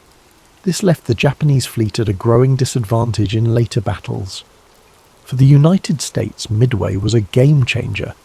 Victory allowed the US to shift from defense to offense. The Pacific, once dominated by Japan, began to change. American morale soared. The victory proved Japan's expansion could be halted and reversed. For the first time, the Allies had a clear path forward. The island-hopping strategy followed soon after. Allied forces targeted key Japanese-held islands. They bypassed heavily fortified positions, choosing strategic locations instead. Each island captured brought the Allies closer to Japan's home islands. Japanese supply lines were cut off, isolating their forces. One of the first campaigns to build on Midway's success was the Battle for Guadalcanal, which began in August 1942. This grueling 6-month campaign saw the United States gain its first major foothold in the Pacific. It marked the beginning of Japan's long retreat. The lessons learned at Midway, particularly the importance of air superiority in carrier-based operations, were applied repeatedly in the battles that followed. The psychological impact of Midway was equally profound. For Japan, the defeat shattered the aura of invincibility that had surrounded its navy. The loss of the carriers that had spearheaded the attack on Pearl Harbor was a blow. It was a blow not only to Japan's military capabilities, but also to its national pride. The morale of Japanese troops and citizens began to waver. The realization set in: victory might not be achievable. For the United States and its allies, Midway was a source of inspiration and determination. The victory demonstrated that careful planning, intelligence, and courage could overcome even the most formidable adversaries. It strengthened the resolve of Allied forces and galvanized the American public, who now saw a path to ultimate victory in the Pacific. The Battle of Midway also highlighted the evolving nature of naval warfare. The era of the battleship, long considered the dominant force in naval strategy, was over. Midway confirmed that aircraft carriers and their air groups were the new kings of the sea. Control of the skies became the determining factor in naval engagements. This shift would influence military doctrine for decades to come. The role of intelligence in the battle cannot be overstated. The work of American codebreakers, who deciphered Japan's naval plans, provided a critical advantage. This allowed the United States to prepare and execute its ambush. This achievement underscored the importance of information and communication in modern warfare. It set the stage for the development of sophisticated intelligence operations in future conflicts. As the war progressed, the impact of Midway became increasingly evident. The Japanese Navy, once a dominant force, found itself unable to mount large-scale operations. Meanwhile, the United States, with its unmatched industrial capacity, continued to build and deploy new carriers, planes, and ships. By 1944, the balance of power in the Pacific had shifted decisively in favor of the Allies. Today, the story of Midway is remembered not just as a battle. It is a testament to the resilience, ingenuity, and bravery of those who fought there. It serves as a reminder of the sacrifices made by the greatest generation, and the lessons of courage, strategy, and unity that shaped the outcome of the war. The site of the battle, Midway Atoll, is now a place of peace and reflection. Designated as a national wildlife refuge, it is home to a rich diversity of marine and bird life.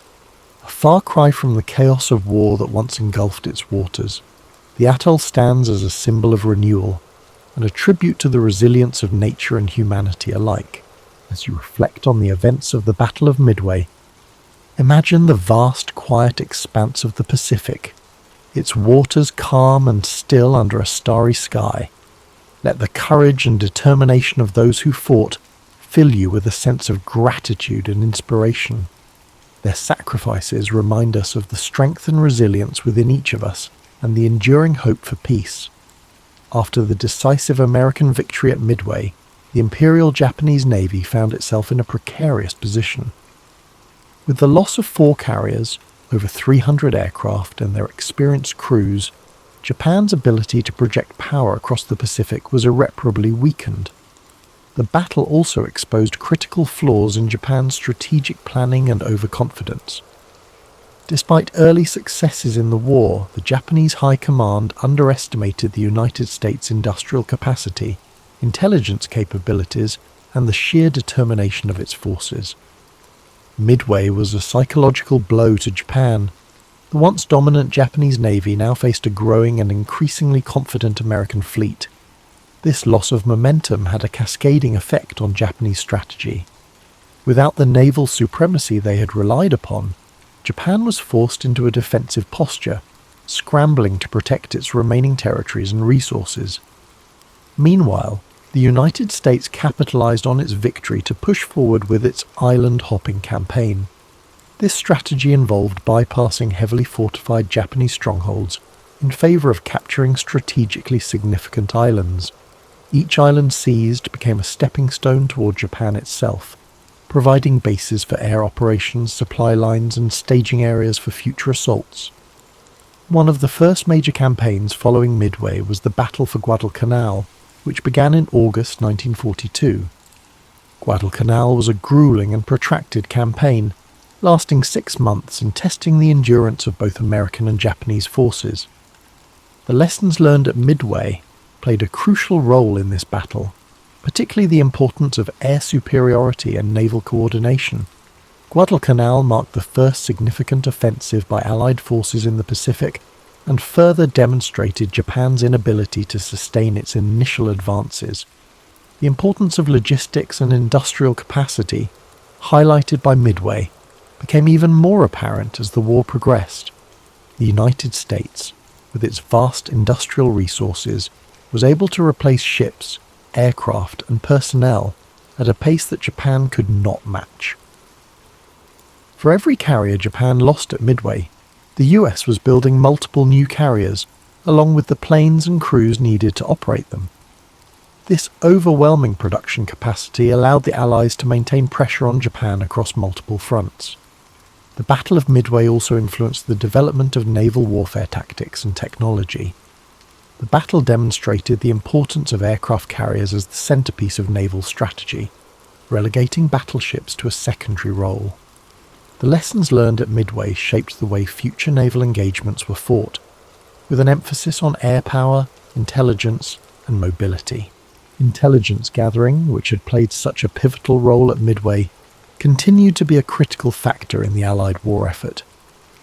The success of American cryptographers in breaking Japanese codes allowed the US to anticipate and counter Japanese moves throughout the war. This advantage helped secure victories in battles such as the Philippine Sea and Leyte Gulf, further eroding Japan's ability to wage war. As the war drew closer to Japan's home islands, the effects of Midway became even more pronounced. The loss of carriers and pilots at Midway created a gap in Japan's naval and air capabilities that it could never fully close. By the time of the Battle of the Philippine Sea in 1944, often referred to as the Great Marianas Turkey Shoot, Japanese pilots were so inexperienced that American forces decimated them with relative ease. This imbalance in skill and resources can be traced back to the setbacks Japan suffered at Midway. The legacy of Midway extends beyond its military and strategic implications. It became a symbol of resilience, ingenuity, and the importance of unity in the face of adversity. For the United States, the victory at Midway represented a turning point in a war that had begun with the devastating losses at Pearl Harbor. It demonstrated that the American spirit, coupled with innovation and strategy, could overcome even the most formidable challenges. The men who fought at Midway left a lasting impact on history. Their courage and sacrifice are remembered not just in the annals of military history, but also in the hearts of those who understand the profound cost of war. Many of the pilots, sailors and officers who served in the battle went on to play key roles in subsequent campaigns, carrying with them the lessons and experiences of Midway. Today, the site of the battle remains a place of quiet reflection. Midway Atoll, now a national wildlife refuge, is home to diverse marine and bird life, a stark contrast to the chaos that once engulfed its waters. The peaceful serenity of the atoll serves as a poignant reminder of the cost of war and the enduring hope for peace. The story of Midway is one of triumph and tragedy, of strategy and sacrifice. It is a reminder of the resilience of the human spirit and the importance of standing firm in the face of adversity. As we reflect on this pivotal moment in history, let us remember the bravery of those who fought, the lessons they taught us, and the enduring legacy of their actions. Picture the calm waters of the Pacific, the waves gently lapping against the shores of the atoll. Imagine the bravery of those who took to the skies and seas, their sacrifices shaping the course of history. Let their legacy remind you of the strength and resilience within us all. Thank you for joining us tonight on History and Sleep. May the story of the Battle of Midway bring you reflection, perspective, and a deep sense of gratitude. Sleep well, and may your dreams be filled with the quiet strength of those who came before us, and the enduring hope for a better world. Sweet dreams, and drift off to sleep with rain.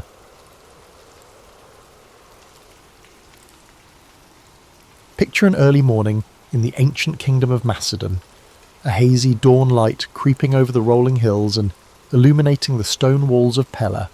The capital, in the courtyard of the royal palace, a young prince takes measured steps across smooth flagstones still cool from the chill of night.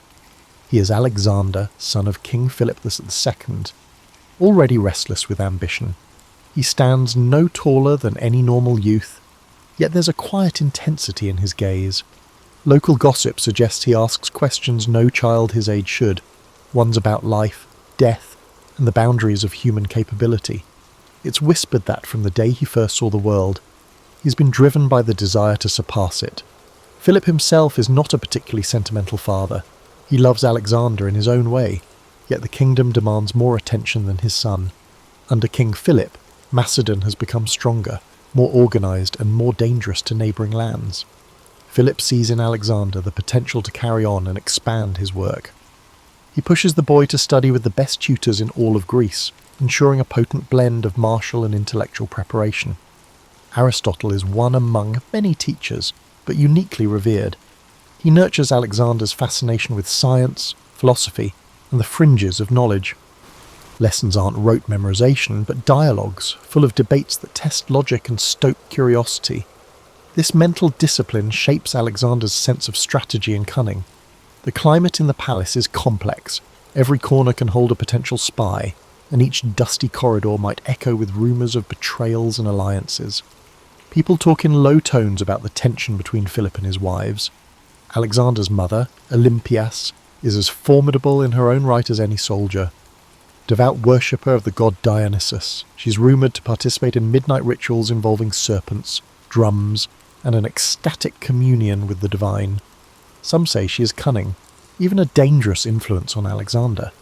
Yet to him, she is not the mysterious priestess, but the unwavering pillar of maternal warmth. Between Philip's stern discipline and Olympias's intense devotion, Alexander is shaped by a certain duality, logic wedded to the mystical, ambition guided by tradition but emboldened by dreams of grandeur. From an early age, Alexander's thirst for the glory finds its first real test in the stables of his father. Legend has it that when he encounters a spirited black stallion named Bucephalus, the horse refuses to be tamed by any of Philip's most capable men. They try, they fail, and the beast is ready to be dismissed. But young Alexander notices the animal's fear of its own shadow. Patiently, he coaxes Bucephalus to face the sun, away from the silhouette that spooked him. In minutes, the horse is calm, and Alexander rides him without protest. Observers watch, stunned, as the boy demonstrates a combination of empathy and ingenuity that even seasoned horsemen lack. From that moment, Bucephalus becomes a living extension of Alexander, a half-wild mirror to his own fierce spirit. In the Macedonian court, no virtue stands above the ability to wage war, an art requiring both brilliance and brute strength. Alexander's basic training begins, filled with the typical rigours, sprinting uphill, wrestling in dusty arenas, and drilling with weapons under the unrelenting heat of the summer sun. Yet his father insists he also master oratory. The skill to sway hearts with words is as valuable in forging alliances as a sharpened spear is in battle. Philip knows that to conquer new lands, you need to win people's faith or kindle their fear. Alexander, even as a teenager, shows promise in both realms, before he ever lifts a sword in earnest combat. He has already convinced many of his peers he is destined for greatness. At night, after the strenuous training and political chatter, Alexander retreats to the palace library. He pores over scrolls describing the achievements of legendary heroes, Achilles most of all. When Alexander reads these stories, he doesn't see them as dusty relics, but as signposts of what is possible. Every triumph of Achilles, every cunning manoeuvre of Odysseus, becomes a clue to his own destiny. Yet he's not content to just mirror these heroes. He wants to eclipse them, to inscribe his own feats into the tapestry of myths. In his private moments, he contemplates the ephemeral nature of life. He wonders how many will remember him after centuries have passed. His conclusion is always the same: only through extraordinary deeds can one transcend mortality. So, from the vantage point of Pella's palace, we see the formative years of a conqueror in the making. The forces shaping Alexander's character are as varied as the lands he will one day traverse. The unwavering discipline from King Philip, the fierce spiritual intensity from Olympius, the philosophical grounding from Aristotle, and the burning ambition stoked by legends of warriors past. Already, he's begun forging a path that few in the Greek world, indeed, the entire known world, can envision.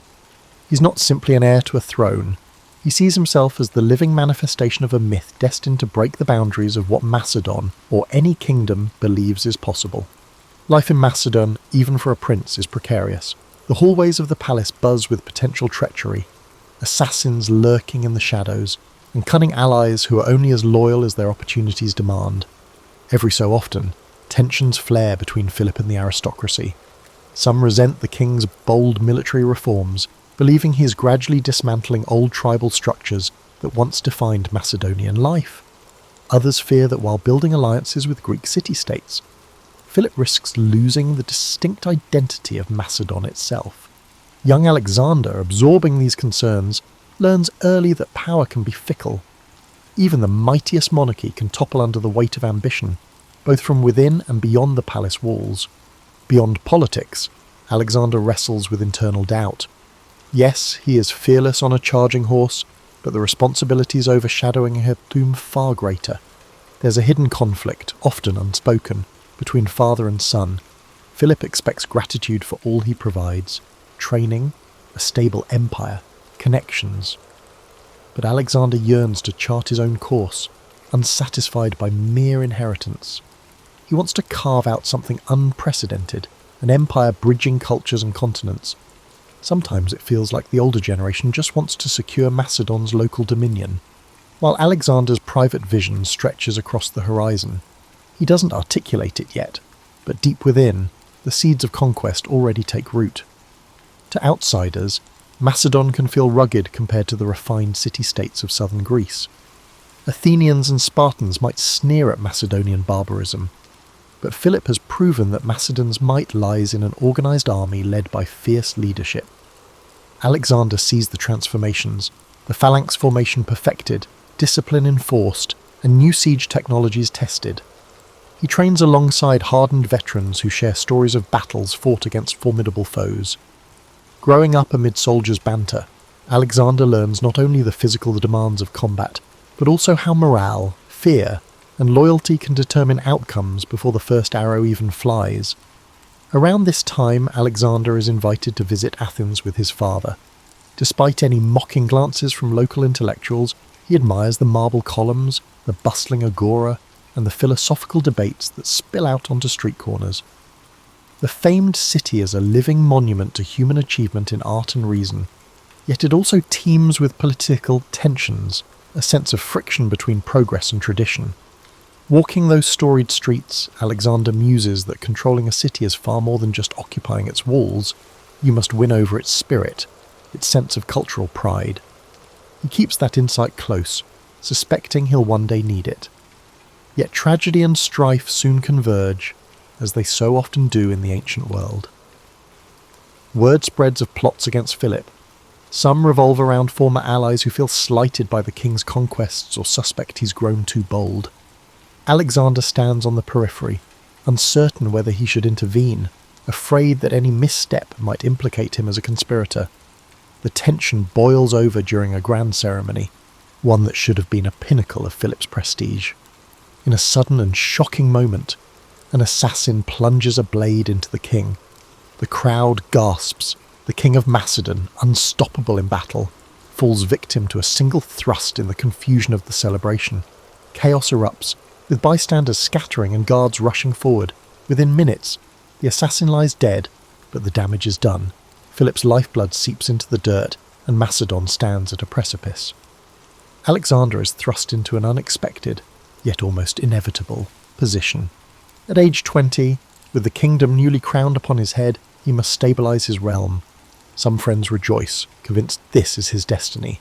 Others wait in tense anticipation, unsure if the fledgling monarch can hold the reins. Fractious lords sense an opening for independence. Rival city-states begin murmuring about retaking lost territory. Even within Macedon, old grudges resurface. All eyes fix on the new king, who must assert control with the same decisiveness as his father, or face disintegration of all that has been built. One of his first orders is brutal and direct, subdue any potential revolts. In a swift campaign, Alexander and his loyal companions quell insurrections, sometimes responding with shocking severity. Towns that challenge him learn the cost of defiance as he razes structures and exacts harsh penalties. These measures, while seemingly cruel, do confirm a crucial fact. The throne is not vacant. Alexander wields power with an iron determination that matches, and at times surpasses, Philip's. Yet behind the stern facade, there's a flicker of deeper purpose. Alexander doesn't want to be the typical monarch who rules merely out of fear. He yearns to unite, to be recognised not just as a conqueror, but as a visionary leader who can guide disparate peoples towards something grander. In the midst of stamping out rebellions, Alexander turns his eyes back to the Greek city-states. Many think him too young to command their respect, until he arrives at Thebes. The city had rebelled, perhaps assuming the new king was inexperienced. In an audacious move, Alexander's troops storm Thebes quickly, unleashing severe punishment. While horrific to watch, it cements a realization across Greece. This is no malleable successor. If Alexander is tested, he will respond forcefully. The punishment also sends a cautionary note to Athens and others tempted to break alliances. Diplomacy, Alexander understands, can be built on intimidation as well as flattery. By the time the dust settles, the name Alexander already rings with fear across rebellious enclaves and resonates with respect among loyal allies. In fewer than 2 years, he consolidates Macedonia's hold over Greece, earning recognition as the de facto hegemon of the region. Yet rather than rest on these laurels, Alexander looks east, where the vast Persian Empire sprawls. The memory of previous Greek-Persian conflicts looms large, but Alexander imagines more than a retaliatory strike. Rumours swirl that he sees an empire beyond the horizon, a chance to bring Greek culture into a new world, if he can muster the daring to seize it. And so, in the hush of late evening, he prepares to set in motion one of the most extraordinary military campaigns recorded in the annals of history. The war drums beat in the hearts of those who follow Alexander eastward. It's more than just ambition or revenge for past Persian aggression. For many, it feels like a holy cause to punish the empire that once threatened Greek freedom. But Alexander's goals surpass mere retribution. Standing at the Hellespont's edge, where Europe meets Asia, he performs symbolic rituals before crossing. Tossing a spear onto the Asian shore, he allegedly proclaims the land to be won by the spear. It's a blend of theatre and conviction, carefully calculated to unite his troops with the sense that destiny itself beckons them forward. The Persian Empire, stretching from the Aegean Sea to the Indus Valley, has wealth beyond imagination. Its roads, like lifelines, connect distant provinces governed by satraps. Alexander's army, though battle-hardened, pales in sheer numbers compared to the Persian forces, but he counts on something intangible, the belief that each Macedonian soldier is part of a historical quest. Logistics become the silent partner of this ambition. He organises supply lines, secures local alliances where possible, and ensures his men remain disciplined, rewarded, and mindful of the stakes. A loosely knit coalition of Greek allies joins him, some out of genuine admiration, others out of fear of retribution should they refuse. The first major engagement, a confrontation at the Granicus River, tests Alexander's mettle against Persian satraps. Cavalry charges, spears glinting in the sun, churn the muddy banks, on the battlefield. Alexander fights at the forefront, disregarding the protective distance that many generals maintain. He trusts in his skill and the loyalty of the men around him. Though pinned down at one point, he narrowly escapes a fatal blow thanks to a timely intervention by a commander. The Macedonians push forward, turning the tide. The Persians, momentarily disorganized, retreat. Their swift defeat rattles the empire's western flank. The rumour spreads that Alexander's boldness on the battlefield is as fearsome as his father's had been in the realm of politics. Victories follow in rapid succession.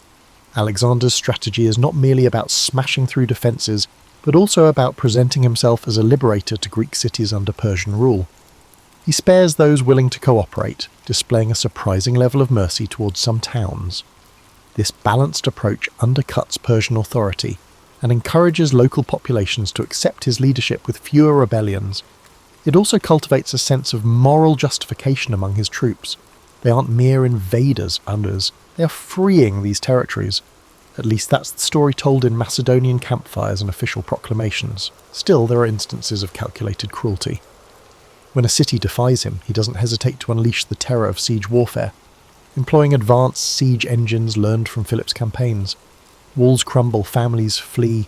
If the defenders still refuse to surrender, the aftermath is dire. The memory of Thebes resonates. Disobedience to Alexander carries a dire cost, yet what emerges is a pattern of caution among local rulers, and increasingly they weigh submission as the safer path. While forging ahead, Alexander exemplifies a curious mind. Local environments, flora and fauna fascinate him. He consults with his retinue of scholars, describing new animal species in letters to Aristotle. His bond with Bucephalus remains strong, the horse galloping across unfamiliar plains, as though both man and beast are discovering their destinies together. And as the army advances, forging new roads, bridging ravines, setting up supply depots, Alexander ensures each step is methodically prepared for the next confrontation with Persian might.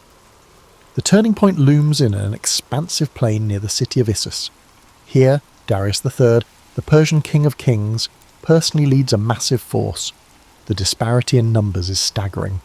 Alexander must rely on the disciplined Macedonian phalanx and cunning cavalry maneuvers. Before the battle, tension grips his soldiers.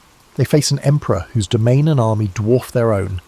Alexander, never missing an opportunity for theatre, walks through his camp, greeting individual soldiers, sharing a brief word of confidence. He underscores that they fight not just for Macedon, but for Greece and for a place in the annals of glory. Morale soars. It's said that a single warrior burning with faith in victory can fight like three, and Alexander aims to ensure that each soldier feels that hot flame. Once the horns signal the charge, dust clouds envelop the plain. Javelins fly, swords clash, and war cries mix with the clamour of shields. Alexander targets the heart of the Persian line, seeking to unnerve Darius himself. Rumour has it that during the most critical moments, Alexander and Darius lock eyes across the chaos. Darius, seeing the relentless approach, loses his nerve and flees the battlefield. Suddenly, the king's personal guard disperses, and the Persian ranks crumble. Victory belongs to Alexander, who captures not only the field, but also the family of Darius, his mother, wife, and children. Remarkably, he treats them with respect, a calculated move to demonstrate both magnanimity and his sense of kingship. If he is to succeed in ruling Persian lands, he must show that he can protect as well as conquer. After Issus, Alexander's star rises among his own troops, while the Persian Empire grapples with uncertainty. Cities open their gates more quickly, satraps weigh switching sides or forging secret deals, and that the myth of Persian invincibility splinters. Still, Darius remains at large, and the empire endures. Like a hydra, cutting off one head doesn't necessarily kill the beast, but for Alexander, Issus is proof that no odds are too great when armed with discipline, daring, and a bit of destiny. The next chapters of his campaign will test him in deserts, on the high seas, and within the labyrinthine politics of an empire older than Macedon itself.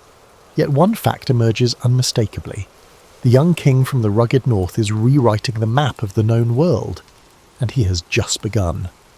In the aftermath of the Battle of Issus, the Macedonian army marches southward, drawn toward the wealthy and strategic coastal cities of Phoenicia. The broad objective is clear: secure the eastern Mediterranean ports and deny the Persian fleet any safe harbours. City by city, Alexander negotiates or besieges, or fostering alliances with those who bow voluntarily and subduing those who resist. At the city of Tyre, perched on an island with towering walls, Alexander meets one of his most formidable sieges yet. Tyre's defenders mock the Macedonians, convinced that their fortress is impregnable, protected by the shimmering blue waters around it. Unfazed, Alexander orders the construction of a massive causeway stretching from the mainland to the island. Day by day, the land bridge inches forward, built from timber and rubble. Tyre's defenders hurl blazing projectiles and stage daring naval raids, inflicting casualties. Still, Alexander's men persist. The siege of Tyre drags on for months, an agonizing test of perseverance and engineering. To motivate his frustrated troops, Alexander personally joins them at the construction, shoulders loaded with materials as though he were an ordinary labourer, sweat mingling with dust on his brow. This spectacle of shared hardship stiffens their resolve, forging a deeper bond.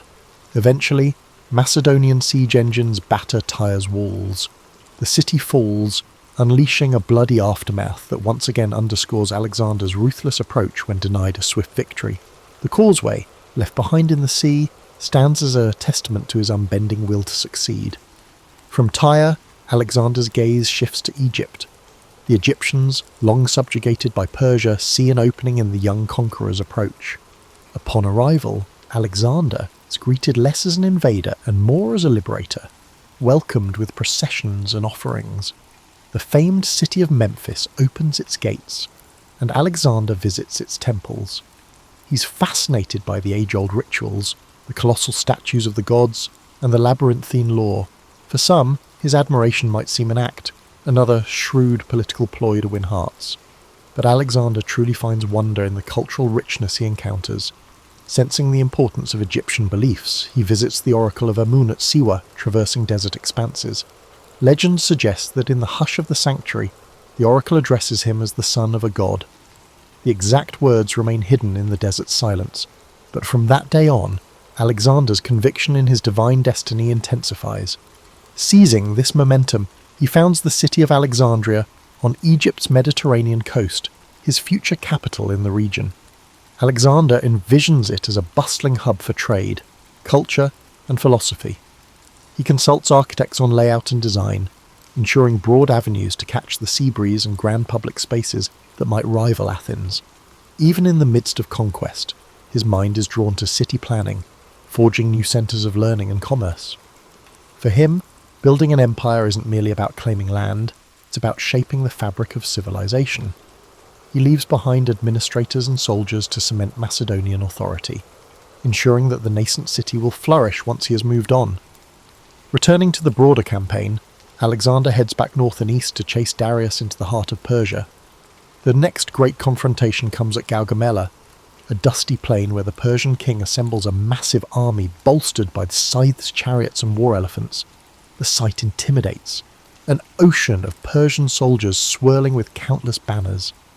Yet Alexander employs cunning tactics, encouraging his cavalry to feign retreats, luring enemy chariots into positions where they are easily targeted, and orchestrating the phalanx to hold firm against waves of attackers. Again, Darius flees. The Persian king's departure sends shockwaves through his ranks, inciting panic. Alexander's victory at Gaugamela effectively shatters the core of Persian military might. It's a triumph so decisive that historians later mark it as the downfall of the Achaemenid Empire. With no organised Persian resistance left, Alexander moves eastward into Babylon, a city of legendary splendour. Gold-laden temples, lush hanging gardens, and the labyrinth of ancient streets leave Alexander in awe. Babylon's populace yields to him without significant conflict, and he enters the city like a triumphant hero. Symbolic gestures follow. Alexander orders that the local temples be restored, presenting himself as a patron of Babylonian religion and traditions. Each region he conquers, he strives to affirm its culture and worship, forging an image of himself as a unifier rather than a mere plunderer. Beneath the spectacle, though, is a shrewd realization. To rule lands as vast as Persia, intimidation alone won't suffice. Understanding and respecting local customs will secure loyalty far more effectively than perpetuating fear. As he journeys further into Persia's heartland, Alexander takes possession of the Persian capital cities, Susa and Persepolis among them. At Persepolis, the seat of Achaemenid power, an iconic event unfolds. During a drunken revel, some Macedonian soldiers, possibly incited by Alexander or by a woman's vengeful suggestion, set fire to the royal palace. Flames dance across priceless reliefs and echo through the columns that once bore testament to Persian might. The devastation stands out as a moment of fiery revenge, avenging centuries of Persian aggression against Greece. Yet, as the embers fade, Alexander reportedly regrets the destruction of such a magnificent sight. Legend holds that the next day, he wanders the charred remains in sombre reflection, perhaps realizing that in a single night of triumphal fury, an irretrievable piece of human heritage was incinerated. By now, Alexander has all but dethroned Darius, who flees east with a few loyalists, yet the empire's total subjugation remains incomplete. Vast territories in Central Asia remain unconquered. Rebellious satraps and local warlords refuse to acknowledge Macedonian rule. The campaign that began with dreams of bridging Europe and Asia now stretches into a sprawling pursuit across deserts, mountains and unfamiliar realms. Alexander, undeterred, pushes onward.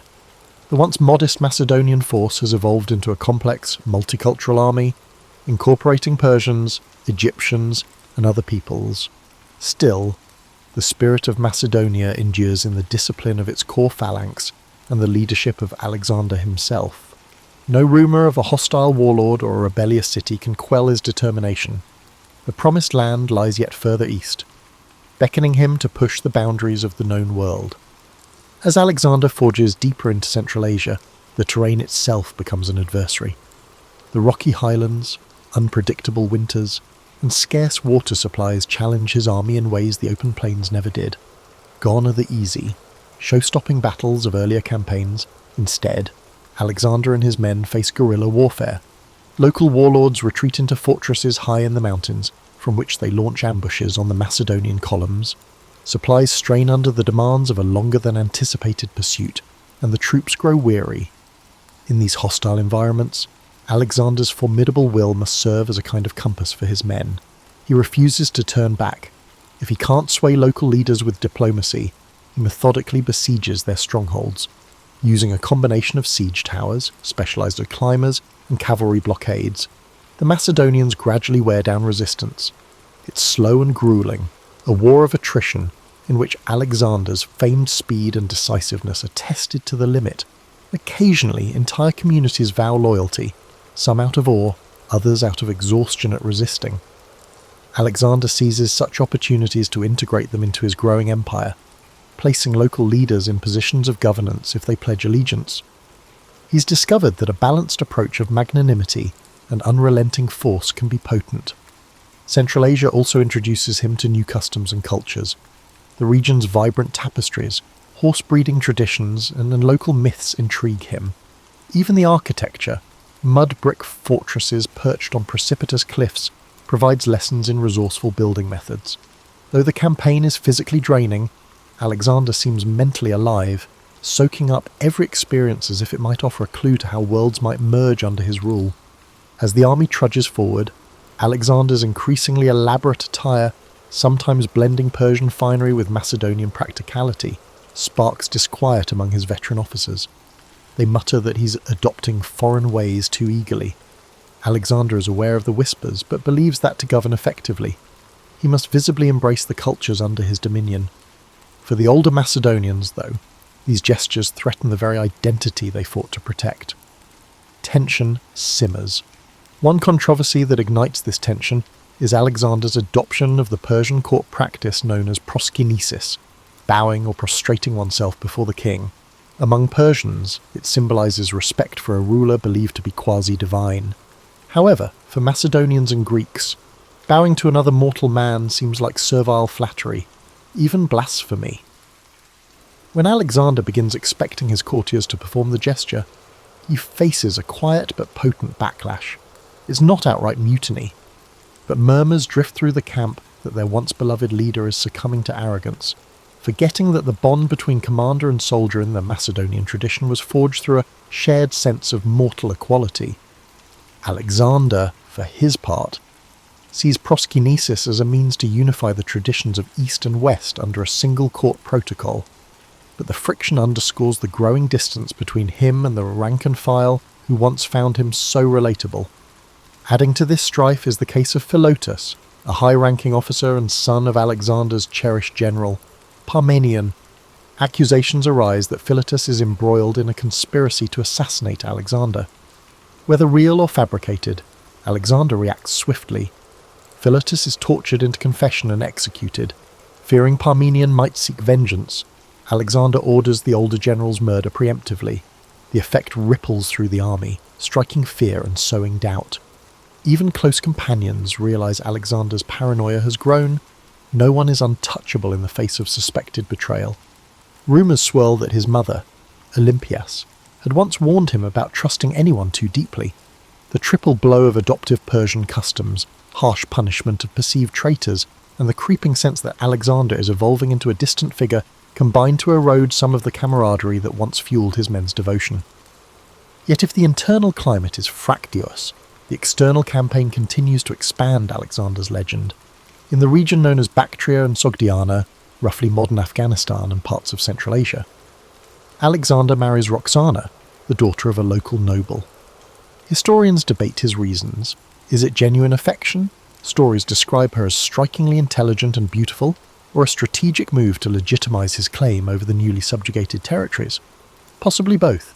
In any case, the wedding is symbolic. It merges Macedonian power with Central Asian lineage, hinting at Alexander's deeper ambition to create a blended aristocracy that transcends old boundaries.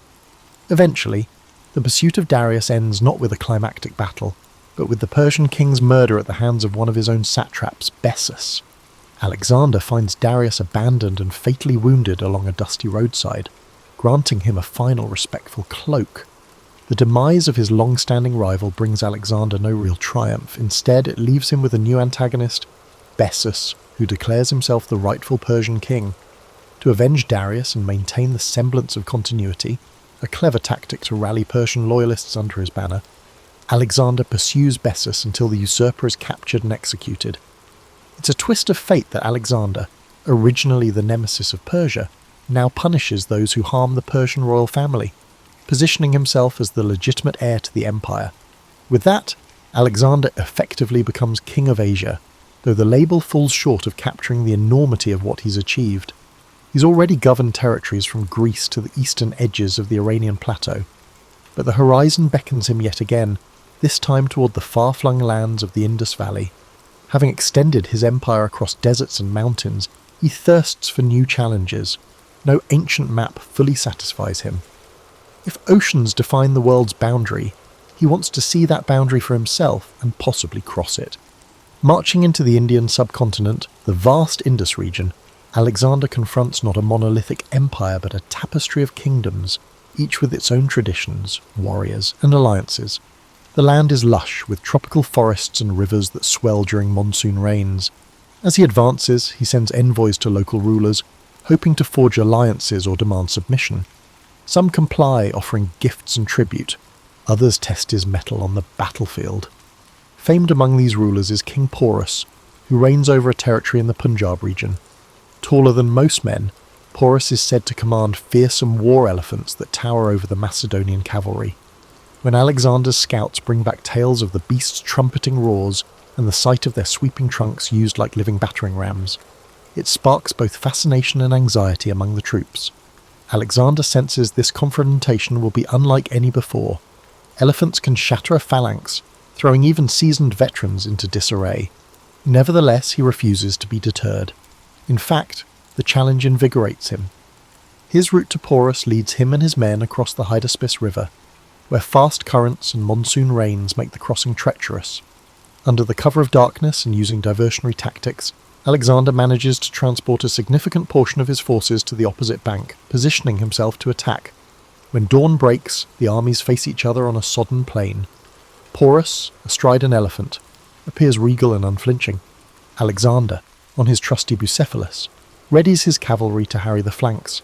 As the battle commences, the thundering of the elephant shakes the ground, sending tremors through the Macedonian lines. Yet Alexander employs cunning. He directs archers to focus on the elephant mahouts, drivers, creating confusion among the beasts, and positions horsemen to strike from multiple angles. The Macedonian infantry displays its trademark discipline, forming tight formations that can pivot to lure elephants into lethal cul-de-sacs. The chaos is intense, mud and blood mingle underfoot, and the roar of maddened elephants resonates across the battlefield. Eventually, Porus's forces buckle under the unrelenting pressure. Even the mighty war elephants, wounded and panicked, turn against their own side in some cases. In the end, the Macedonians triumph. Rather than subjecting Porus to humiliation or execution, Alexander does something unexpected. Impressed by Porus's bravery, he restores him to his throne as a subordinate ruler, extending a policy of pragmatic statesmanship.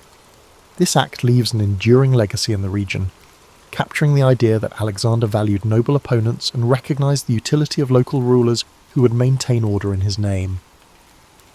A sense of admiration grows on both sides.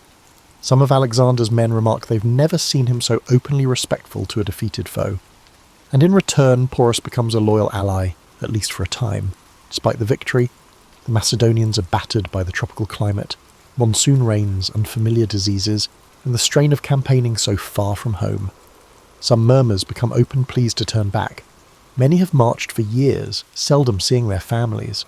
Tales spread of monstrous rivers further east, of endless armies waiting, or of new elephant corps that dwarf Porus's.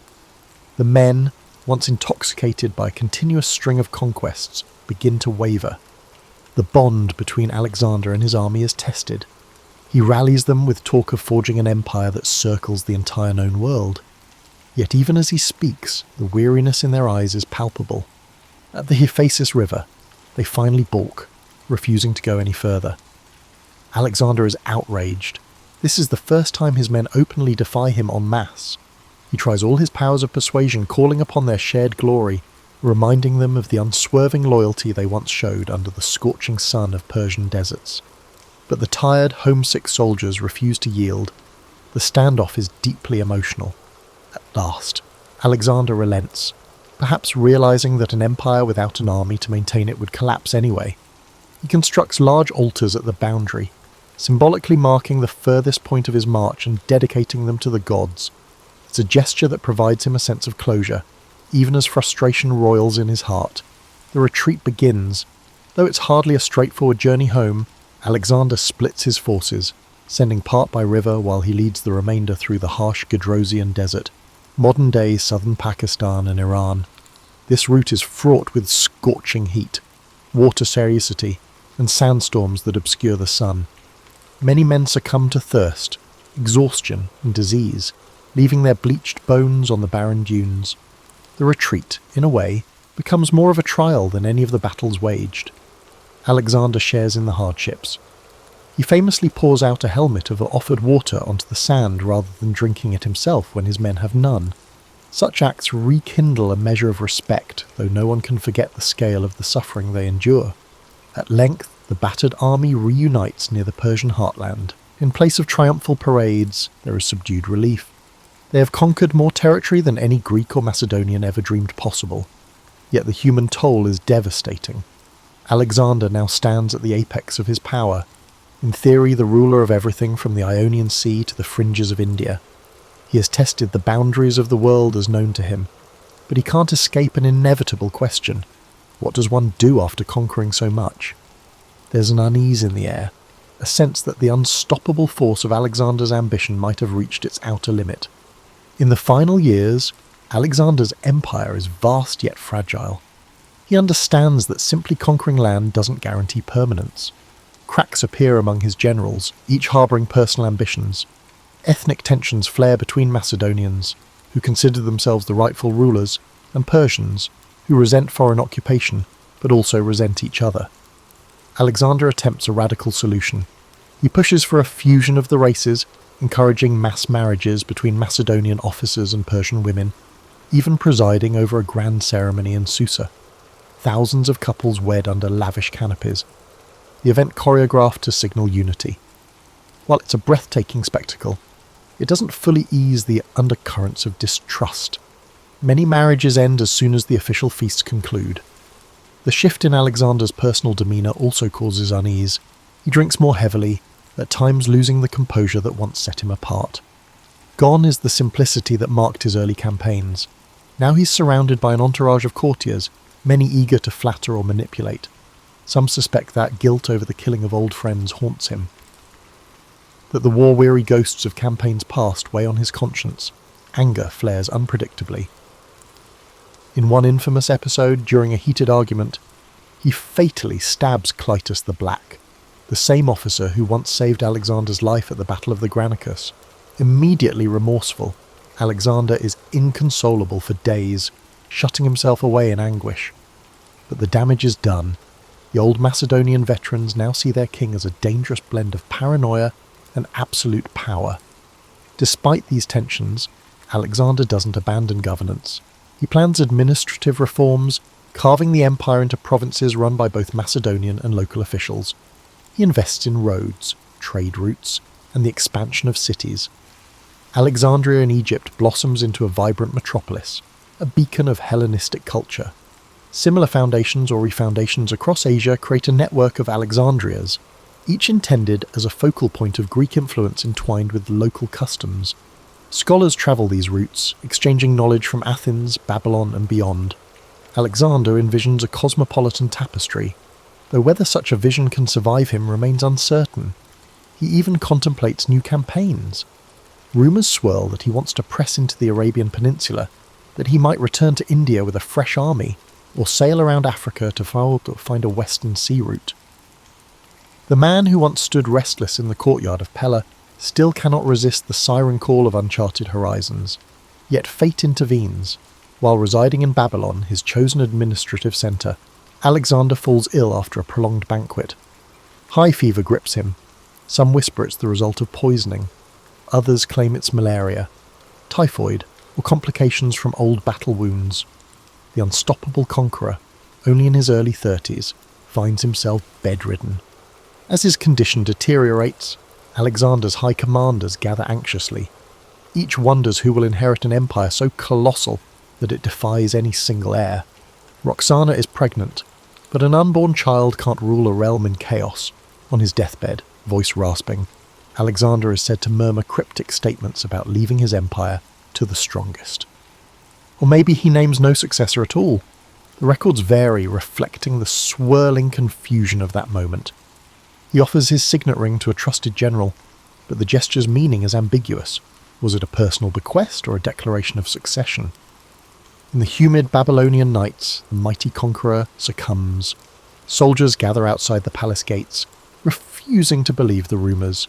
They beg to see him one last time. Legend says the dying Alexander is carried to an antechamber, where he silently acknowledges his troops with his eyes. Too weak to speak, sorrow envelops them. The man who led them across oceans, deserts, and countless battlefields is now leaving them, with no clear directive for tomorrow. With Alexander's death, the empire he created trembles on the brink of fragmentation. Generals, later called the Diadochi, will carve the territories into separate kingdoms, forging their own dynasties in Egypt, Asia Minor, and beyond. Many of the cities Alexander founded remain, cultural crossroads that spin out new fusions of art, philosophy, and religion. Hellenistic influence spreads further than any purely Greek city-state ever could have imagined, shaping centuries of development in lands as far as the Indus Valley. And what of Alexander's legacy?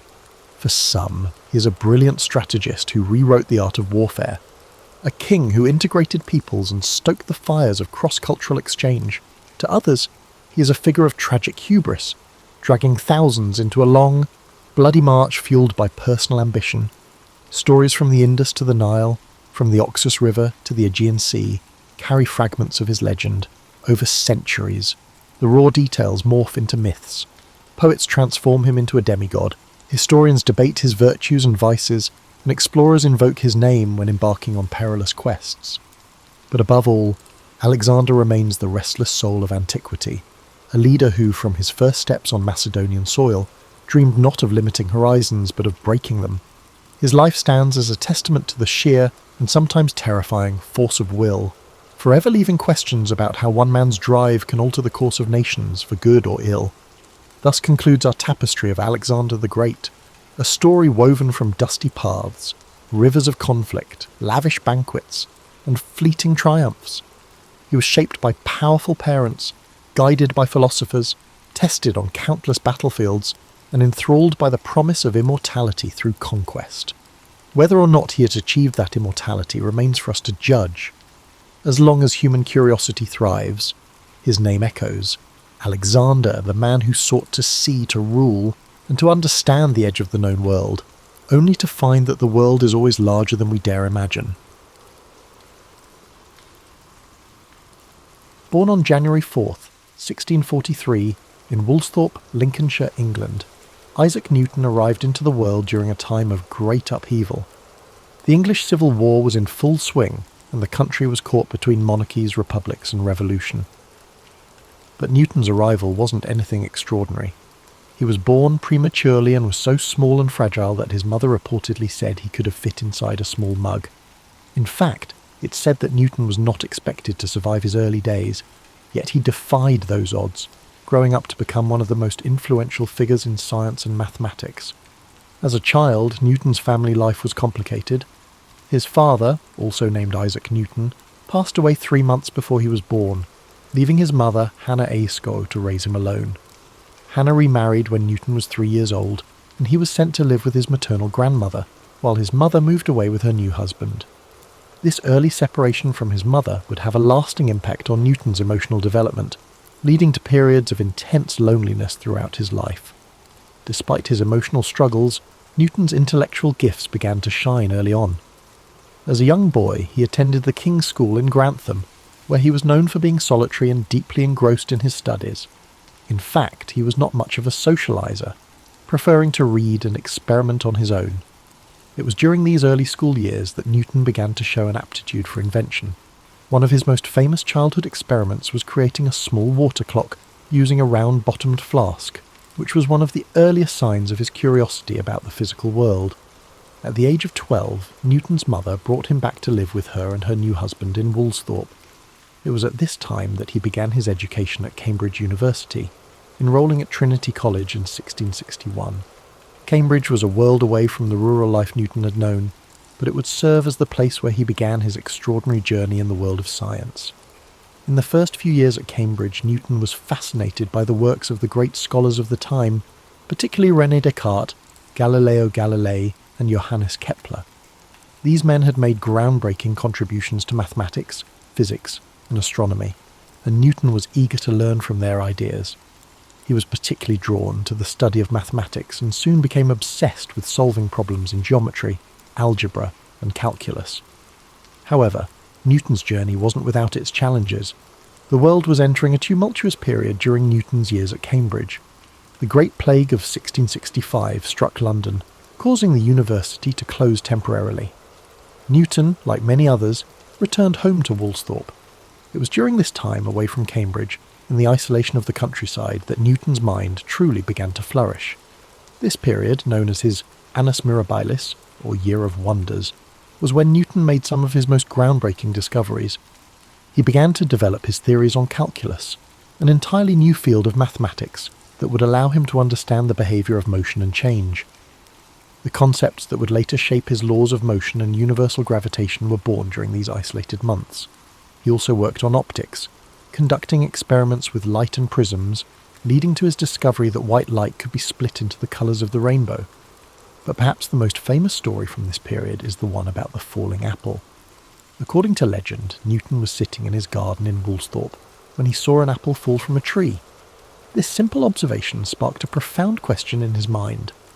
Why did the apple fall straight down, rather than sideways or in some other direction? This moment of curiosity would lead him to formulate his law of universal gravitation, which states that every mass attracts every other mass in the universe with a force proportional to the product of their masses and inversely proportional to the square of the distance between them. Returning to Cambridge in 1667, Newton's reputation as a mathematician and physicist began to grow. He soon became a fellow at Trinity College, and over the next several years he began to refine his ideas. In 1687, he published his groundbreaking work, Philosophia Naturalis Principia Mathematica, or simply the Principia. In this book, Newton introduced his 3 laws of motion and the law of universal gravitation. These laws laid the foundation for classical mechanics and transformed the understanding of how the universe works.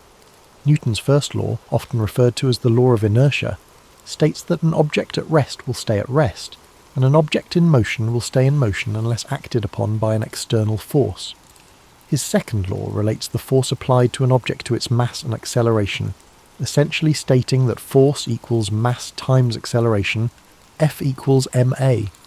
Finally, his third law states that for every action there is an equal and opposite reaction, a principle that underpins everything from rocket launches to the way we walk. But Newton's work wasn't limited to physics. He was also a brilliant astronomer, and his discoveries in this field changed the way humanity understood the cosmos. Newton's work on gravity not only explained why apples fall, but also explained the motions of celestial bodies. He demonstrated that the same force of gravity that caused an apple to fall to the ground also governed the movements of the planets, moons, and even comets in the sky. This insight would influence the work of astronomers for centuries, most notably Albert Einstein, who built upon Newton's theories with his own theory of relativity.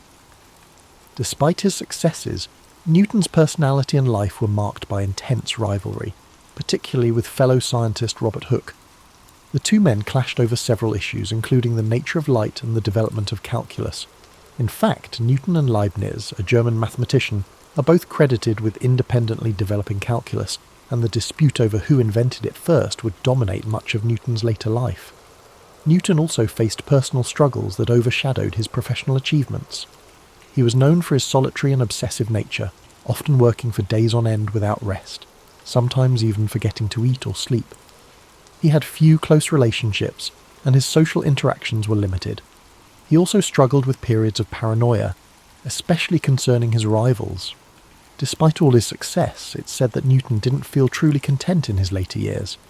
As he aged, Newton also grew increasingly involved in the administrative aspects of science. He served as the president of the Royal Society and was a member of Parliament for a time, though he rarely spoke during his time in government. In his final years, Newton turned his attention to alchemy and religious studies, subjects that are less well known but were still important to him. He wrote extensively on biblical chronology and alchemical theories, though these writings were largely unpublished during his lifetime. Isaac Newton died on March 31st, 1727, at the age of 84. He was buried in Westminster Abbey, a fitting tribute to a man whose work had fundamentally shaped the world. His tomb, inscribed with a Latin epitaph, honours the incredible mind that unlocked the secrets of the universe. Newton's legacy endures to this day, not only in the fields of mathematics and physics, but also in the very way we understand the natural world.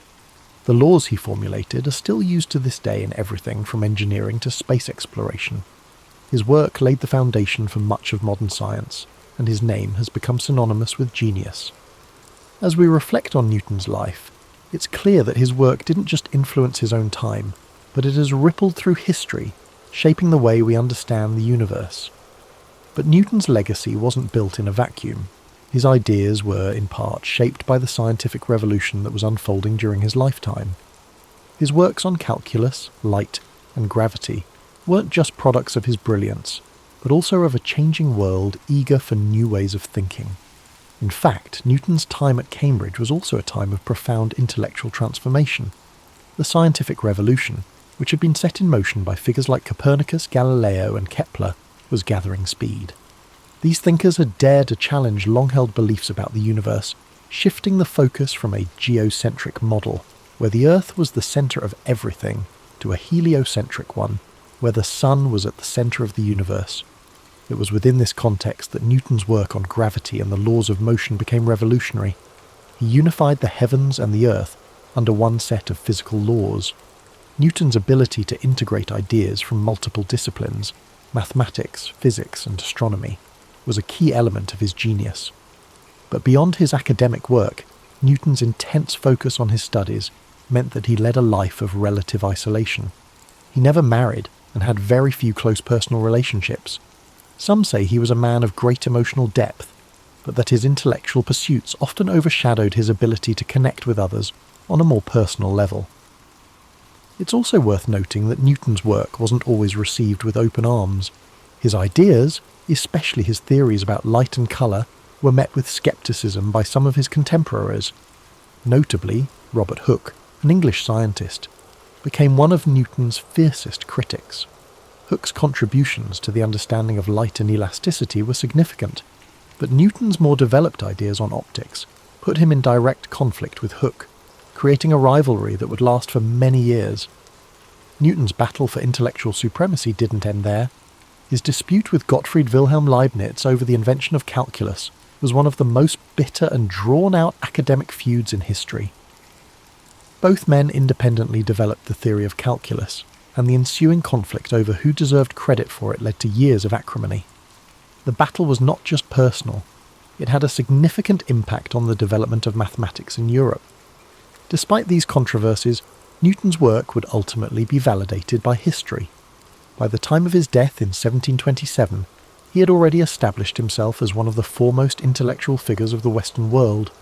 His contributions to mathematics, physics, and astronomy became foundational to the development of modern science, and his Principia is still considered one of the greatest works ever published in the history of science. Now, when we think about Newton's lasting legacy, we cannot overlook the sheer scale of his influence on the way we live today.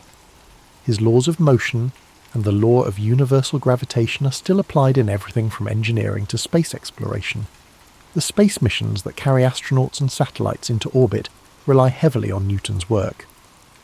The trajectory calculations used to send spacecraft to distant planets, such as the Mars rovers, are based on his principles. His equations have been the bedrock upon which countless scientific advancements have been built. And even though Newton's theories on gravity have been refined and expanded upon by later scientists, such as Albert Einstein with his theory of general relativity, the core ideas about the forces that govern motion and the behaviour of celestial bodies are still grounded in Newtonian mechanics. In a sense, Newton's work provides the framework within which later theories are tested and developed. In addition to his scientific contributions, Newton's influence extended into philosophy, religion, and even the political sphere. As president of the Royal Society, he played a significant role in shaping the direction of scientific research in England. Newton's work helped elevate science to a position of great prestige, laying the groundwork for the Enlightenment, a period in history marked by an emphasis on reason, logic, and scientific inquiry.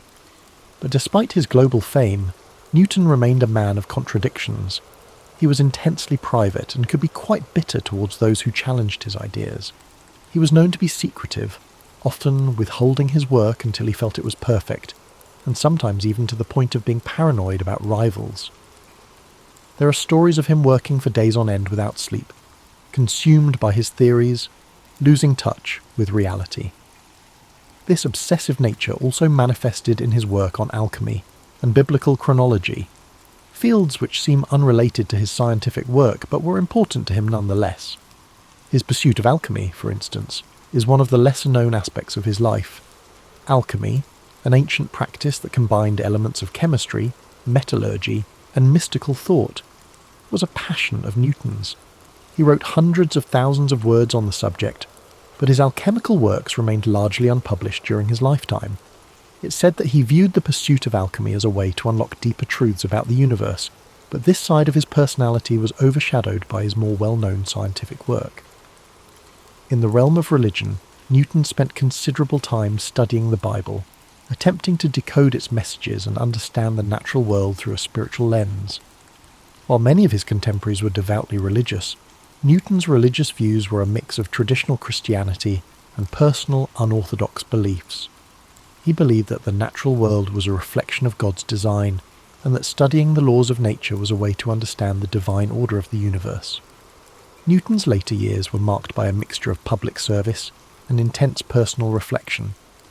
After spending much of his life in academia, Newton was appointed Warden of the Royal Mint in 1696, where he was tasked with reforming England's coinage system. His work in this role was diligent and successful, and he eventually became Master of the Mint, overseeing the minting of all the country's coins. This role added a new layer to Newton's legacy, proving that his skills extended beyond the academic world into the practical affairs of state. When Isaac Newton passed away in 1727, he left behind a legacy that would change the world forever. He had transformed our understanding of the physical universe and set the stage for centuries of scientific progress. His discoveries continue to be celebrated and studied to this day, with his laws of motion and universal gravitation forming the backbone of much of modern physics and engineering. Today, we remember Newton not just as a scientist, but as a symbol of human curiosity and determination. He was a man who sought to understand the fundamental laws of nature, and in doing so, changed the way humanity sees the world. His story is a reminder that one person, no matter how humble their beginnings, can leave an indelible mark on history. As we draw this exploration of Isaac Newton's life to a close, it's important to reflect on the profound impact he has had on the world we live in today. Though centuries have passed since his death, his contributions continue to shape our understanding of the universe. One of the most remarkable aspects of Newton's legacy is how his theories laid the groundwork for much of modern science. His laws of motion, for example, are still foundational to fields like engineering, aerospace, and robotics. Every time a rocket is launched into space, scientists and engineers rely on Newton's understanding of forces and motion to chart its course. His ideas allow us to send satellites to orbit, predict the trajectory of asteroids, and calculate the velocity of objects moving at incredible speeds. Without his work, our modern technological advancements, especially in fields like space exploration, would not have been possible. Even beyond physics, Newton's influence extends to a variety of other disciplines. His work in mathematics led to the development of calculus, a tool that's now used in everything from economics to medicine. Calculus is indispensable in understanding rates of change, making it essential in fields like biology, chemistry, and even social sciences. It's amazing to think that these equations, developed over 3 centuries ago, are still used by scientists, mathematicians, and economists to solve real-world problems. Newton's discoveries about light and optics too paved the way for our modern understanding of vision, colour, and even the development of technologies like telescopes and microscopes. His experiments with prisms demonstrated that light is made up of different colours, fundamentally changing our approach to the study of light waves. His theories on optics played a key role in the development of modern physics, and they still inform cutting-edge research in areas like quantum mechanics and wave theory. But Newton's influence isn't confined to the realm of science and mathematics. His work in establishing a more rigorous, methodical approach to inquiry laid the foundations for the scientific method we rely on today.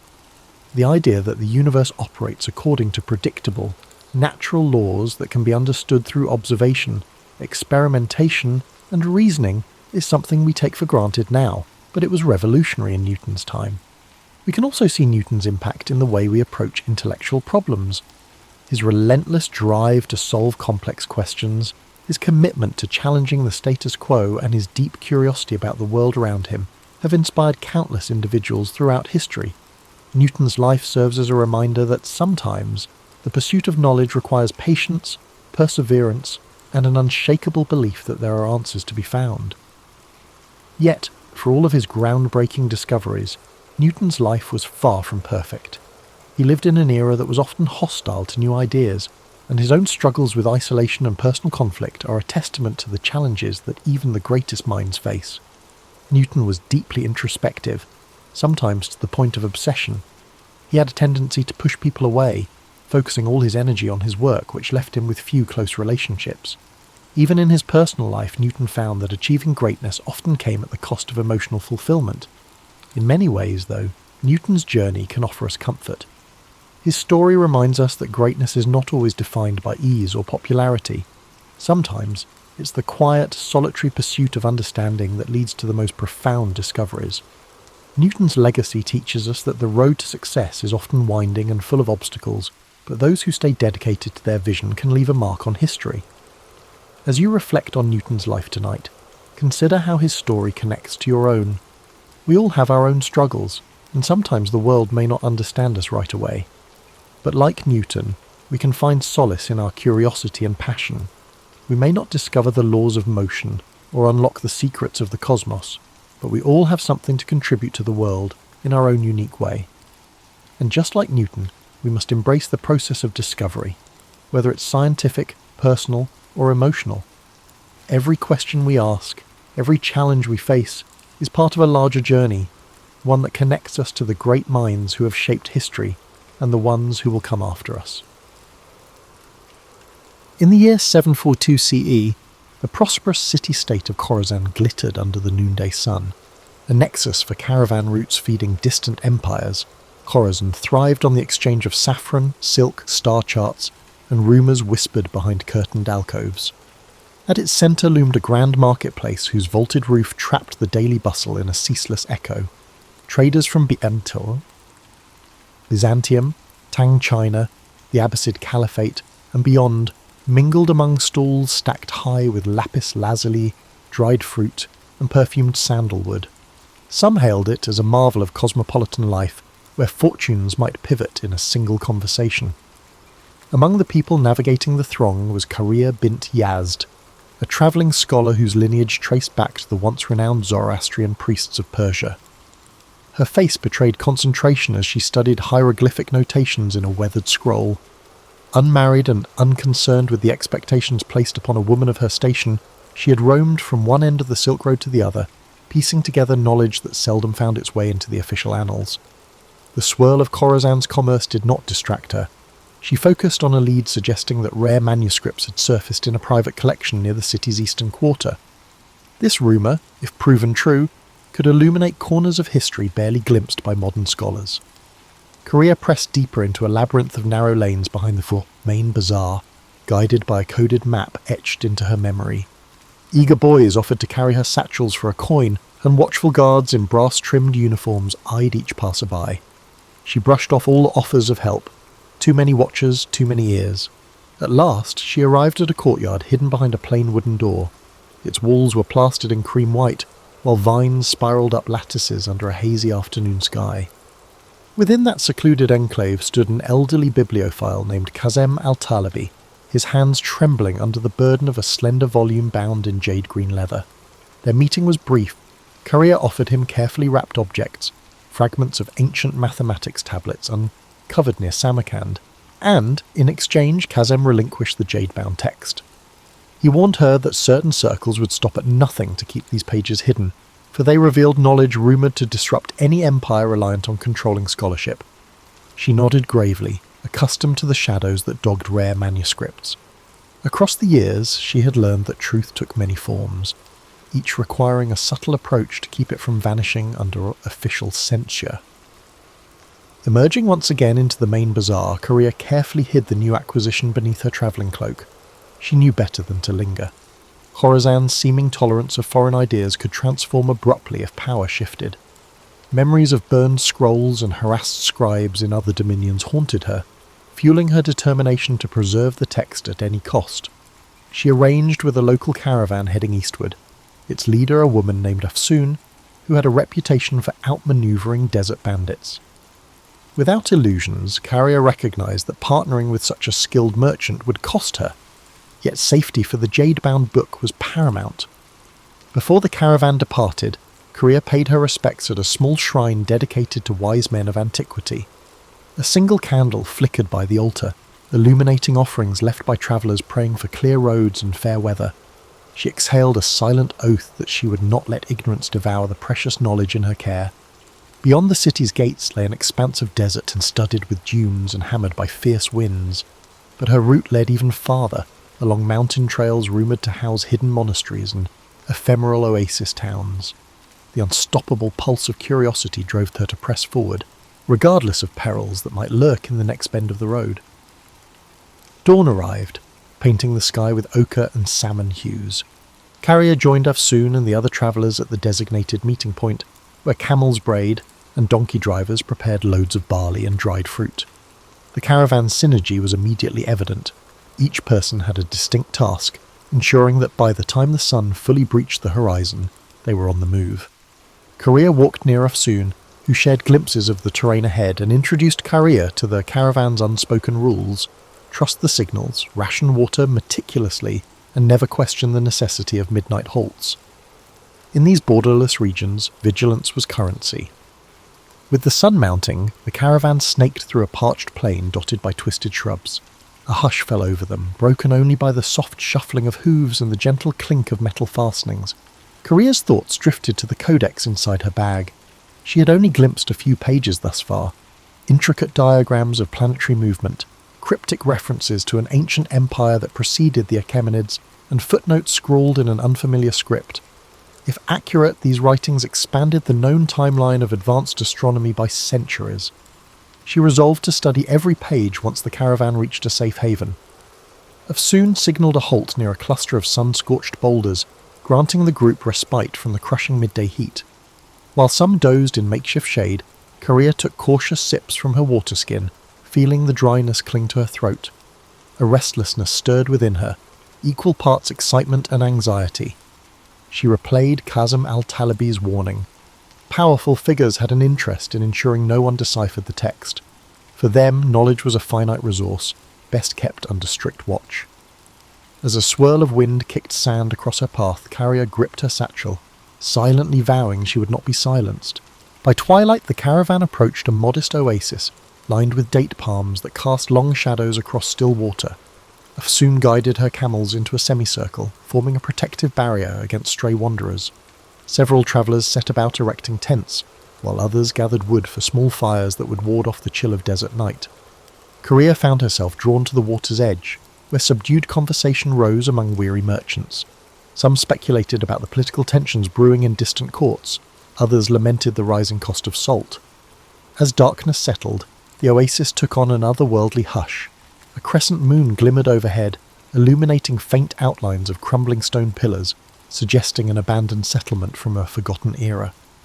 Under that quiet vault of stars, Carrier couldn't resist scanning a few more pages of the jade-bound manuscript. Its text merged empirical observations with philosophical notes referencing the grand wheel of time. She recognized oblique references to astronomical systems older than the widely recognized Ptolemaic model. If deciphered fully, such knowledge might challenge many assumptions cherished by esteemed academies. Meanwhile, Afsoon stepped away from the main group, beckoning Carrier to join her near a withered acacia. "You stand out among our company," the merchant remarked in a measured tone. "Your eyes never rest, and you guard that bag as if it carries the soul of a king." Carrier, wary of revealing too much, offered that she was merely a scholar entrusted with a rare item. Afsoon nodded, but warned Carrier that roving spies seeking advantage for rival factions often infiltrated caravans. She suggested Carrier remain vigilant, especially given the extraordinary bustle in Khorasan, where rumour travelled like wildfire. Unable to sleep, Carrier lingered by the embers of the fire after most travellers had dozed off. She studied the swirling patterns of the night sky, mindful of the coded star charts in the manuscript. Passing caravans sometimes recounted legends of a hidden library in the mountain city of Varash, where lines of knowledge stretched back to centuries unknown. Carrier wondered if that library could fill the gaps in her text. She believed the jade-bound manuscript might be only a fragment of a larger puzzle, scattered across the Silk Road's shifting tapestry. Morning unveiled a horizon brushed with amber, and the caravan proceeded along a rocky escarpment overlooking a vast dune field. Rolling slopes of sand rippled beneath the wind like the surface of a living sea. At midday they paused for water, rationed by Afsoon with practised efficiency. Carrier noticed that one of the other travellers, a soft-spoken man named Malik, carried a small chest meticulously locked. He travelled with perpetual worry etched into his features, eyes darting whenever talk turned to rumours of desert raiders. Secrets seemed to coil around each member of this assemblage, as though no one ventured these roads without hidden motives. Late in the afternoon, the caravan encountered a party of horsemen flying the banner of a minor warlord rumoured to be in league with the region's most feared bandit clans. Tension crackled through the group as Afsoon halted the caravan, waiting for the riders to approach. After a terse greeting, the horsemen rode on, apparently uninterested in conflict, but the encounter rattled everyone. Korea noticed Afsoon's posture remained rigid with caution long after the riders vanished in a plume of dust.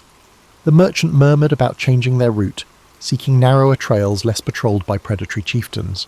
That evening brought them to a narrow gorge, its walls towering on either side in jagged ridges. Afsoon insisted they make camp in a sheltered alcove half hidden behind weathered boulders. By the flicker of firelight, Korea finally delved into the central chapter of the manuscript. Strange symbols, part cuneiform, part unknown script, decorated the margins, each sign accompanied by cryptic commentary. The text recounted a civilization that mapped constellations in ways contrasting with every known chart. Diagrammatic lines implied an advanced geometry, far exceeding the standard calculations of her time. Just as Korea's pulse quickened at the revelation, a cry rang out near the edge of camp. She rushed toward the commotion, heart pounding. Malik stood trembling by his small chest, which now lay open, its contents missing. Anguish coloured his voice as he pleaded for help, insisting that something vital had been stolen, a crucial letter from the governor of Basra, hidden within that chest. Afsoon assembled the caravan members, demanding an explanation. Tempers flared, suspicion circled, and whispered accusations rippled through the group. Searching for footprints beneath lantern light, they discovered evidence of at least 2 intruders who had come and gone without a trace. No sign indicated who among them might be an accomplice. The theft underscored Afsoon's earlier warning. In these transitory worlds, secrets attract cunning opportunists. Korea gripped her manuscript more tightly, wishing to vanish inside the labyrinth of lines and symbols that promised an era unbounded by petty intrigue. Yet she remained anchored in the caravan's tense reality. The road ahead felt increasingly perilous, and the cost of preserving knowledge seemed set to rise. The following sunrise found the caravan subdued, each member wary of neighbours who might conceal hidden agendas. Afsoon led them out of the gorge at a brisk pace, aiming to put distance between their group and whoever had orchestrated the nighttime theft. A pale wind carried the scent of flint and dust, stinging eyes and chapping lips. Their route descended along a dry riverbed flanked by stunted tamarisk shrubs, offering scant protection from the intensifying sun. Korea trudged in Stolzen silence, mindful that trust could be a luxury. As midday drew near, they spotted the remnants of a caravanserai built against the side of a bluff. Its once sturdy walls had caved in and battered archways led into courtyards strewn with fallen timber. Afsoon signalled a cautious approach, uncertain whether travellers or outlaws might be occupying the ruins. The group explored in pairs, stepping over cracked tiles littered with scorpion husks. No living presence emerged, though evidence of a hasty departure. Scattered coals, torn blankets, suggested someone had sheltered there not long before.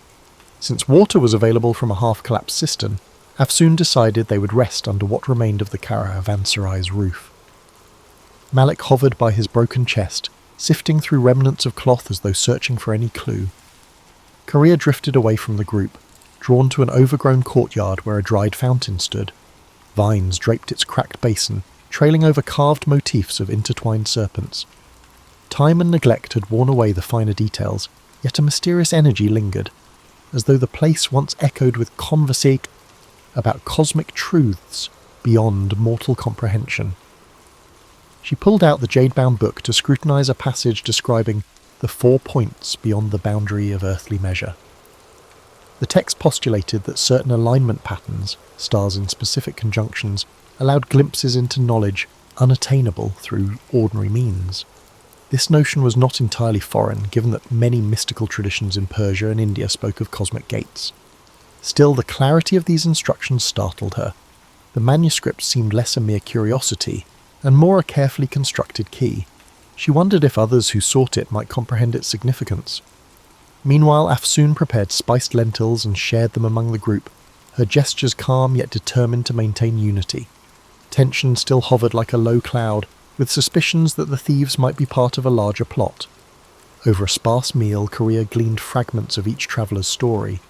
A textile merchant returning from Cairo, a widower heading to Samarkand to meet his estranged son, an amateur scribe hoping to gain employment in the libraries of Nishapur. Layer by layer, she sensed each person guarded secrets born of loss, ambition, or desperation. As dusk fell, moonlight filtered through the caravanserai's gaps, accentuating outlines of shattered pillars. The group huddled around small fires.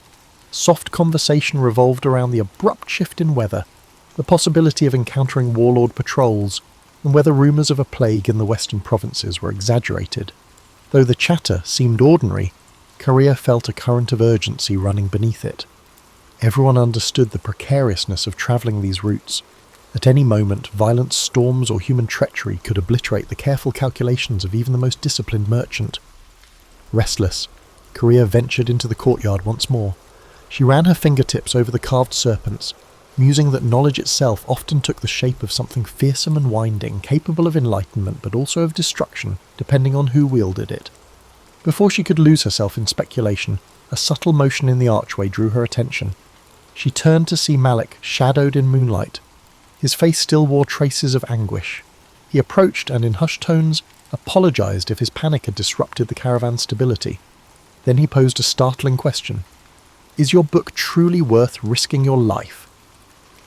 Korea hesitated, contemplating her answer. She confessed that its pages might safeguard insights from an older civilization, knowledge that could enrich the world if studied openly. Yet she recognized the hazards. No single text was worth a life, unless it also contained the means to prevent greater harm. Malik nodded, revealing that his lost letter held the potential to end a trade blockade strangling his hometown.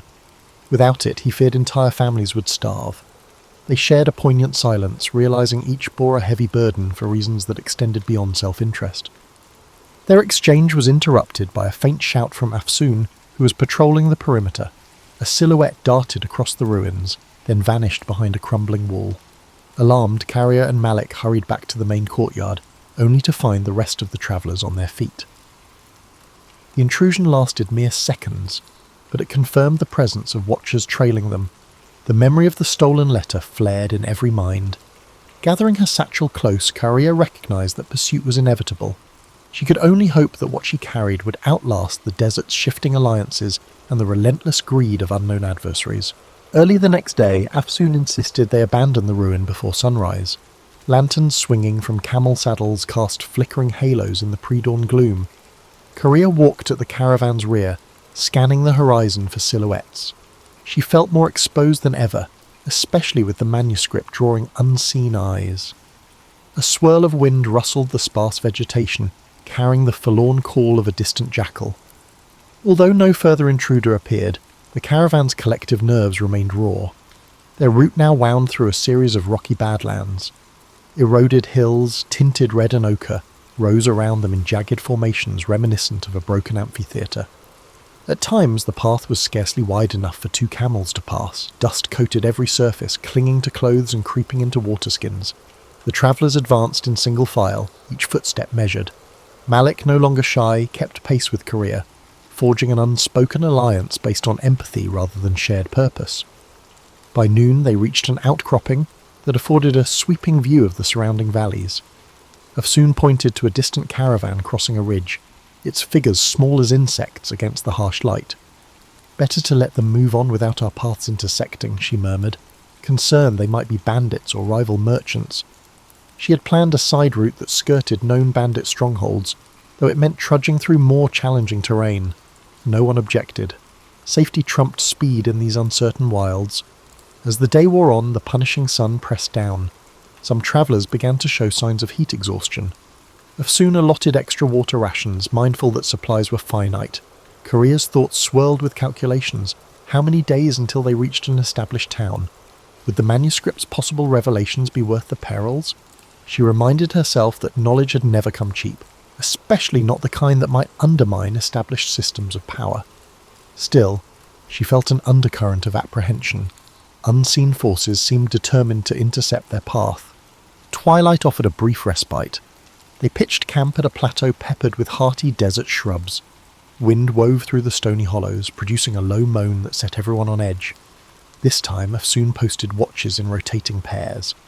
Korea volunteered for the midnight shift, hoping to glean some solitude for reading.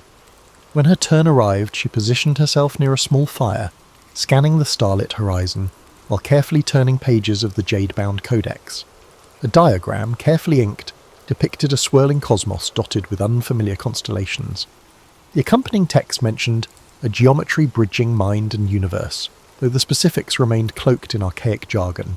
She sensed movement at the edge of the firelight and gripped the book protectively, but it was only an elderly trader from their group, awakened by coughing. He approached, nodding politely. "I see that you carry more than curiosity," he said, glancing at the manuscript's glowing pages. He spoke of his younger days when he'd travelled to a mountaintop sanctuary, rumoured to house writings older than any empire. The priests there, he claimed, hinted that scattered relics across the Silk Road formed pieces of a grand puzzle. He stopped short of elaborating, perhaps wary of scaring her with improbable myths, or simply reluctant to resurrect memories best left buried. Carrier nodded, intrigued yet cautious. She had heard variations of the mountaintop library tale in her journeys. One version placed it in Tibet, another in the highlands of Persia, and yet another in the Himalayas near the Indus. Regardless of location, the consistent theme was that a hidden repository of ancient texts might hold radical knowledge of mathematics, medicine, and astronomy. Could her manuscript be part of that lost legacy? She recalled hearing rumours that certain references connected the library's existence to the taboo notion of cyclical time, where civilizations rose and fell repeatedly, each leaving faint echoes for the next. The elderly trader coughed again and excused himself to rest. Alone, Korea gazed at the codex, a swirl of questions filling her mind. Just then, a sharp whistle pierced the night air. She sprang to her feet. Afsoon came running, sword in hand. A scout on the perimeter shouted news of footsteps on the far side of the plateau. Everyone scrambled for weapons. Adrenaline surged. Within moments, the intruders fled, vanishing as swiftly as they'd arrived, leaving only footprints. Afsoon suspected they were testing the caravan's defences. Tension soared. Though no battle ensued, the message was clear, someone to track them with precision. As the group attempted to settle back into a semblance of rest, Korea's mind refused to quiet. She wondered if the vanished intruders belonged to a clandestine order, or were simply bandits with a knack for intimidation. Either way, the manuscript's significance seemed amplified. In that uneasy darkness, she cradled her precious book, feeling the weight of unspoken centuries pressed between its covers. The next day would bring new confrontations, but for now she could only watch the flickering embers and await the uncertain dawn. Dawn arrived with a brittle clarity that rendered every stone, shrub and wary expression in sharp focus. Afsoon wasted no time ordering a quick departure. The caravan assembled under a sky streaked with lavender and rose, a fleeting beauty overshadowed by a need for vigilance. Camels loaded, watch rotations decided, they moved out, following a narrow winding track that descended toward lower elevations. The arid air tasted metallic, as if charged with pent-up tension.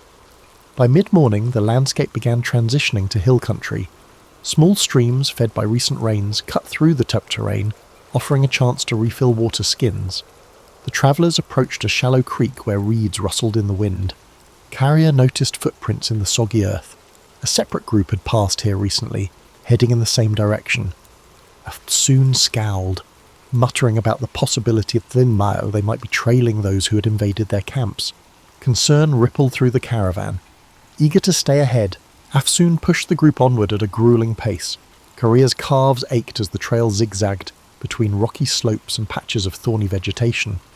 In the distance, the outlines of a fortified town occasionally emerged, only to disappear behind ridgelines. She guessed it to be Garesh, a mid-sized trading post rumoured to host pilgrims from the Indus region. If they could reach Garesh by nightfall, the caravan would have a solid perimeter wall to shield them, at least temporarily. Eventually they spotted walls of pale stone crowned by watchtowers.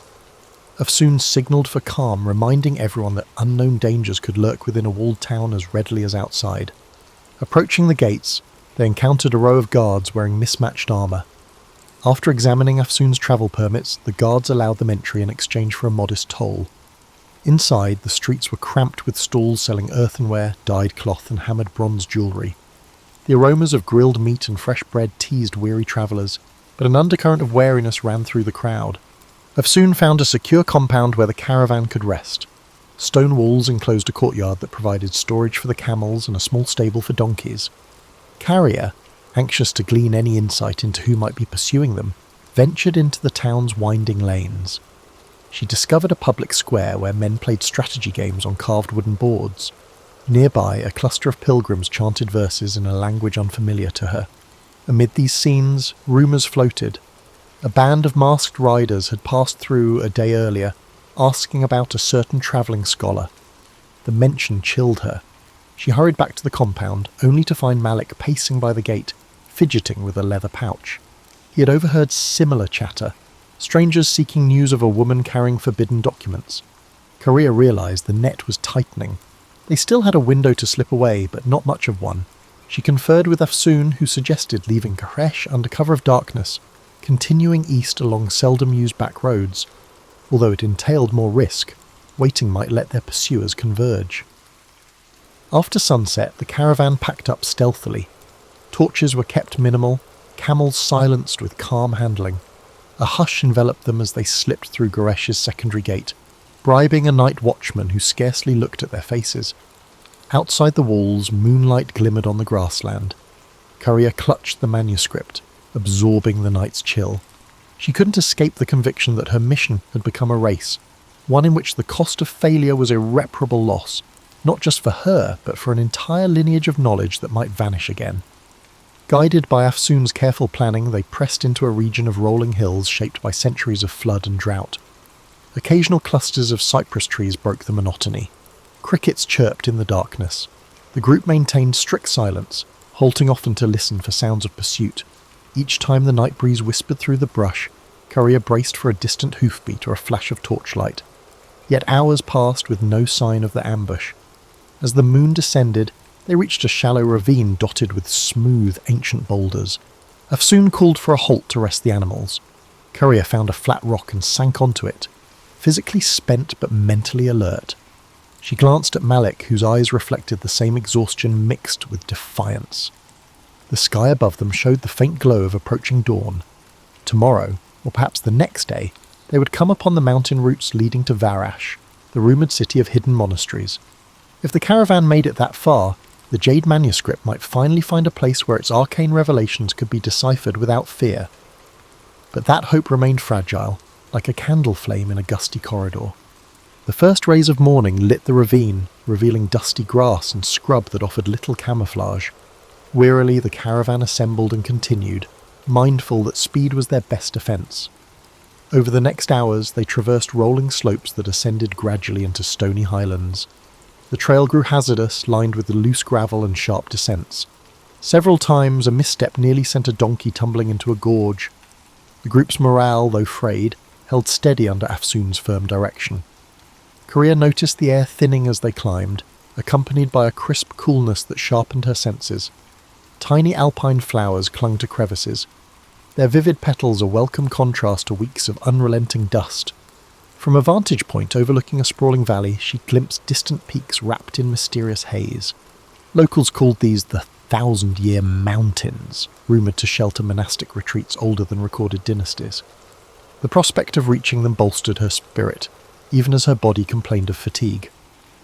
Near midday, the caravan stopped by a rivulet trickling through a rocky defile. While watering the animals, Afsoon and Korea consulted a hand-sketched map that indicated Varash lay 2 more days beyond the far ridges.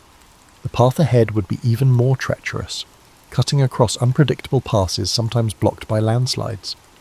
Korea felt her heartbeat quicken, recalling rumours that entire caravans had been buried by sudden rockfalls in these mountains, yet the urgency to evade pursuers overshadowed every other fear. They pressed on, the route turning into a steep climb dotted with ancient stone markers. At each switchback, Korea saw inscriptions worn by centuries of weather. She paused to trace her fingers over a faint symbol, a stylized sun encompassed by the intersecting circles. Something about it resonated with the diagrams in her jade-bound codex. She made a mental note to compare them later, suspecting these markers might be vestiges of the same civilization described in the manuscript's cryptic pages. Whenever she glimpsed fresh inscriptions, her curiosity ignited anew. Late in the afternoon, the skies darkened ominously. Thunder rumbled among the peaks, and a biting wind heralded an approaching storm. Soon urged everyone to hurry. They located a natural overhang near a rocky ledge, providing partial shelter from the elements. Rain unleashed its fury soon after they took cover, slamming the landscape in waves. Lightning tore the sky, illuminating ragged silhouettes of mountains. The downpour threatened to wash away the path. Huddled together, the travellers watched rivulets form across the rocky ground, carrying pebbles and debris downhill. The storm raged for hours, pinning them under the overhang. Correa used the enforced pause to unwrap the codex, sheltering it beneath a canvas. She examined the sections she had not yet deciphered, focusing on references to a temple of horizons. The text included mathematical guidelines for charting star positions from an elevated vantage. With each flash of lightning, she glimpsed the manuscript's swirling lines and felt a peculiar kinship with those unknown scholars from centuries past. They had once braved the wilderness of ideas. Now, in a literal wilderness, she carried their legacy. Eventually, the worst of the storm passed, leaving dripping rocks and a deep chill in its wake. The group decided to remain under the overhang for the night, wary of slick trails and potential landslides. By flickering lamplight, Afsoon distributed dried figs and salted lamb. Conversation drifted from the challenges of the climb to more philosophical musings, the futility of borders in a land shaped by millennia, the intangible line between faith and science. Malik spoke quietly of his father, who had died under a tyrant's regime while trying to protect valuable manuscripts. Listening to him, Correa sensed that each traveller had been guided here by a longing for redemption or renewal. Sometime after midnight, Correa woke to the faint crackle of footsteps. She inched toward the edge of their makeshift shelter, heart pounding. Two figures, hunched low, hovered near the pack animals. She recognized them as strangers, not members of the caravan. Before she could raise an alarm, Afsoon emerged from the darkness like a phantom, sword drawn. A terse standoff ensued, broken by frantic whispers. The intruders fled once they saw they were outnumbered. The caravan's travellers, now fully awakened, spent the rest of the night in guarded watch, cold and uneasy. With dawn they surveyed the sodden landscape. Landslides had ripped through parts of the trail, but it appeared passable with caution. Though the intruders had not returned, the sense of pursuit remained acute. Correa conferred with Afsoon, both concluding that time was running short. If Farash was within reach, they needed to seize the chance before more enemies closed in. Hoisting packs onto weary camels, the group set forth again. The distant peaks beckoned like silent witnesses, and Correa whispered a fervent hope that the city's rumoured monasteries could offer refuge, and perhaps reveal how to unlock the manuscript's deeper secrets. The final stretch to Varash proved gruelling. Narrow trails clung to mountain ridges overlooking mist-shrouded abysses. Each step required vigilance. At times, they paused to listen for rockfalls in the distance, markers of an unstable terrain. The air grew thinner, and breath came in short gasps, yet beyond every precarious turn a new vista opened. Crisp lakes reflecting the sky, hidden valleys studded with wildflowers, the occasional stone ruin perched on a ledge like an ancient sentinel.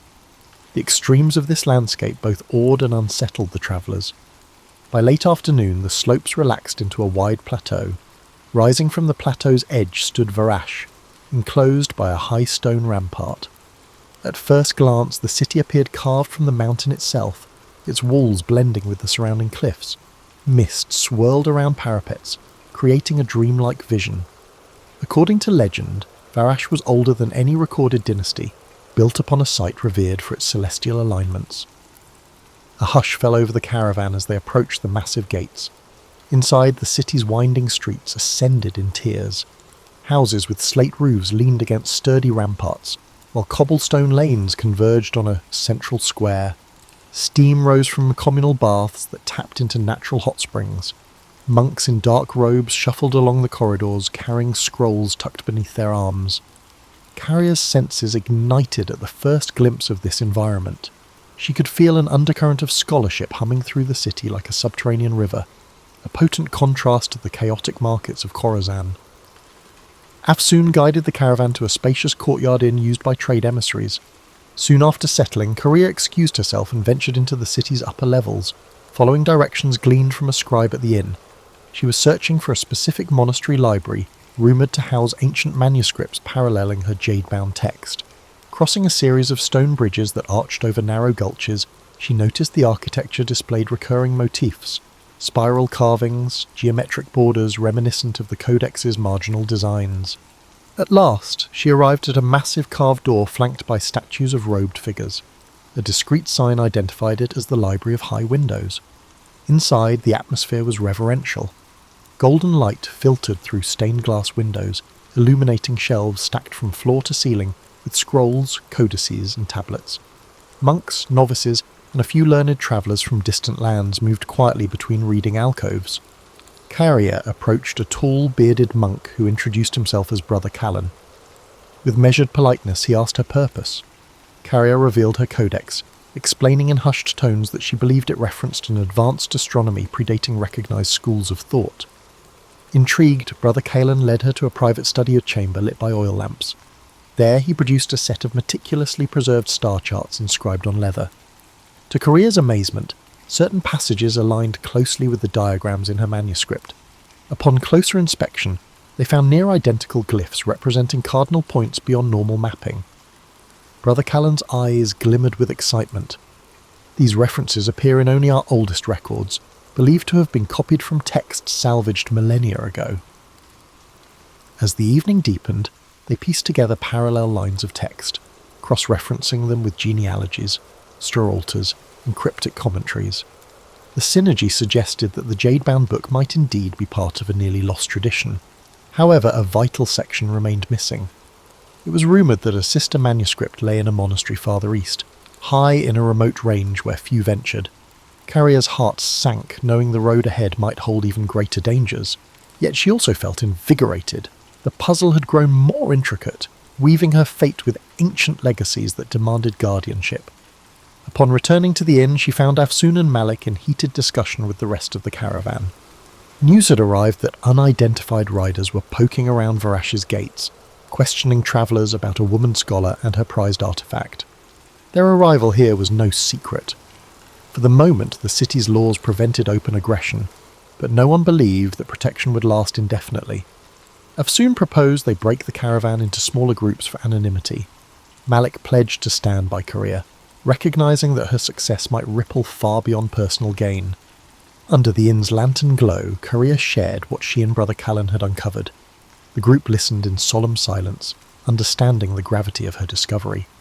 Perhaps it offered a new perspective on the cosmos, or perhaps it threatened structures built on carefully managed knowledge. Either way, their pursuers would not relent. Still, Carrier felt a renewed determination. The tapestry of centuries had woven her path into this moment. With the city of Varish as an unlikely refuge, she now held a clearer vision of the manuscript's purpose. Dawn would bring decisions, whether to remain, to search for the sister text, or to brave unknown dangers. In that flickering moment of possibility, each traveller realised they had become part of a tale larger than themselves, a saga carried along by caravans, forged in hidden libraries, and destined to echo across the shifting dunes and precarious peaks of time. Julius Caesar wasn't always the towering figure we picture, draped in a bright red cloak and commanding the world's greatest empire. Before he was that legend, he was simply Gaius Julius, born into a patrician family with fading clout in a Rome that seemed to change every week. In those early days, the city itself wasn't the polished marble wonder of later centuries. With curving streets that spread gossip more quickly than chariots, it was a noisy, crowded centre of ambition and politics. People lived on top of each other in shabby apartments, while aristocrats planned lavish feasts in their villa courtyards, hoping to lure allies for the next election. Gaius Julius was shaped by it all. The noise of street vendors hawking figs and fish, the heated oratory in the forum, and the whispers behind every statue's column. Even as a child, Caesar had a curiosity that led him to corners of Rome others avoided, dimly lit taverns, the muddy banks of the Tiber River, and rows of cramped bookshops where scribes copied scrolls for hours on end. These experiences seasoned him with a knowledge of everyday life that most upper-class Romans rarely bothered with. He'd watch workers at the docks, fascinated by the different languages from traders coming in from the east. It gave him an early taste for the diversity that existed beyond Rome's walls, and no matter how chaotic it got, he never seemed overwhelmed. Instead, he'd carefully absorb how each piece of society functioned and file the information away. In his early teens, while many aristocratic boys took lessons in rhetoric under famed tutors, Caesar did too, but he did more than rehearse speeches from ancient Greek texts. He peppered his teachers with questions about how words could shift emotions. He realizes that to command respect in Rome, you needed to shape minds and hearts, not just bodies on a battlefield. This flair for oratory would become one of his trademarks. Before he wore the laurel wreath, Caesar was already making a name for himself in smaller legal cases. He wowed the courts with a perfect blend of reason, passion, and style that made older, more experienced pleaders look foolish. His household wasn't exactly a fortress of tranquility. Tensions brewed under its roof, fed by old feuds and expectations that could suffocate a young man. If you were a patrician, tradition dictated you climb certain ladders, hold a few offices, curry favour with the Senate, play by Rome's unwritten rules. Yet Caesar's mother, Aurelia, sensed something different in him. His eyes sparked with ambition beyond the norm. Quietly, she encouraged him to break moulds, but do so intelligently. She knew that living like a chameleon in Rome's political ecosystem, switching shades when necessary, was the path to real power. Of course, Caesar's early journey wasn't smooth. He found himself ensnared in the civil disputes between Marius, his uncle by marriage, and Sulla, which tore Rome into factions. As a teenager, Caesar had to flee or risk execution when the dictatorial Sulla took over. But even on the run, he refused to remain hidden in a corner of Italy. Instead, he travelled discreetly, learning about local communities, forging bonds with minor officials and gaining a sense for the shifting alliances that propped up Roman government. Ever cunning, he avoided Sulla's men by staying a step ahead of them, sometimes disguising himself or travelling in the company of improbable companions, like foreign traders or even wandering performers. Eventually, Caesar returned to Rome after Sulla's death, but he'd learned that when power is on the table, trust is a fragile commodity. He had seen men switch loyalties for a promise of gold or turn in a friend to keep their own head. That lesson never left him. Upon coming home, he immediately set about re-establishing his social ties, attending banquets and forging friendships with men who had once eyed him with suspicion.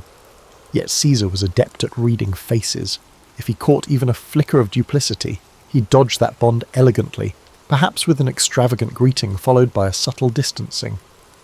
One could never be too careful in Rome's swirling politics. A remarkable moment came when he took on the role of priest to Jupiter, only to lose it during Sulla's purges. It was a blow. Public piety, after all, was a stepping stone for an aspiring politician. But Caesar's resilience was already in full bloom. He picked himself up, found a new path, and ventured into the world of politics from a different angle, securing lesser offices that would eventually open bigger doors. He also began building a personal brand of generosity. Soon people whispered about the banquets he held and the funds he provided for public works. Senators wondered how he managed to gather such deep pockets. It wasn't old family wealth alone. Caesar had a network of supporters, and many believed in him precisely because of his willingness to think outside the conventional lines of patronage and nepotism. By his mid-20s, Caesar had cultivated a reputation for being both bold and adaptable. He hadn't yet reshaped Rome, but the seeds were there. His path wasn't about simple heroics or the typical childhood prophecy that he was destined for greatness. Rather, it was a quieter accumulation of experiences that prepared him for the challenges ahead. Each piece, his exposure to everyday Romans, his brush with danger during Sulla's regime, his love of rhetoric, lined up perfectly to form a foundation. Rome, full of swirling rivalries and unspoken rules, had no idea that this relatively unremarkable young man with a quick tongue and quick mind was about to upend everything. Before he was a seasoned commander or the Colossus striding across the Rubicon, Caesar had an escapade that shaped his perspective on the power more than any lecture in the Senate ever could: his abduction by Cilician pirates in the Aegean Sea. It's a tale rarely told in the mainstream, but it offers a raw glimpse into his character. Caesar was travelling to strengthen his oratory skills under a renowned teacher on the island of Rhodes, something aristocrats often did. But the seas teemed with pirates who thrived on ransom, and it wasn't long before his ship was seized. The pirates who captured him expected a frightened Roman aristocrat. Instead, they encountered a man whose boldness made them question who'd truly been captured.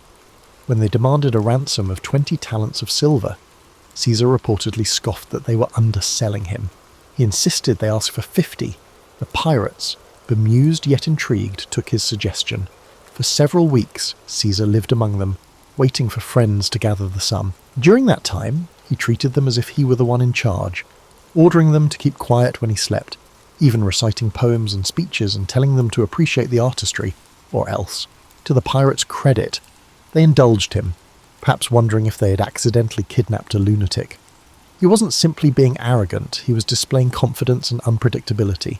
In a precarious situation, fear can be an exploitable weakness. By acting as if he were the authority figure, Caesar forced the pirates to respect him, or at least treat him carefully. When the ransom finally arrived and Caesar was freed, he quickly organised a naval force, hunted those same pirates down, and had them crucified. It was an act of lethal retribution, laced with the cunning that would characterise his later campaigns. The memory of that ransom demanded, and of Caesar's outlandish performance on the pirates' island, helped shape his entire approach to dealing with adversaries, dramatic, strategic, and always with an eye to the outcome. Back in Rome, Caesar resumed his climb, yet he carried a certain swagger now, a sense that his life was fated for something extraordinary. After all, how many young Roman nobles had stared down pirates and lived to spin the tale? At political gatherings, people whispered behind their cups of wine, speculating on whether that story was just Caesar's brand of theatrics or pure truth. But it was undeniable that he managed to secure enough influence to become a military tribune, and soon he was off to gain experience in the provinces, which gave him intimate knowledge of the armies he would one day command. The politics he left in Rome were no less complicated. He forged a delicate pact with Pompey and Crassus, later known as the First Triumvirate. This was not a formal institution, but rather a private handshake that united three men with distinct strengths: Pompey's military prestige, Caesar's wealth, and Caesar's political cunning. People often assume Caesar just lucked into that arrangement, but it was actually the culmination of countless dinners, private agreements, and carefully bartered favours. Caesar knew that if he wanted to climb higher, he needed to bring Rome's big players into his corner, at least temporarily. If that meant moderating his own ambitions in the short run to secure Pompey's trust, he'd do it without blinking. With their support, Caesar aimed for a new goal, a position that would not only confer prestige, but also provide him with the chance to broaden his network and bolster his army with devoted soldiers. The governorship of Hispania Ulterior or Gaul, where fortunes could be made and reputation cemented, seemed ideal. Not only would it allow him to command armies, it would offer a stage to showcase his genius in both administration and warfare. In time, he secured the proconsulship of Gaul. Gaul was vast, populated by diverse tribes, each with its own traditions, alliances and grudges. Where lesser men might see only a frontier to exploit, Caesar saw a chessboard with dozens of moving pieces. He relished the challenge. This was, after all, the man who once calmly dined with kidnappers. Gathering legions known for their discipline and grit, he departed north, determined to do more than just play caretaker. He wanted to knit those tribes into Rome's sphere of influence, forging new roads and alliances while showcasing Roman supremacy. Before he launched significant campaigns, Caesar did his homework. He arranged meetings with tribal chiefs, listening carefully to their rivalries and hearing their pleas for Roman protection. Was it genuine concern or a ploy? Caesar would weigh each statement, reading not just the words but the shifts in tone and eye contact. If he sensed an opportunity, like a tribe longing for revenge on its neighbour, he'd promise support, extracting pledges of loyalty. In many ways, his tactics mirrored the hush-hush political dealings he'd honed back in Rome, only now the stakes were measured in thousands of soldiers and entire territories. Yet, throughout these manoeuvres, Caesar never lost sight of the persona he'd cultivated. He was no mere bureaucrat. He was that daring aristocrat who'd outwitted pirates, the dynamic orator who electrified the courts, and the cunning negotiator who'd found common ground with Pompey and Caesar. Each success in Gaul was reported back to Rome via sensational dispatches, commentarios, written with clarity and flair. People in the city devoured them as if they were tabloid headlines. He dramatised his victories just enough to capture the public's imagination. The Senate, reading the official versions, found themselves both impressed and wary. Caesar was quickly becoming too big to ignore. These initial steps in Gaul, some alliances struck, some small skirmishes won, emboldened him. He sensed that if he could bring all of Gaul under Roman control, he'd move from being just another ambitious politician to a legendary conqueror. That knowledge spurred him on. Caesar might have left behind the pirates who once threatened him, but the memory of that captivity fueled his hunger for absolute control. If he had his way, no one, be they a tribal chief or a Roman senator, would ever have the power to hold him captive again. The Gallic Wars, as Caesar's campaigns would come to be called, weren't just about marching legions across fields and building wooden palisades. They were about psychological warfare, diplomacy, and the cunning exploitation of intertribal rivalries. Rome's dominance always hung on its ability to divide and conquer. With Caesar at the helm, that strategy took on fresh nuance. In the early phases, Caesar consolidated Roman gains by constructing a network of roads and fortifications. This was hardly glamorous labour. Roman soldiers would spend weeks hacking through forests and bogs to erect outposts, sometimes under the threat of ambush. Yet each new Roman-style fort, complete with straight lines and carefully measured intervals, sent a message of permanence. These weren't just makeshift garrisons, they were statements that Rome had come to stay. People often remember Caesar's brilliance on the battlefield, but his true strength lay in methodical organisation. He considered logistics as vital as sword and shield. The various Gallic tribes watched uneasily, some rushing to Caesar's side, others forming alliances against him. Caesar capitalised on the smallest of division. If one tribe feuded with another, he'd arrive as a peace broker, offering Roman friendship and military aid against a rival. Soon enough, the tribe would find itself bound to Caesar by mutual benefit and shackled by Roman expectations. The brilliance lay in making it seem as if the tribe had chosen this path freely. Not that Caesar's campaign was devoid of bloodshed. Certain tribes resisted fiercely, resentful of foreign occupation. The Belgae in the north, for instance, marshalled huge forces that tested Roman discipline. Caesar, never squeamish, deployed tactics to crush resistance decisively, destroying crops, capturing strategic points, and sometimes resorting to brutal reprisals that sent a chill through neighbouring tribes. He didn't revel in cruelty for its own sake, but he understood the Roman tradition of deterrence. A ferocious display could prevent a drawn-out rebellion. This approach, while effective, also laid the seeds for future animosity, especially among fierce defenders of Gallic independence like Vercingetorix. Vercingetorix was an Arvernian chieftain who recognised that the Gallic tribes needed unity more than ever. He wasn't some hot-headed bandit chief. He was methodical, charismatic, and had a strategic mind that could rival Caesar's. While Caesar was off campaigning on another front, Vercingetorix rallied disparate tribes under the banner of Gallic pride. When Caesar got wind of this resistance, he recognised at once that Vercingetorix was no ordinary adversary. The typical trick of exploiting old rivalries might not work here. The confrontation between Caesar and Vercingetorix escalated into one of the defining struggles of the Gallic Wars. Vercingetorix adopted a scorched earth policy, instructing villagers to destroy their own supplies and towns to starve the Roman legions of resources. It was a grim strategy, burning fields and uprooting harvests, but it slowed Caesar's advance, creating logistical nightmares for Roman soldiers accustomed to living off the land.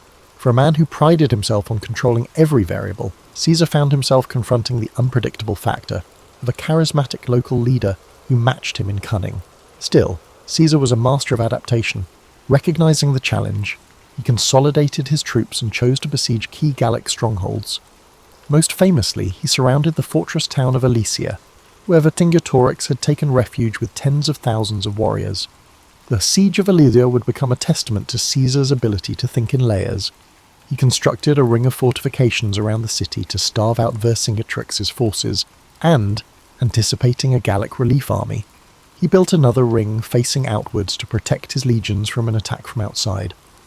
This double fortification was an audacious engineering project, involving miles of ditches, ramparts, and watchtowers, enough to give any modern city planner pause.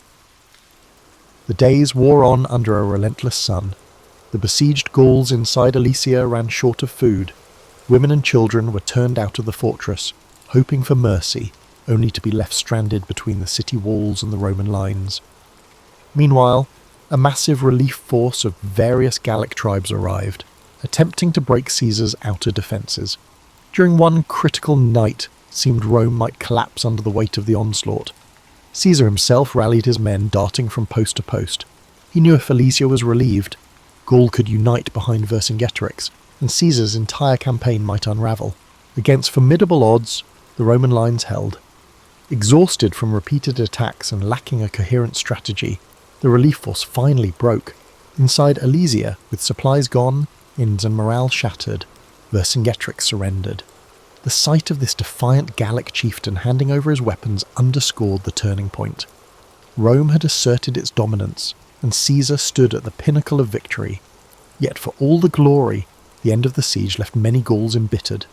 Caesar might have pacified the region, but a smouldering resentment would eventually lurk beneath the official peace treaties. When Caesar returned to Rome, he was hailed as a hero. His campaigns in Gaul had quadrupled Rome's domain and filled the Republic's coffers with wealth from newly conquered territories. The Senate awarded him grand triumphs, parades where caged prisoners walked in chains, and the crowd roared with delight. In these processions, Caesar's name became synonymous with military genius and Roman might. Yet the very success that elevated him threatened to unbalance the precarious political framework in Rome. Men like Pompey and Crassus, once his allies, couldn't help but feel overshadowed by the sheer magnitude of Caesar's achievements. The old guard in the Senate grew uneasy. They murmured that Caesar's ambition was too large for the Republic. Even allies wondered if they could remain relevant while Caesar soaked up the glory. Caesar, for his part, believed he had only just begun. His vision extended beyond the spoils of Gaul. He wanted to transform Rome itself, to carve out a position where no single faction or rival could stifle him again. This set the stage for an inevitable clash. Caesar's manoeuvres in Gaul, while triumphant, had also sown suspicion and envy. And suspicion and envy in Rome often led to civil war, assassinations, and chaos. But if Caesar was worried, he hardly showed it. Fresh from the greatest victory of his career, he was welcomed like a conquering hero. He stepped onto the marble streets of Rome with a confidence forged in the crucible of countless battles, the final. The uneasy alliance of Pompey, Crassus, and Caesar, often called the First Triumvirate, had always been a marriage of convenience. Each man saw it as a tool to secure power, but once Caesar's Gallic conquests made him the darling of the masses, resentment began to simmer. Pompey, Rome's previous superstar general, noticed public attention drifting from him to Caesar. Crassus, meanwhile, met a tragic end in an ill-advised campaign against the Parthians, leaving Caesar and Pompey as the two principal contenders for the heart of Rome. An undercurrent of tension now pulsed through the city. Senators whispered in corridors, choosing sides. Pompey cozied up to conservative factions in the Senate who viewed Caesar as a threat to the old republican system. Caesar, still away in Gaul, understood he would need to solidify his position back home soon. The term of his governorship was drawing to a close, and if he returned to Rome merely as a private citizen, his enemies could bring him to trial for various alleged misdeeds and effectively end his political career. His solution? He demanded to run for consul in absentia, seeking an extension of the immunity and power he held as proconsul. The Senate refused, with Pompey supporting that refusal. This was the point of no return. Caesar stood at the banks of the Rubicon River, the boundary beyond which lay Italy proper. Roman law was crystal clear. No general was allowed to bring his army into Italy. To do so amounted to a declaration of war. On a winter's night in 49 BCE, Caesar made his choice. He marched across the Rubicon, uttering the phrase, "Alea iacta est," the die is cast, if the anecdotes hold any truth. Overnight, Rome's system of alliances shattered. The civil war had begun. Pompey and many senators fled Rome to gather forces in the east, confident they'd muster armies far greater than Caesar's. They had the backing of traditional elites, wealthy provinces, and, they believed, time on their side. Caesar, however, wasn't known for cautious delay. He pressed forward at breakneck speed. Towns and cities along the way opened their gates, some out of admiration for Caesar, others out of fear. The unstoppable momentum took Pompey by surprise, forcing him to evacuate Italy altogether. Caesar entered Rome unopposed. But taking Rome was just the beginning. The real challenge was confronting Pompey's legions, which were regrouping in Greece. Caesar, leaving a minimal garrison behind, sailed across the Adriatic to chase down his rival. It was a frantic race, both men vying for resources and key strategic points. Caesar's forces were often outnumbered. Pompey's alliances spanned vast portions of the Republic. Yet Caesar leveraged speed, surprise, and the loyalty he'd earned from legions who'd fought alongside him in Gaul. Battles erupted across multiple theatres, Spain, Africa, and ultimately the plains of Pharsalus in Greece. The Battle of Pharsalus in 48 BCE became a defining moment. Pompey, confident in his superior numbers, formed a traditional line, anticipating a swift victory. Caesar, outmanned, arranged a reserve line of cohorts behind his cavalry on the right flank, anticipating Pompey's horsemen would try to envelop him. When the cavalry clash began, Caesar's hidden cohorts surged forward, routing Pompey's cavalry. This triggered a domino effect. Pompey's infantry, once they saw the cavalry in flight, lost cohesion. Caesar's legions, hardened by years of frontier warfare, exploited every gap. It was a massacre. Pompey escaped, but the psychological damage was done. Men who had once sworn loyalty to Pompey began to slip away or switch sides, sensing the tides of fate had turned. Pompey fled to Egypt, hoping to regroup, but the Ptolemaic officials, keen to appease Caesar, betrayed him. On his arrival, Pompey was assassinated. His head presented to Caesar as a perverse gift. Caesar was horrified. Despite their rivalry, Pompey had once been his son-in-law. Caesar's daughter Julia had been married to Pompey. Caesar publicly wept at the sight of Pompey's severed head, then ordered the execution of the men responsible for the betrayal. This act conveyed a message. Caesar might be ruthless, but he upheld the dignity of Roman nobility and detested dishonour. Egypt, however, offered its own labyrinth of politics. Cleopatra and her brother Ptolemy were locked in a power struggle. Caesar, now the most influential Roman in the region, found himself arbitrating their dispute. Cleopatra saw an opportunity. She smuggled herself into Caesar's presence, wrapped in a carpet, so the story goes, and charmed him with her intellect, wit, and grand vision for Egypt. Caesar, never one to resist audacity or intelligence, sided with Cleopatra. The pair consolidated power in Alexandria, defeating Ptolemy's forces and installing Cleopatra as queen. Their liaison was more than romantic, it was a strategic alliance that gave Caesar access to Egypt's wealth while securing Cleopatra's throne. Rome watched these events with fascination and growing anxiety. Caesar was off forging alliances and fathering a child with a foreign queen, Caesarion, while Italy braced for whatever came next. Though Pompey was dead, segments of the Roman Republic still resisted Caesar's rule. Caesar marched on, quelling resistance in Asia Minor, with such speed that he famously declared, "Veni, vidi, vici, I came, I saw, I conquered." Then he headed to Africa, clashing with remaining Pompeian forces and eventually subduing them. By 45 BCE, Caesar stood unchallenged as Rome's paramount leader. The Senate, most of whose members owed him their lives or careers, filled his hands with powers that stretched the limits of Rome's traditions. He was named dictator for 10 years, eventually dictator for life. Some called it a tyranny. Caesar, for his part, claimed he was trying to restore order. He enacted sweeping reforms, revising the calendar into the Julian model, restructuring debts, expanding the Senate, granting citizenship to loyal allies in distant provinces, and planning massive building projects that aimed to beautify the city. He also introduced social measures, like distributing land to veterans. In these moves, Caesar walked a tightrope, consolidating power, while giving just enough to the masses and Senate to keep them largely compliant. But something in the Roman psyche chafed at one-man rule. Rome prided itself on hating kings. Their entire identity was built around a republic, even if that republic was often manipulated by the powerful. Caesar's acceptance of lavish honours and his centralisation of power made some worry that he sought to crown himself. Others found him dangerously modern, someone who might change Rome beyond recognition. And behind Caesar's unstoppable force lay a silent question. Was the Republic just a stage for one man's ambition, or could it endure? When Caesar finally returned to Rome in triumph, the city was abuzz with rumours and festivals. Though war still simmered in the distant corners of the Republic, Caesar's personal magnetism and the promise of stability temporarily silenced most discontent. He orchestrated spectacular public games and feasts, showering the populace with free grain. Statues and monuments sprang up in his honour. Yet beneath the gleaming facade, the core of Roman tradition, those unwritten rules guarding the Republic from monarchy, felt under siege. One example of Caesar's larger-than-life persona was his attempt to reshape the calendar, which was no small matter in Rome. The old lunar calendar had become hopelessly misaligned with the seasons, creating confusion in festivals and civic life. Caesar, advised by astronomers including Sosigenes of Alexandria, introduced the Julian calendar, a solar-based system with a leap year cycle. This was a major administrative reform that didn't just tidy up dates. It demonstrated Caesar's willingness to override centuries of practice if he believed he had a better way.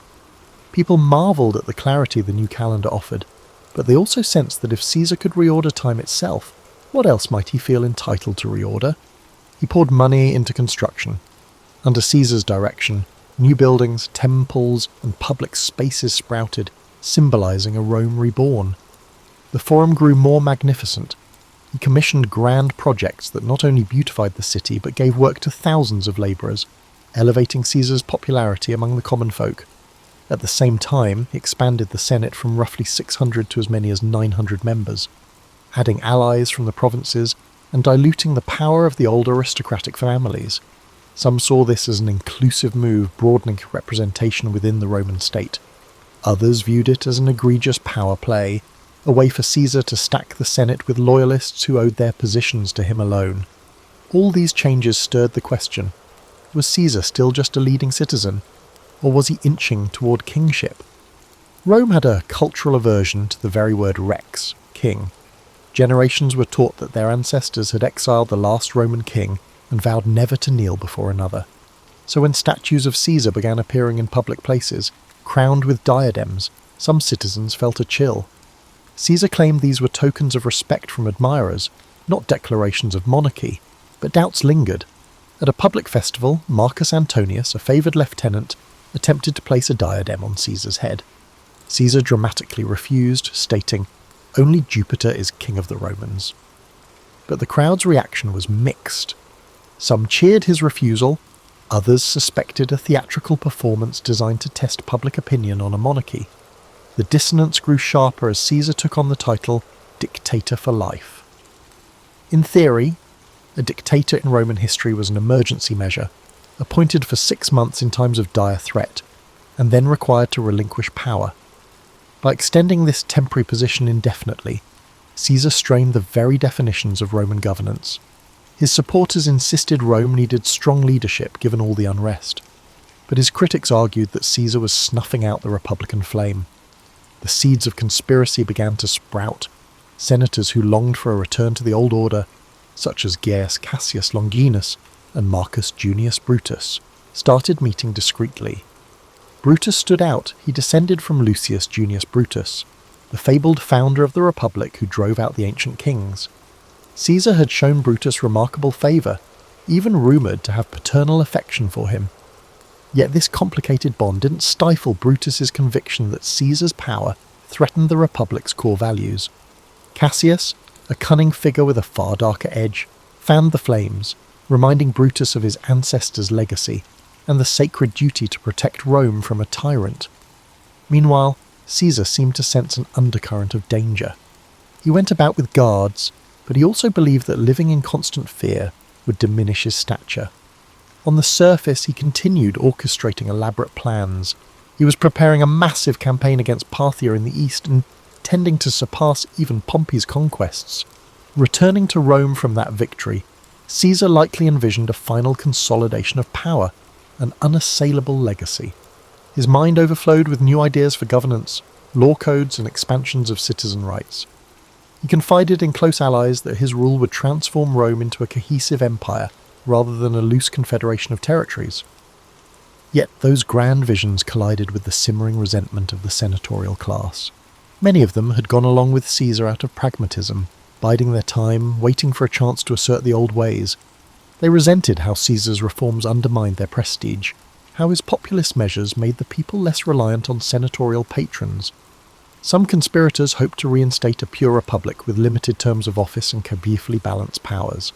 Others simply wanted Caesar gone, viewing him as an existential threat to their personal standing. So as Caesar walked the marble floors of the Curia, conferring with senators, not all who greeted him warmly were true allies. The facade of unity was just that, a facade. Whispers circulated about the Ides of March, a date the conspirators had marked as pivotal.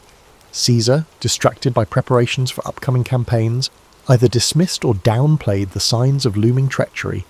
He was, after all, Julius Caesar, the man who escaped pirates, conquered Gaul, and overcame Pompey. To him, fear was a cage he refused to live in. To the conspirators, his confidence was both an insult and an opportunity. The stage was set, and all of Rome felt the tension in the air. The days leading up to the Ides of March had a strange energy in Rome. Senators bustled about with forced smiles, while scribes noted a flurry of edicts and proposals Caesar aimed to finalise before departing on campaign.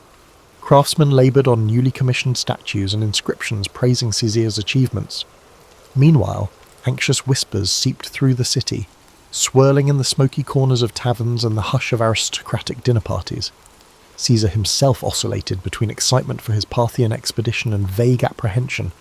Omens were a big deal in Roman society, and several odd occurrences had stoked superstitions, reports of strange lights in the sky, or a soothsayer who warned Caesar to beware the Ides of March. Caesar, rational yet not entirely dismissive of command auguries, seemed torn between curiosity and disbelief. He joked about the warnings, telling friends the Ides of March had arrived and nothing had happened yet. But behind the levity, hints of caution surfaced. He was known to have shared concerns with Calpurnia, his wife, who begged him on to be vigilant. The conspiracy gained momentum. Cassius worked tirelessly, approaching senators who felt displaced by Caesar's sweeping reforms or who bore personal grudges. Persuading Brutus had been the linchpin. Brutus's moral standing and family legacy offered a veneer of honour to what might otherwise look like a naked power grab. With Brutus on board, recruiting others became easier. Each conspirator had different reasons. Some claimed to fight for the Republic's freedom, others sought personal gain or revenge, yet they united under a single, dramatic resolution: Caesar must be removed. One version of their plan involved attacking Caesar during a Senate session, when he would be relatively unguarded. In theory, the presence of so many senators served as a public shield. Caesar wouldn't expect a mass attack in the heart of Roman governance. The conspirators also believed that once the deed was done, they could proclaim themselves defenders of liberty, summoning the people to restore republican ideals. Despite the risk, none could deny the plan's audacious simplicity. The Senate meeting on the Ides of March beckoned like a grim appointment. The morning of the Ides arrived. Calpurnia, shaken by nightmares, implored Caesar not to go. Some historians claim she dreamed of a statue of Caesar spouting blood, or of him lying slain in her arms. Moved by her distress, Caesar initially decided to stay home, possibly rescheduling the Senate session. That alone could have altered history. But the conspirators panicked when they heard Caesar might not come. They dispatched Decimus Brutus, no relation to Marcus Brutus, but another close ally, to persuade Caesar. Decimus feigned concern that Caesar would insult the Senate by his absence, diminishing his standing right before his grand campaign. So, despite Calpurnia's pleas, Caesar relented. He donned his ceremonial toga and left for the Curia. Inside the Senate meeting, the atmosphere was thick with tension, though it started off with formalities. Caesar took his seat. A group of conspirators approached, pretending to ask a favour on behalf of a political exile. They surrounded him as if to press their case more passionately. Then, as the story goes, at a signal, daggers appeared. The first strike came from Casca, and others joined. Accounts vary. Some say Caesar tried to defend himself, others that he was too overwhelmed. He was stabbed multiple times, the final blow from Brutus, prompting Caesar's legendary and possibly apocryphal utterance, "Et tu, Brute?"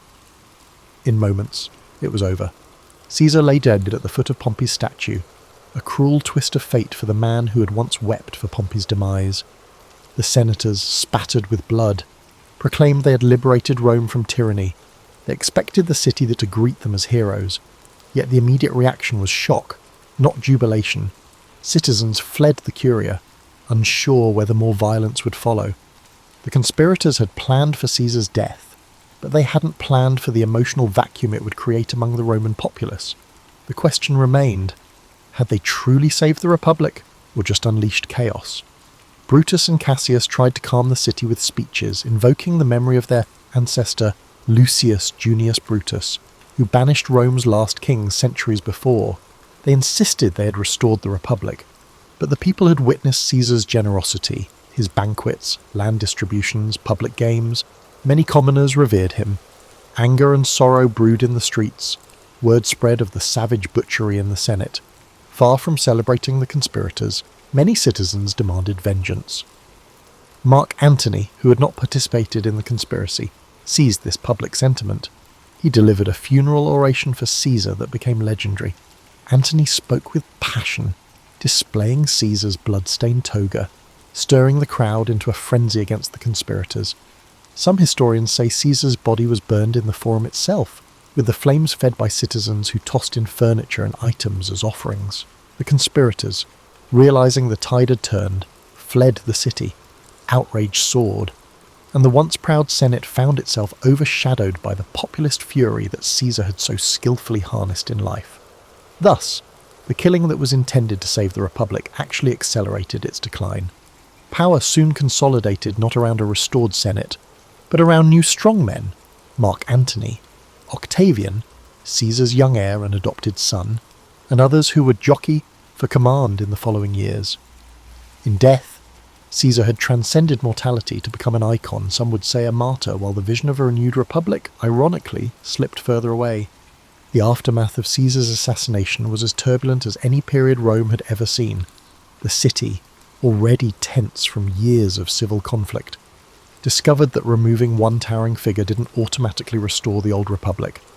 Instead, a new power vacuum emerged, quickly filled by those with the ambition and resources to claim it.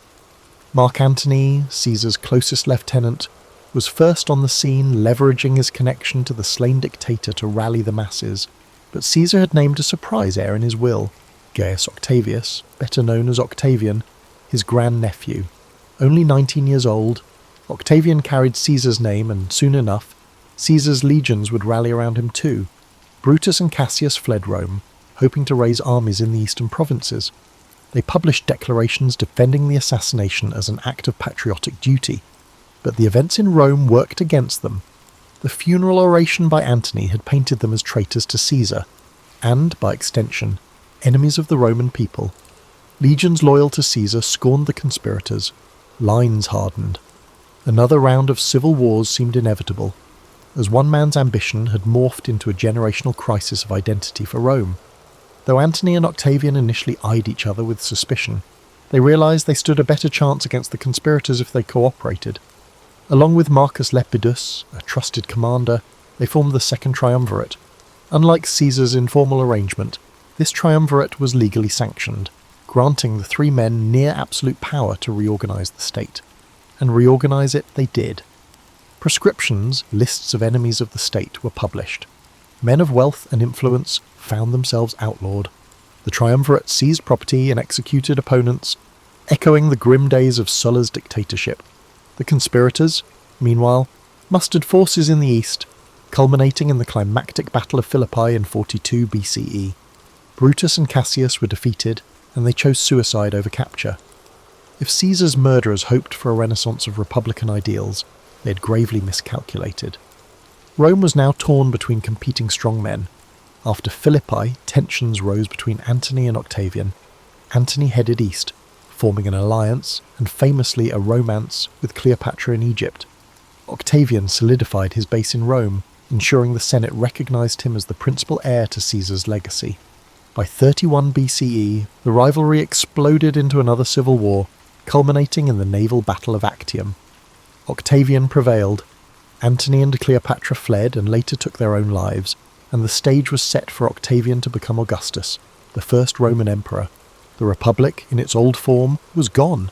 And what of Caesar's legacy? His name, Caesar, would become synonymous with rulership itself. From Kaiser in German to Caesar in Russian, leaders in distant lands would adopt the moniker as a badge of imperial might. His reforms, especially the Julian calendar, outlived him by centuries, influencing how millions of people mark time. His writings, particularly the commentaries on the Gallic and Civil Wars, remained essential reading for generations of statesmen and generals, admired for their clarity and rhetorical brilliance. In a strange twist, the Senate that once feared him voted to deify Caesar after his death, proclaiming him Divus Iulius. Shrines and temples to the divine Julius sprang up, turning him into a figure of worship.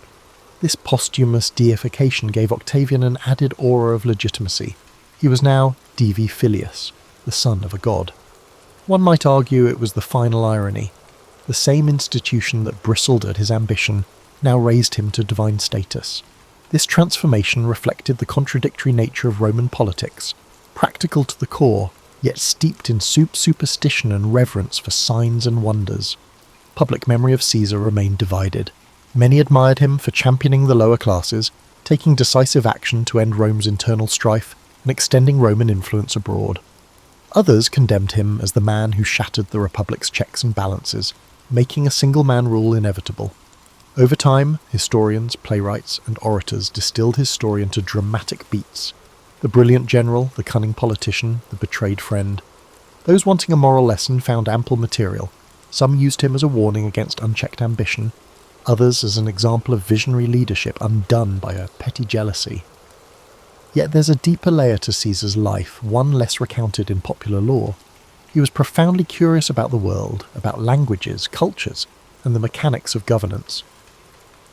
From his youth in the streets of Rome to his kidnapping by pirates, from the muddy battlefields of Gaul to the marble corridors of the Curia, he sought to understand and master every environment he touched. He wasn't content to play by the rules, he rewrote them. Not all admired his methods, but few could deny his results. For those living in Rome after Caesar's demise, daily life eventually stabilized under Augustus's reign. The city grew grander, the empire expanded, and a new system, the Principate, took shape. But an undercurrent of nostalgia persisted among some senators who recalled a republic where men like Cicero and Cato once debated the future of Rome. They wondered if, in slaying Caesar, they had severed the last chance to preserve republican dignity, or if Caesar's very presence had doomed it from the start. And so the figure of Julius Caesar stands in Roman history not simply as a conqueror or a dictator, but as a turning point. He harnessed ambition, popular support, and raw military skill to reshape the world's greatest republic. And in doing so, he cleared a path for imperial rule. Some see him as a hero visionary who expanded Rome's horizons. Others view him as the ultimate usurper, betraying the collective governance that had once defined the city's spirit. Perhaps both are true. In the end, Julius Caesar's story reminds us that history rarely lends itself to neat labels. The arcs of power, destiny, and personal will often weave together in ways that defy easy categorization. And if there's one lesson that resonates across the centuries, it might be this. When a single individual grows too large for the existing order, transformation, however exhilarating or destructive, becomes inevitable. The Cuban Missile Crisis didn't arise in a vacuum. It was the culmination of years of Cold War tensions, a time when the world seemed to teeter on the edge of uncertainty. Imagine, for a moment, the quiet hum of the post-war era giving way to the slow, steady march of ideological rivalry between the United States and the Soviet Union. This rivalry, like a deep and resonant drumbeat, echoed across the globe, shaping the landscapes of diplomacy and conflict alike. The United States, with its vision of democracy, and the Soviet Union, determined to spread communism, found themselves locked in a careful and delicate dance, their every move calculated, every gesture weighted with significance. By the early 1960s, this struggle had already seen pivotal moments, like the Berlin blockade and the Korean War, leaving an enduring imprint on the hearts and minds of millions. Then came 1959, a turning point that brought Cuba into sharp focus. The Cuban Revolution swept through the island like a soft but unrelenting wind, carrying Fidel Castro to power and replacing the Batista regime. Under Castro, Cuba aligned itself with the Soviet Union, transforming into a communist stronghold just 90 miles from American shores, a distance so short it might as well have been a whisper across the ocean. This proximity brought with it a quiet but undeniable unease, a tension that settled in the minds of US leaders like a lingering shadow. The hum of covert operations soon followed, culminating in the failed Bay of Pigs invasion in 1961.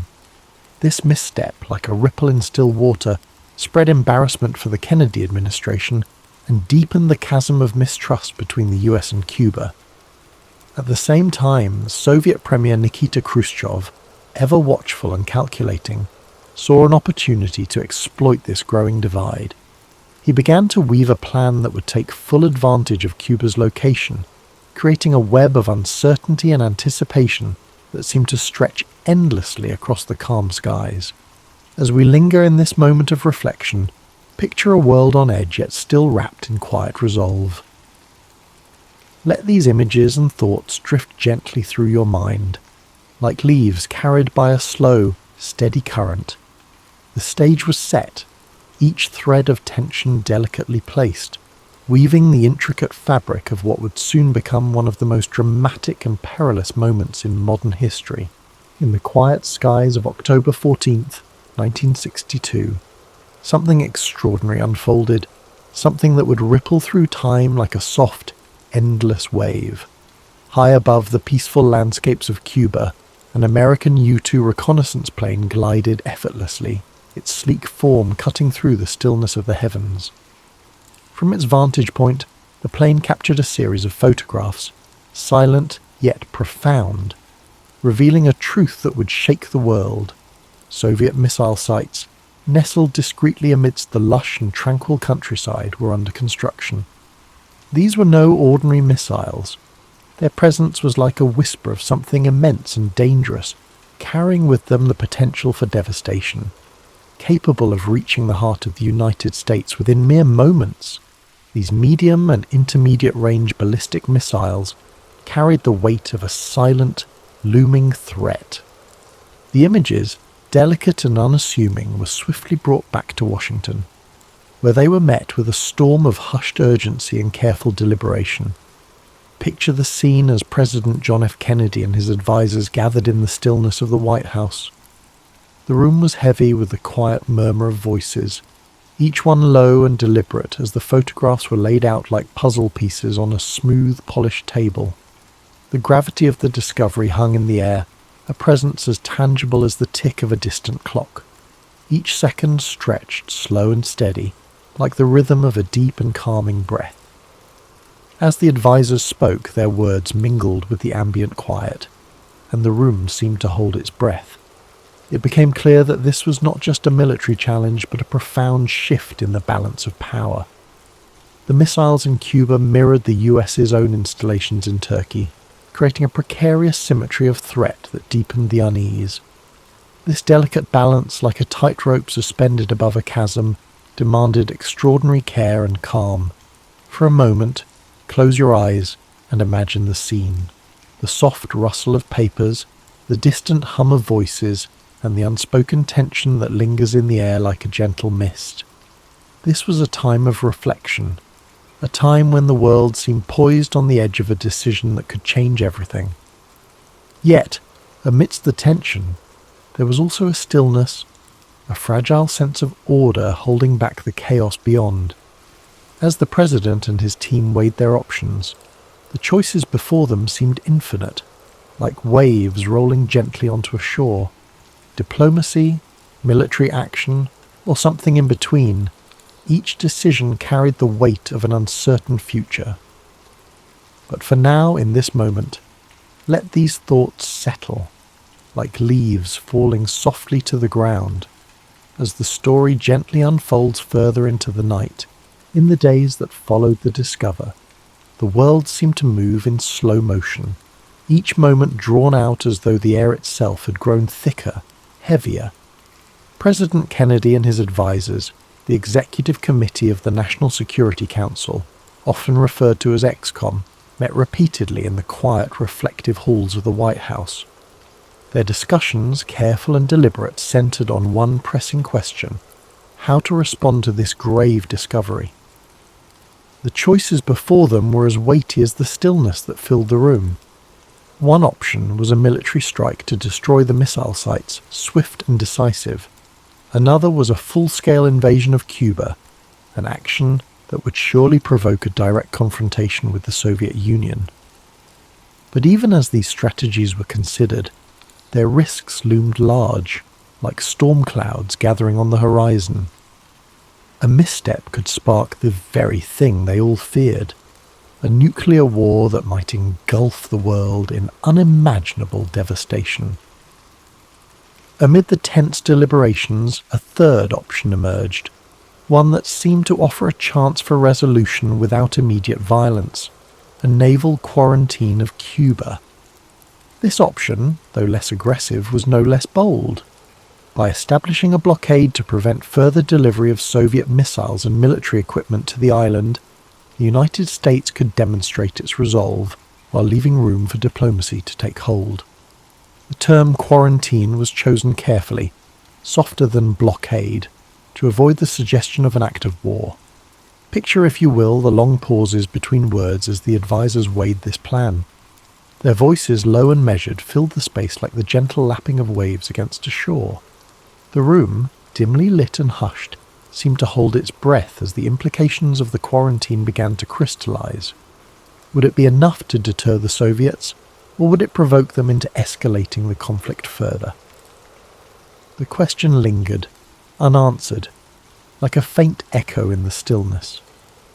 On October 22nd, 1962, President Kennedy addressed the nation in a speech that broke the quiet tension of those days. His calm and steady voice carried across the airwaves, explaining the situation and announcing the quarantine. He described the missiles in Cuba as a secret, swift, and extraordinary build-up, and made it clear that the United States would not tolerate this threat so close to its shores. Yet, even in this moment of firm resolve, there was an undercurrent of hope, a hope that reason might prevail, that diplomacy might yet find a path through the shadows of uncertainty. Imagine the millions of listeners across the world, leaning closer to their radios, their breaths slowing as the words sank in. The quarantine was now in place, a quiet but firm line drawn in the waters around Cuba. The decision was made, yet the outcome remained unknown, hanging in the air like a gentle mist at dawn. As we move forward, let these thoughts rest gently in your mind, like whispers carried on a cool, soothing breeze as we drift deeper into this unfolding story.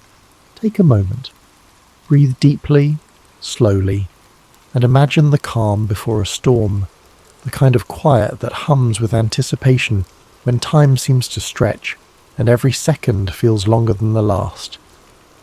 This was the atmosphere as the United States naval quarantine of Cuba went into effect on October 24, 1962. The blockade was not just a line drawn in the water, it was a test of wills between two superpowers. American warships moved into position, forming a silent, steady wall in the ocean, ready to intercept any Soviet vessels attempting to deliver more missiles or military supplies to Cuba. These ships, though distant from the shorelines, carried with them the weight of a global audience's gaze as the world watched and waited, holding its collective breath. Far away in the stillness of the Kremlin, Premier Khrushchev faced his own moment of reflection. Soviet ships were already en route to Cuba, some carrying cargo that would challenge the blockade directly. Would they stop or press on? To retreat might signal weakness, to advance might spark open conflict. The tension was palpable, an invisible thread pulling tighter with each passing hour. Imagine the seas, vast and unyielding, their surface calm but concealing a profound sense of unease beneath. The American ships floated silently, their crews ready but motionless, listening to the soft rhythm of the waves and the low hum of the engines. Across the Atlantic, the Soviet vessels continued their approach, the space between them shrinking slowly, steadily, like the narrowing of a great and ominous gulf. Back in Washington, the ExComm held near-constant meetings, their discussions now carrying the gravity of the quarantine's first test. Reports from the blockade zone came in, each one met with careful deliberation. The tension in those rooms was thick, almost tangible, as though it might spill out into the world beyond. Every voice was measured, every pause significant, as the weight of their decisions pressed down like a blanket of still and heavy air. Then, on October the 25th, an eerie moment of calm arrived. The Soviet ships stopped just short of the blockade line. This pause, this single moment of restraint, was both a relief and a reminder of how precariously balanced the situation remained. Khrushchev sent a message proposing negotiations, a glimmer of light breaking through the clouds of uncertainty. For a moment, let your mind linger on this fragile quiet. Imagine the stillness of the ocean, the distant shapes of the ships, and the muffled sounds of calm activity on deck. It was a pause, but not yet a resolution, like the faintest hint of dawn before the sun begins to rise. As the world held its breath, the next moves remained uncertain, waiting to unfold with the slow and deliberate pace of history itself. Pause for a moment. Let the tension of the previous days fade and allow yourself to sink into this pivotal chapter, a time when words, not weapons, became the instruments of a potential resolution. As the blockade held firm and Soviet ships paused in their advance, the crisis shifted from the oceans to the realm of communication. It was now a battle of letters and messages, where every word carried the weight of the world. On October 26th, Premier Khrushchev sent the first of 2 letters to President Kennedy. It was a message of emotion and urgency, filled with words that seemed almost pleading, like whispers carried on a breeze. Khrushchev proposed a resolution. The Soviet Union would withdraw its missiles from Cuba if the United States would promise not to invade the island. The tone was personal, almost vulnerable, as if Khrushchev sought to reach Kennedy not as an adversary, but as a fellow human standing on the precipice of disaster. The next day, however, brought a second letter, different in tone, harsher, more calculated. This one demanded that the United States also remove its Jupiter missiles from Turkey, an escalation that added a new layer of complexity to the already delicate negotiations. These letters, arriving like waves in succession, left Kennedy and his advisers navigating treacherous waters. Which message represented Khrushchev's true intent? Was this a sincere offer or a ploy to gain an upper hand? In the stillness of the White House, Kennedy and the ex-com deliberated late into the night. Their discussions were careful, deliberate, each word spoken slowly, as if to avoid disturbing the fragile balance they were trying to maintain. The question lingered in the air like the soft echo of distant footsteps.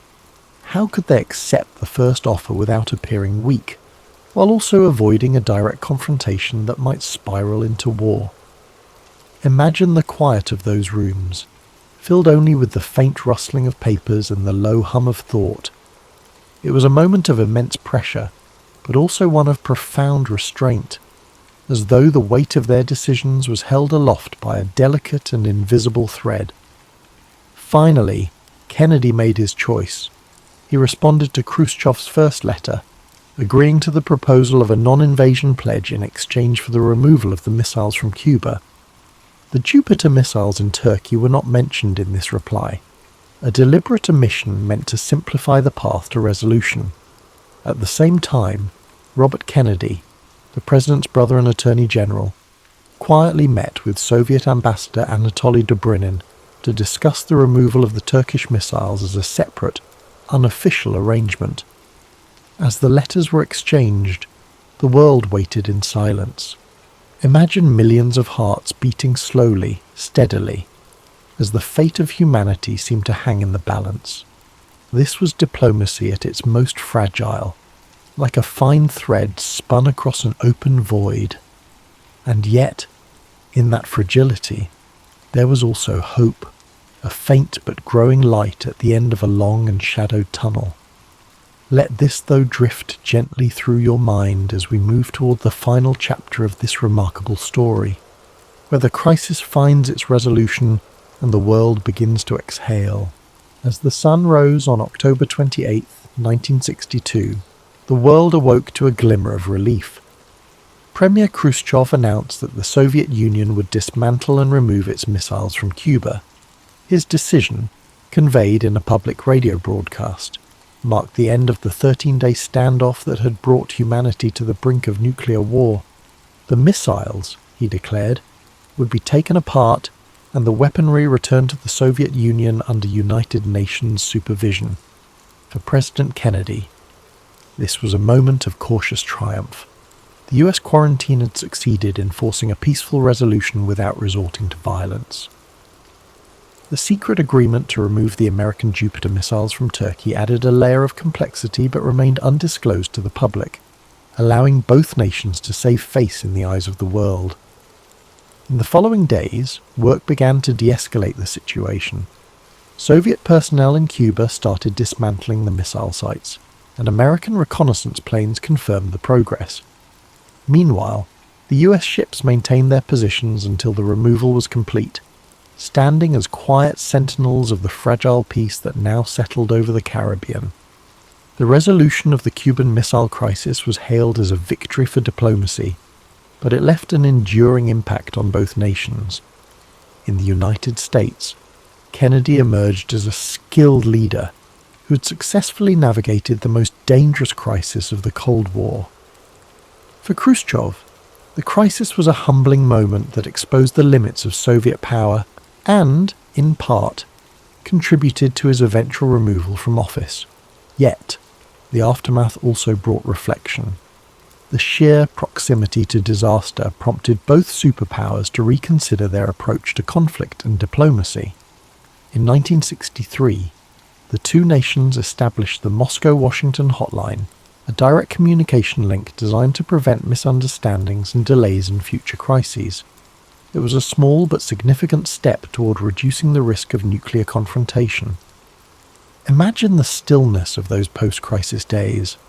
The world, so recently shadowed by the threat of annihilation, now seemed quieter, calmer, as if holding its breath in gratitude. The Cuban Missile Crisis had shown how close humanity could come to its own destruction, and how essential it was to step back from the edge. In the years that followed, the crisis became a symbol of both the dangers of the nuclear age and the power of restraint and diplomacy. It remains a reminder of the delicate balance that sustains peace and the courage required to preserve it. As we reflect on the Cuban Missile Crisis, we realize its profound significance in shaping the trajectory of history. These 13 days in October 1962 were more than just a tense standoff between two superpowers. They were a moment when humanity stood on the edge of a precipice, where the future of the world hung in the balance.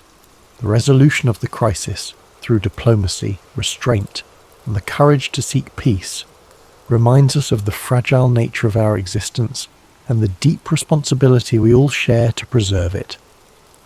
The Cuban Missile Crisis serves as a testament to the power of careful communication and the importance of maintaining calm in the face of peril. It is a reminder that even in our darkest moments, when fear and uncertainty seem overwhelming, it is possible to find a path toward peace through understanding and cooperation. The decisions made during that crisis, by leaders and diplomats alike, were not just about averting disaster, but about fostering a future in which humanity could move forward, together, with a deeper commitment to avoiding the devastation of war. This story, with all its tension and drama, carries with it a profound sense of satisfaction, knowing that through diplomacy, cooler heads prevailed. The crisis could have led to a catastrophe, but instead, it ended with the restoration of a delicate peace, and as we find comfort in that resolution, we can allow ourselves to drift into a space of tranquility, knowing that even in the most tumultuous times, peace is always within our reach if we dare to reach for it. As we close this chapter on the Cuban Missile Crisis, take a moment to feel the weight of history's lessons wash over you, soothing your mind and heart. The story, though intense, carries with it a sense of relief and calm, a reminder that peace, like the most gentle rain, can cleanse even the deepest tensions. Now, as we begin to let go of these thoughts, allow the soft sound of rain in the background to fill your senses. Let the music gently carry you, like a breeze through the trees, into a state of deep relaxation. The calm, steady rhythm of the rain, with its soothing patter and the quiet hum of the night, will help you unwind fully, offering a peaceful escape as you settle into a restful sleep. Aristotle's story begins over 2,000 years ago, in 384 BCE, in the ancient city of Stagira, located in northern Greece. Born to a physician named Nicomachus and his wife Phaestis, Aristotle came into the world surrounded by a mix of science, medicine, and tradition. His father's role as the physician to the royal court of Macedon meant that Aristotle grew up in an environment deeply rooted in observation, inquiry, and the natural sciences. Even as a child, he showed a curious and inquisitive nature, traits that would come to define his life and work. However, Aristotle's early life was not without hardship. His parents passed away when he was still a boy, leaving him orphaned at a young age. Despite this loss, he was taken in by a guardian and received an education that emphasized both discipline and exploration. His early exposure to the workings of the natural world, combined with the structured environment of his upbringing, set the stage for his intellectual journey. At the age of 17, Aristotle travelled to Athens, the intellectual and cultural centre of the ancient world. There, he enrolled in Plato's Academy, a prestigious school founded by the renowned philosopher Plato. Aristotle quickly distinguished himself as a brilliant student, one whose mind seemed boundless in its capacity for inquiry. For 20 years he studied under Plato, immersing himself in philosophy, mathematics, and the natural sciences. Though Aristotle greatly admired Plato, he did not always agree with his teacher's ideas. While Plato focused on the realm of ideal forms, Aristotle's mind was drawn to the tangible, the observable, and the concrete. He believed that understanding the world required examining it directly, through observation and experience. This difference in approach would later define Aristotle's own philosophy, setting it apart from that of his mentor. After Plato's death, Aristotle left Athens and began a period of travel and teaching. He journeyed across the Greek world, sharing his knowledge and expanding his understanding of different cultures and environments. During this time, he also married a woman named Pythias, with whom he would have a daughter. His travels brought him to the court of King Philip II of Macedon, where he was tasked with an extraordinary responsibility, tutoring the young prince, Alexander, who would later become known as Alexander the Great. Aristotle's influence on Alexander was profound. While the prince was destined for military conquest and political leadership, Aristotle introduced him to the worlds of philosophy, science, and ethics. He encouraged Alexander to think critically and to approach his rule with wisdom and fairness. Though their paths would eventually diverge, the relationship between teacher and student left a lasting impact on both. In 335 BCE, Aristotle returned to Athens and established his own school, the Lyceum. The Lyceum was more than just a place of learning. It was a community of thinkers and scholars dedicated to exploring every aspect of the world. Aristotle and his students walked the grounds of the Lyceum, engaging in discussions that range from biology and physics to ethics and politics. These peripatetic discussions, as they were called, became a hallmark of Aristotle's teaching style. Aristotle's curiosity knew no bounds. He sought to understand the world in its entirety, cataloguing plants and animals, studying the stars, and analysing human behaviour. His work was both broad and detailed, reflecting his belief that knowledge was interconnected. To Aristotle, understanding one aspect of the world helped illuminate the others. His contributions to philosophy were groundbreaking. Aristotle developed a system of logic that laid the foundation for scientific inquiry. He believed that knowledge could be built through observation, reasoning, and experimentation. This approach contrasted with the purely theoretical methods of his predecessors, and it marked the beginning of a more empirical way of thinking that would influence science for centuries to come. Aristotle's writings covered nearly every subject imaginable. He explored metaphysics, examining the nature of existence and reality. He wrote extensively on ethics, proposing that the goal of life was to achieve eudaimonia, or flourishing through the cultivation of virtue. In politics, he analysed the structures of government and society, emphasising the importance of balance and justice. Yet, Aristotle was not infallible. Like all thinkers of his time, his work was shaped by the cultural and historical context in which he lived. Some of his ideas, particularly those on natural hierarchy and gender roles, reflected the limitations of his era. Even so, his methods of inquiry and his commitment to understanding the world continue to resonate. As Aristotle's influence grew, so too did the challenges he faced. In his later years, political tensions in Athens made his position increasingly precarious. Following the death of Alexander the Great, anti-Macedonian sentiment in the city put Aristotle, with his ties to the Macedonian court, under scrutiny. Accused of impiety, he chose to leave Athens, reportedly saying that he would not allow the city to sin twice against philosophy, a reference to the execution of Socrates decades earlier. Aristotle spent his final years in the city of Chalcis, where he continued to write and reflect. He passed away in 322 BCE at the age of 62, leaving behind a legacy that would endure for millennia. His works, preserved and studied over the centuries, became a cornerstone of Western thought, influencing fields as diverse as science, ethics, politics, and art. As you reflect on Aristotle's life, let the calm rhythm of his story guide you into a peaceful state of relaxation. His journey reminds us of the power of curiosity, the value of inquiry, and the interconnectedness of all knowledge. Aristotle's life was not just about answers, it was about asking the right questions and seeking understanding in all things. Feel the quiet wisdom of his teachings as they settle in your mind, a gentle reminder that the pursuit of knowledge is a journey, not a destination. Let the story of Aristotle inspire you to embrace curiosity and to find wonder in the world around you. Now, as you drift off to sleep, imagine the serene halls of the Lyceum, the soft murmurs of philosophical discussions, and the gentle rustling of leaves as Aristotle and his students walk under the shade of ancient trees. Let these images carry you into restful dreams, where the wisdom of the past illuminates the infinite possibilities of tomorrow. As you continue to relax, let the profound legacy of Aristotle's life unfold in your mind. His dedication to understanding the world wasn't just about acquiring knowledge. It was about seeking harmony, balance, and truth in everything around him. Aristotle believed that knowledge was interconnected, and through his teachings, he encouraged others to see the unity between the natural world, human behaviour, and the cosmos itself. Imagine Aristotle walking through the Lyceum, the warm sun filtering through the trees as he engaged in thoughtful discussions with his students. His words carried a sense of purpose, guiding those who followed him to think critically and observe the world with care. These walks, known as peripatetic lectures, were not just a means of sharing knowledge, they were a journey of discovery, where every step brought new insights and understanding.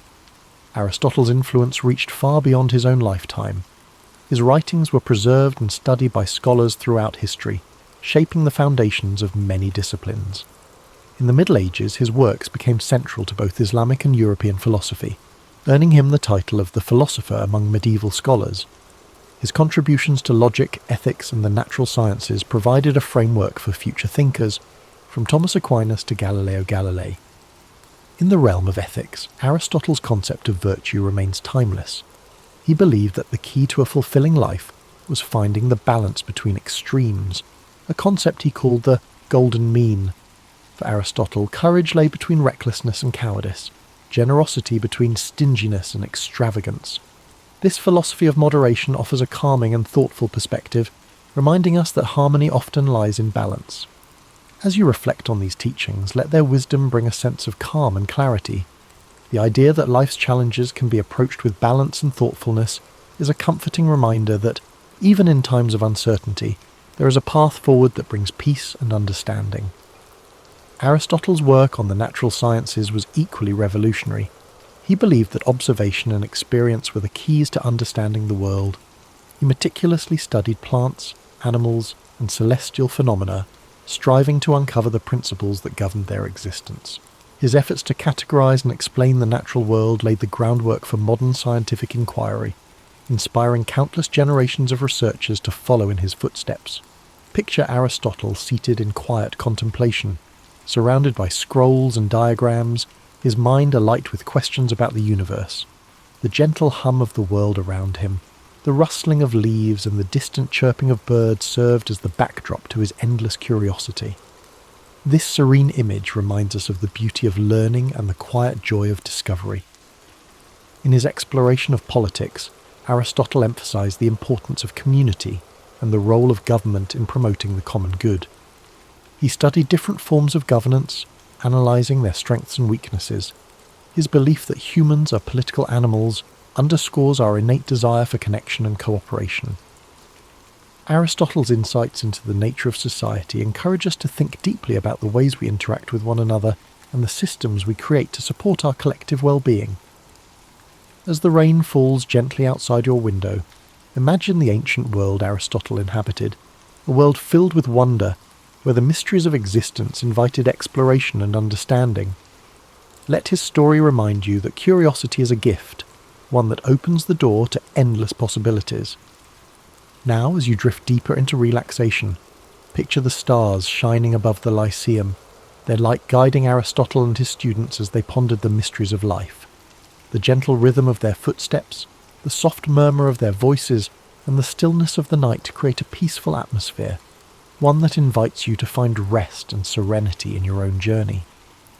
Aristotle's life was a testament to the power of inquiry, the joy of discovery, and the interconnectedness of all things. His teachings remind us that knowledge is not just about understanding the world, it's about finding our place within it and striving to live in harmony with ourselves and others. Let the quiet wisdom of Aristotle's journey settle into your thoughts as you rest. His legacy is not just one of intellectual brilliance, but of a life deeply dedicated to understanding the beauty and complexity of existence. Aristotle saw the world not as a collection of separate pieces, but as an intricate tapestry, where each thread is connected to the others in profound and meaningful ways. Imagine the calm serenity of ancient Greece, the golden sunlight cascading over the white stone columns of the Lyceum as Aristotle strolled its pathways, surrounded by students eager to learn. They debated, questioned, and explored every aspect of life, from the nature of the stars above to the behaviour of the animals in the fields nearby. Their conversations were filled with curiosity and wonder, a reflection of Aristotle's belief that every question, no matter how simple or complex, was worth pursuing. Aristotle's ability to bridge different disciplines was one of his greatest strengths. He saw no boundary between science and philosophy, ethics and politics, or art and nature. To him, everything was interconnected, part of a greater whole that deserved to be studied and understood. This holistic view of the world is a reminder of the beauty that lies in seeing the bigger picture, in understanding that each small piece contributes to something far greater than itself. As you drift further into relaxation, let the harmony of Aristotle's teachings bring you peace.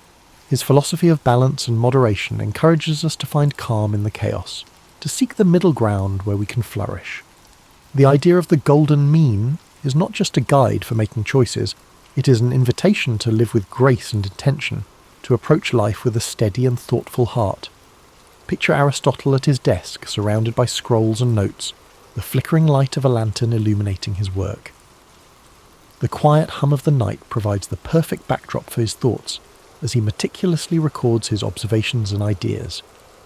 Each stroke of his pen represents a step forward in humanity's understanding of the world. This image is a reminder that even the grandest achievements begin with quiet moments of reflection and dedication. Aristotle's life was also a testament to resilience. Despite the challenges he faced, from personal loss to political exile, he never stopped asking questions, never stopped seeking to understand. His commitment to learning and teaching, even in the face of adversity, is a powerful reminder that knowledge and curiosity are forces that can overcome even the greatest obstacles. Now, as you relax and prepare to drift into sleep, imagine the gentle sound of waves lapping against the shores of ancient Greece, the rhythmic flow of the sea echoing the timeless nature of Aristotle's wisdom. His story reminds us that the search for knowledge is an endless journey, one that brings us closer not only to the world around us, but also to ourselves. Let your breathing slow as you picture the peaceful gardens of the Lyceum, where Aristotle's students gathered to learn and grow. The rustling of leaves in the wind and the soft murmur of philosophical discussions create a tranquil atmosphere, one that invites you to rest and reflect. As the calm of the night surrounds you, let the echoes of Aristotle's wisdom carry you further into a restful state. His life's journey reminds us of the power of patience and persistence, the idea that true understanding unfolds slowly, like the petals of a flower opening to the morning sun. Each step he took, each question he asked, was a step toward unravelling the mysteries of life. Imagine the gentle rhythm of Aristotle's daily routines at the Lyceum, the sun casting soft shadows over the gardens, where he and his students would walk and talk. The air would have been filled with the scent of blooming flowers and the distant sound of birds singing, creating a serene environment for thought and reflection. It was in these simple, unhurried moments that some of the most profound ideas in human history were born. Aristotle's approach to life and learning reminds us that it's okay to take our time, to explore the world with curiosity and wonder. He understood that knowledge is not something to be rushed. It is a lifelong journey, one that unfolds gradually and beautifully. This philosophy of patience and exploration is one we can carry with us, a gentle reminder to approach our own lives with care and intention. Aristotle often turned his gaze upward, marvelling at the vastness of the universe and pondering the mysteries it held. To him, the stars were not just distant points of light.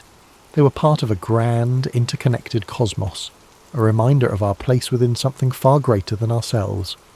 Let this thought bring you a sense of peace and wonder as you rest. Aristotle's teachings also emphasized the importance of community and connection. He believed that humans are social beings, meant to live and work together in harmony. His ideas about politics and ethics were grounded in this belief, highlighting the value of cooperation, fairness, and mutual respect. These principles continue to resonate, reminding us of the importance of building strong, supportive relationships with those around us. As you relax further, imagine the soft murmurs of conversation in the Lyceum, the voices of students and scholars blending together in a gentle symphony of learning. The warmth of their shared curiosity and the strength of their connections created an environment where ideas could flourish. Let this image remind you of the power of community, the way it supports and uplifts us, even in our quietest moments. Aristotle's dedication to understanding the natural world was unparalleled. He believed that by observing and studying the world around us, we could uncover the principles that govern life itself. From the smallest insect to the vast expanse of the heavens, Aristotle approached every subject with the same level of curiosity and care. His work laid the foundation for countless discoveries, inspiring generations of thinkers to explore and question. Now, as you drift closer to sleep, picture Aristotle walking along a quiet beach at sunrise, the waves gently lapping at the shore. The golden light of dawn illuminates his path, a symbol of the new ideas and possibilities that each day brings. This peaceful scene reflects the quiet strength of his mind and the endless potential for discovery that lies within us all. Let your breathing slow as you embrace the calm and tranquility of this moment. The story of Aristotle's life is one of resilience, curiosity, and an unyielding desire to understand. His teachings remind us that no matter how complex the world may seem, there is always beauty to be found in the search for knowledge. As you fall into a deep, restful sleep, let the timeless wisdom of Aristotle's journey inspire your dreams. Imagine the serenity of the Lyceum, the warmth of shared ideas, and the quiet joy of exploring the mysteries of life. Thank you for spending this time with us at History and Sleep. May your dreams be peaceful and filled with wonder. Sweet dreams, and we look forward to seeing you again soon.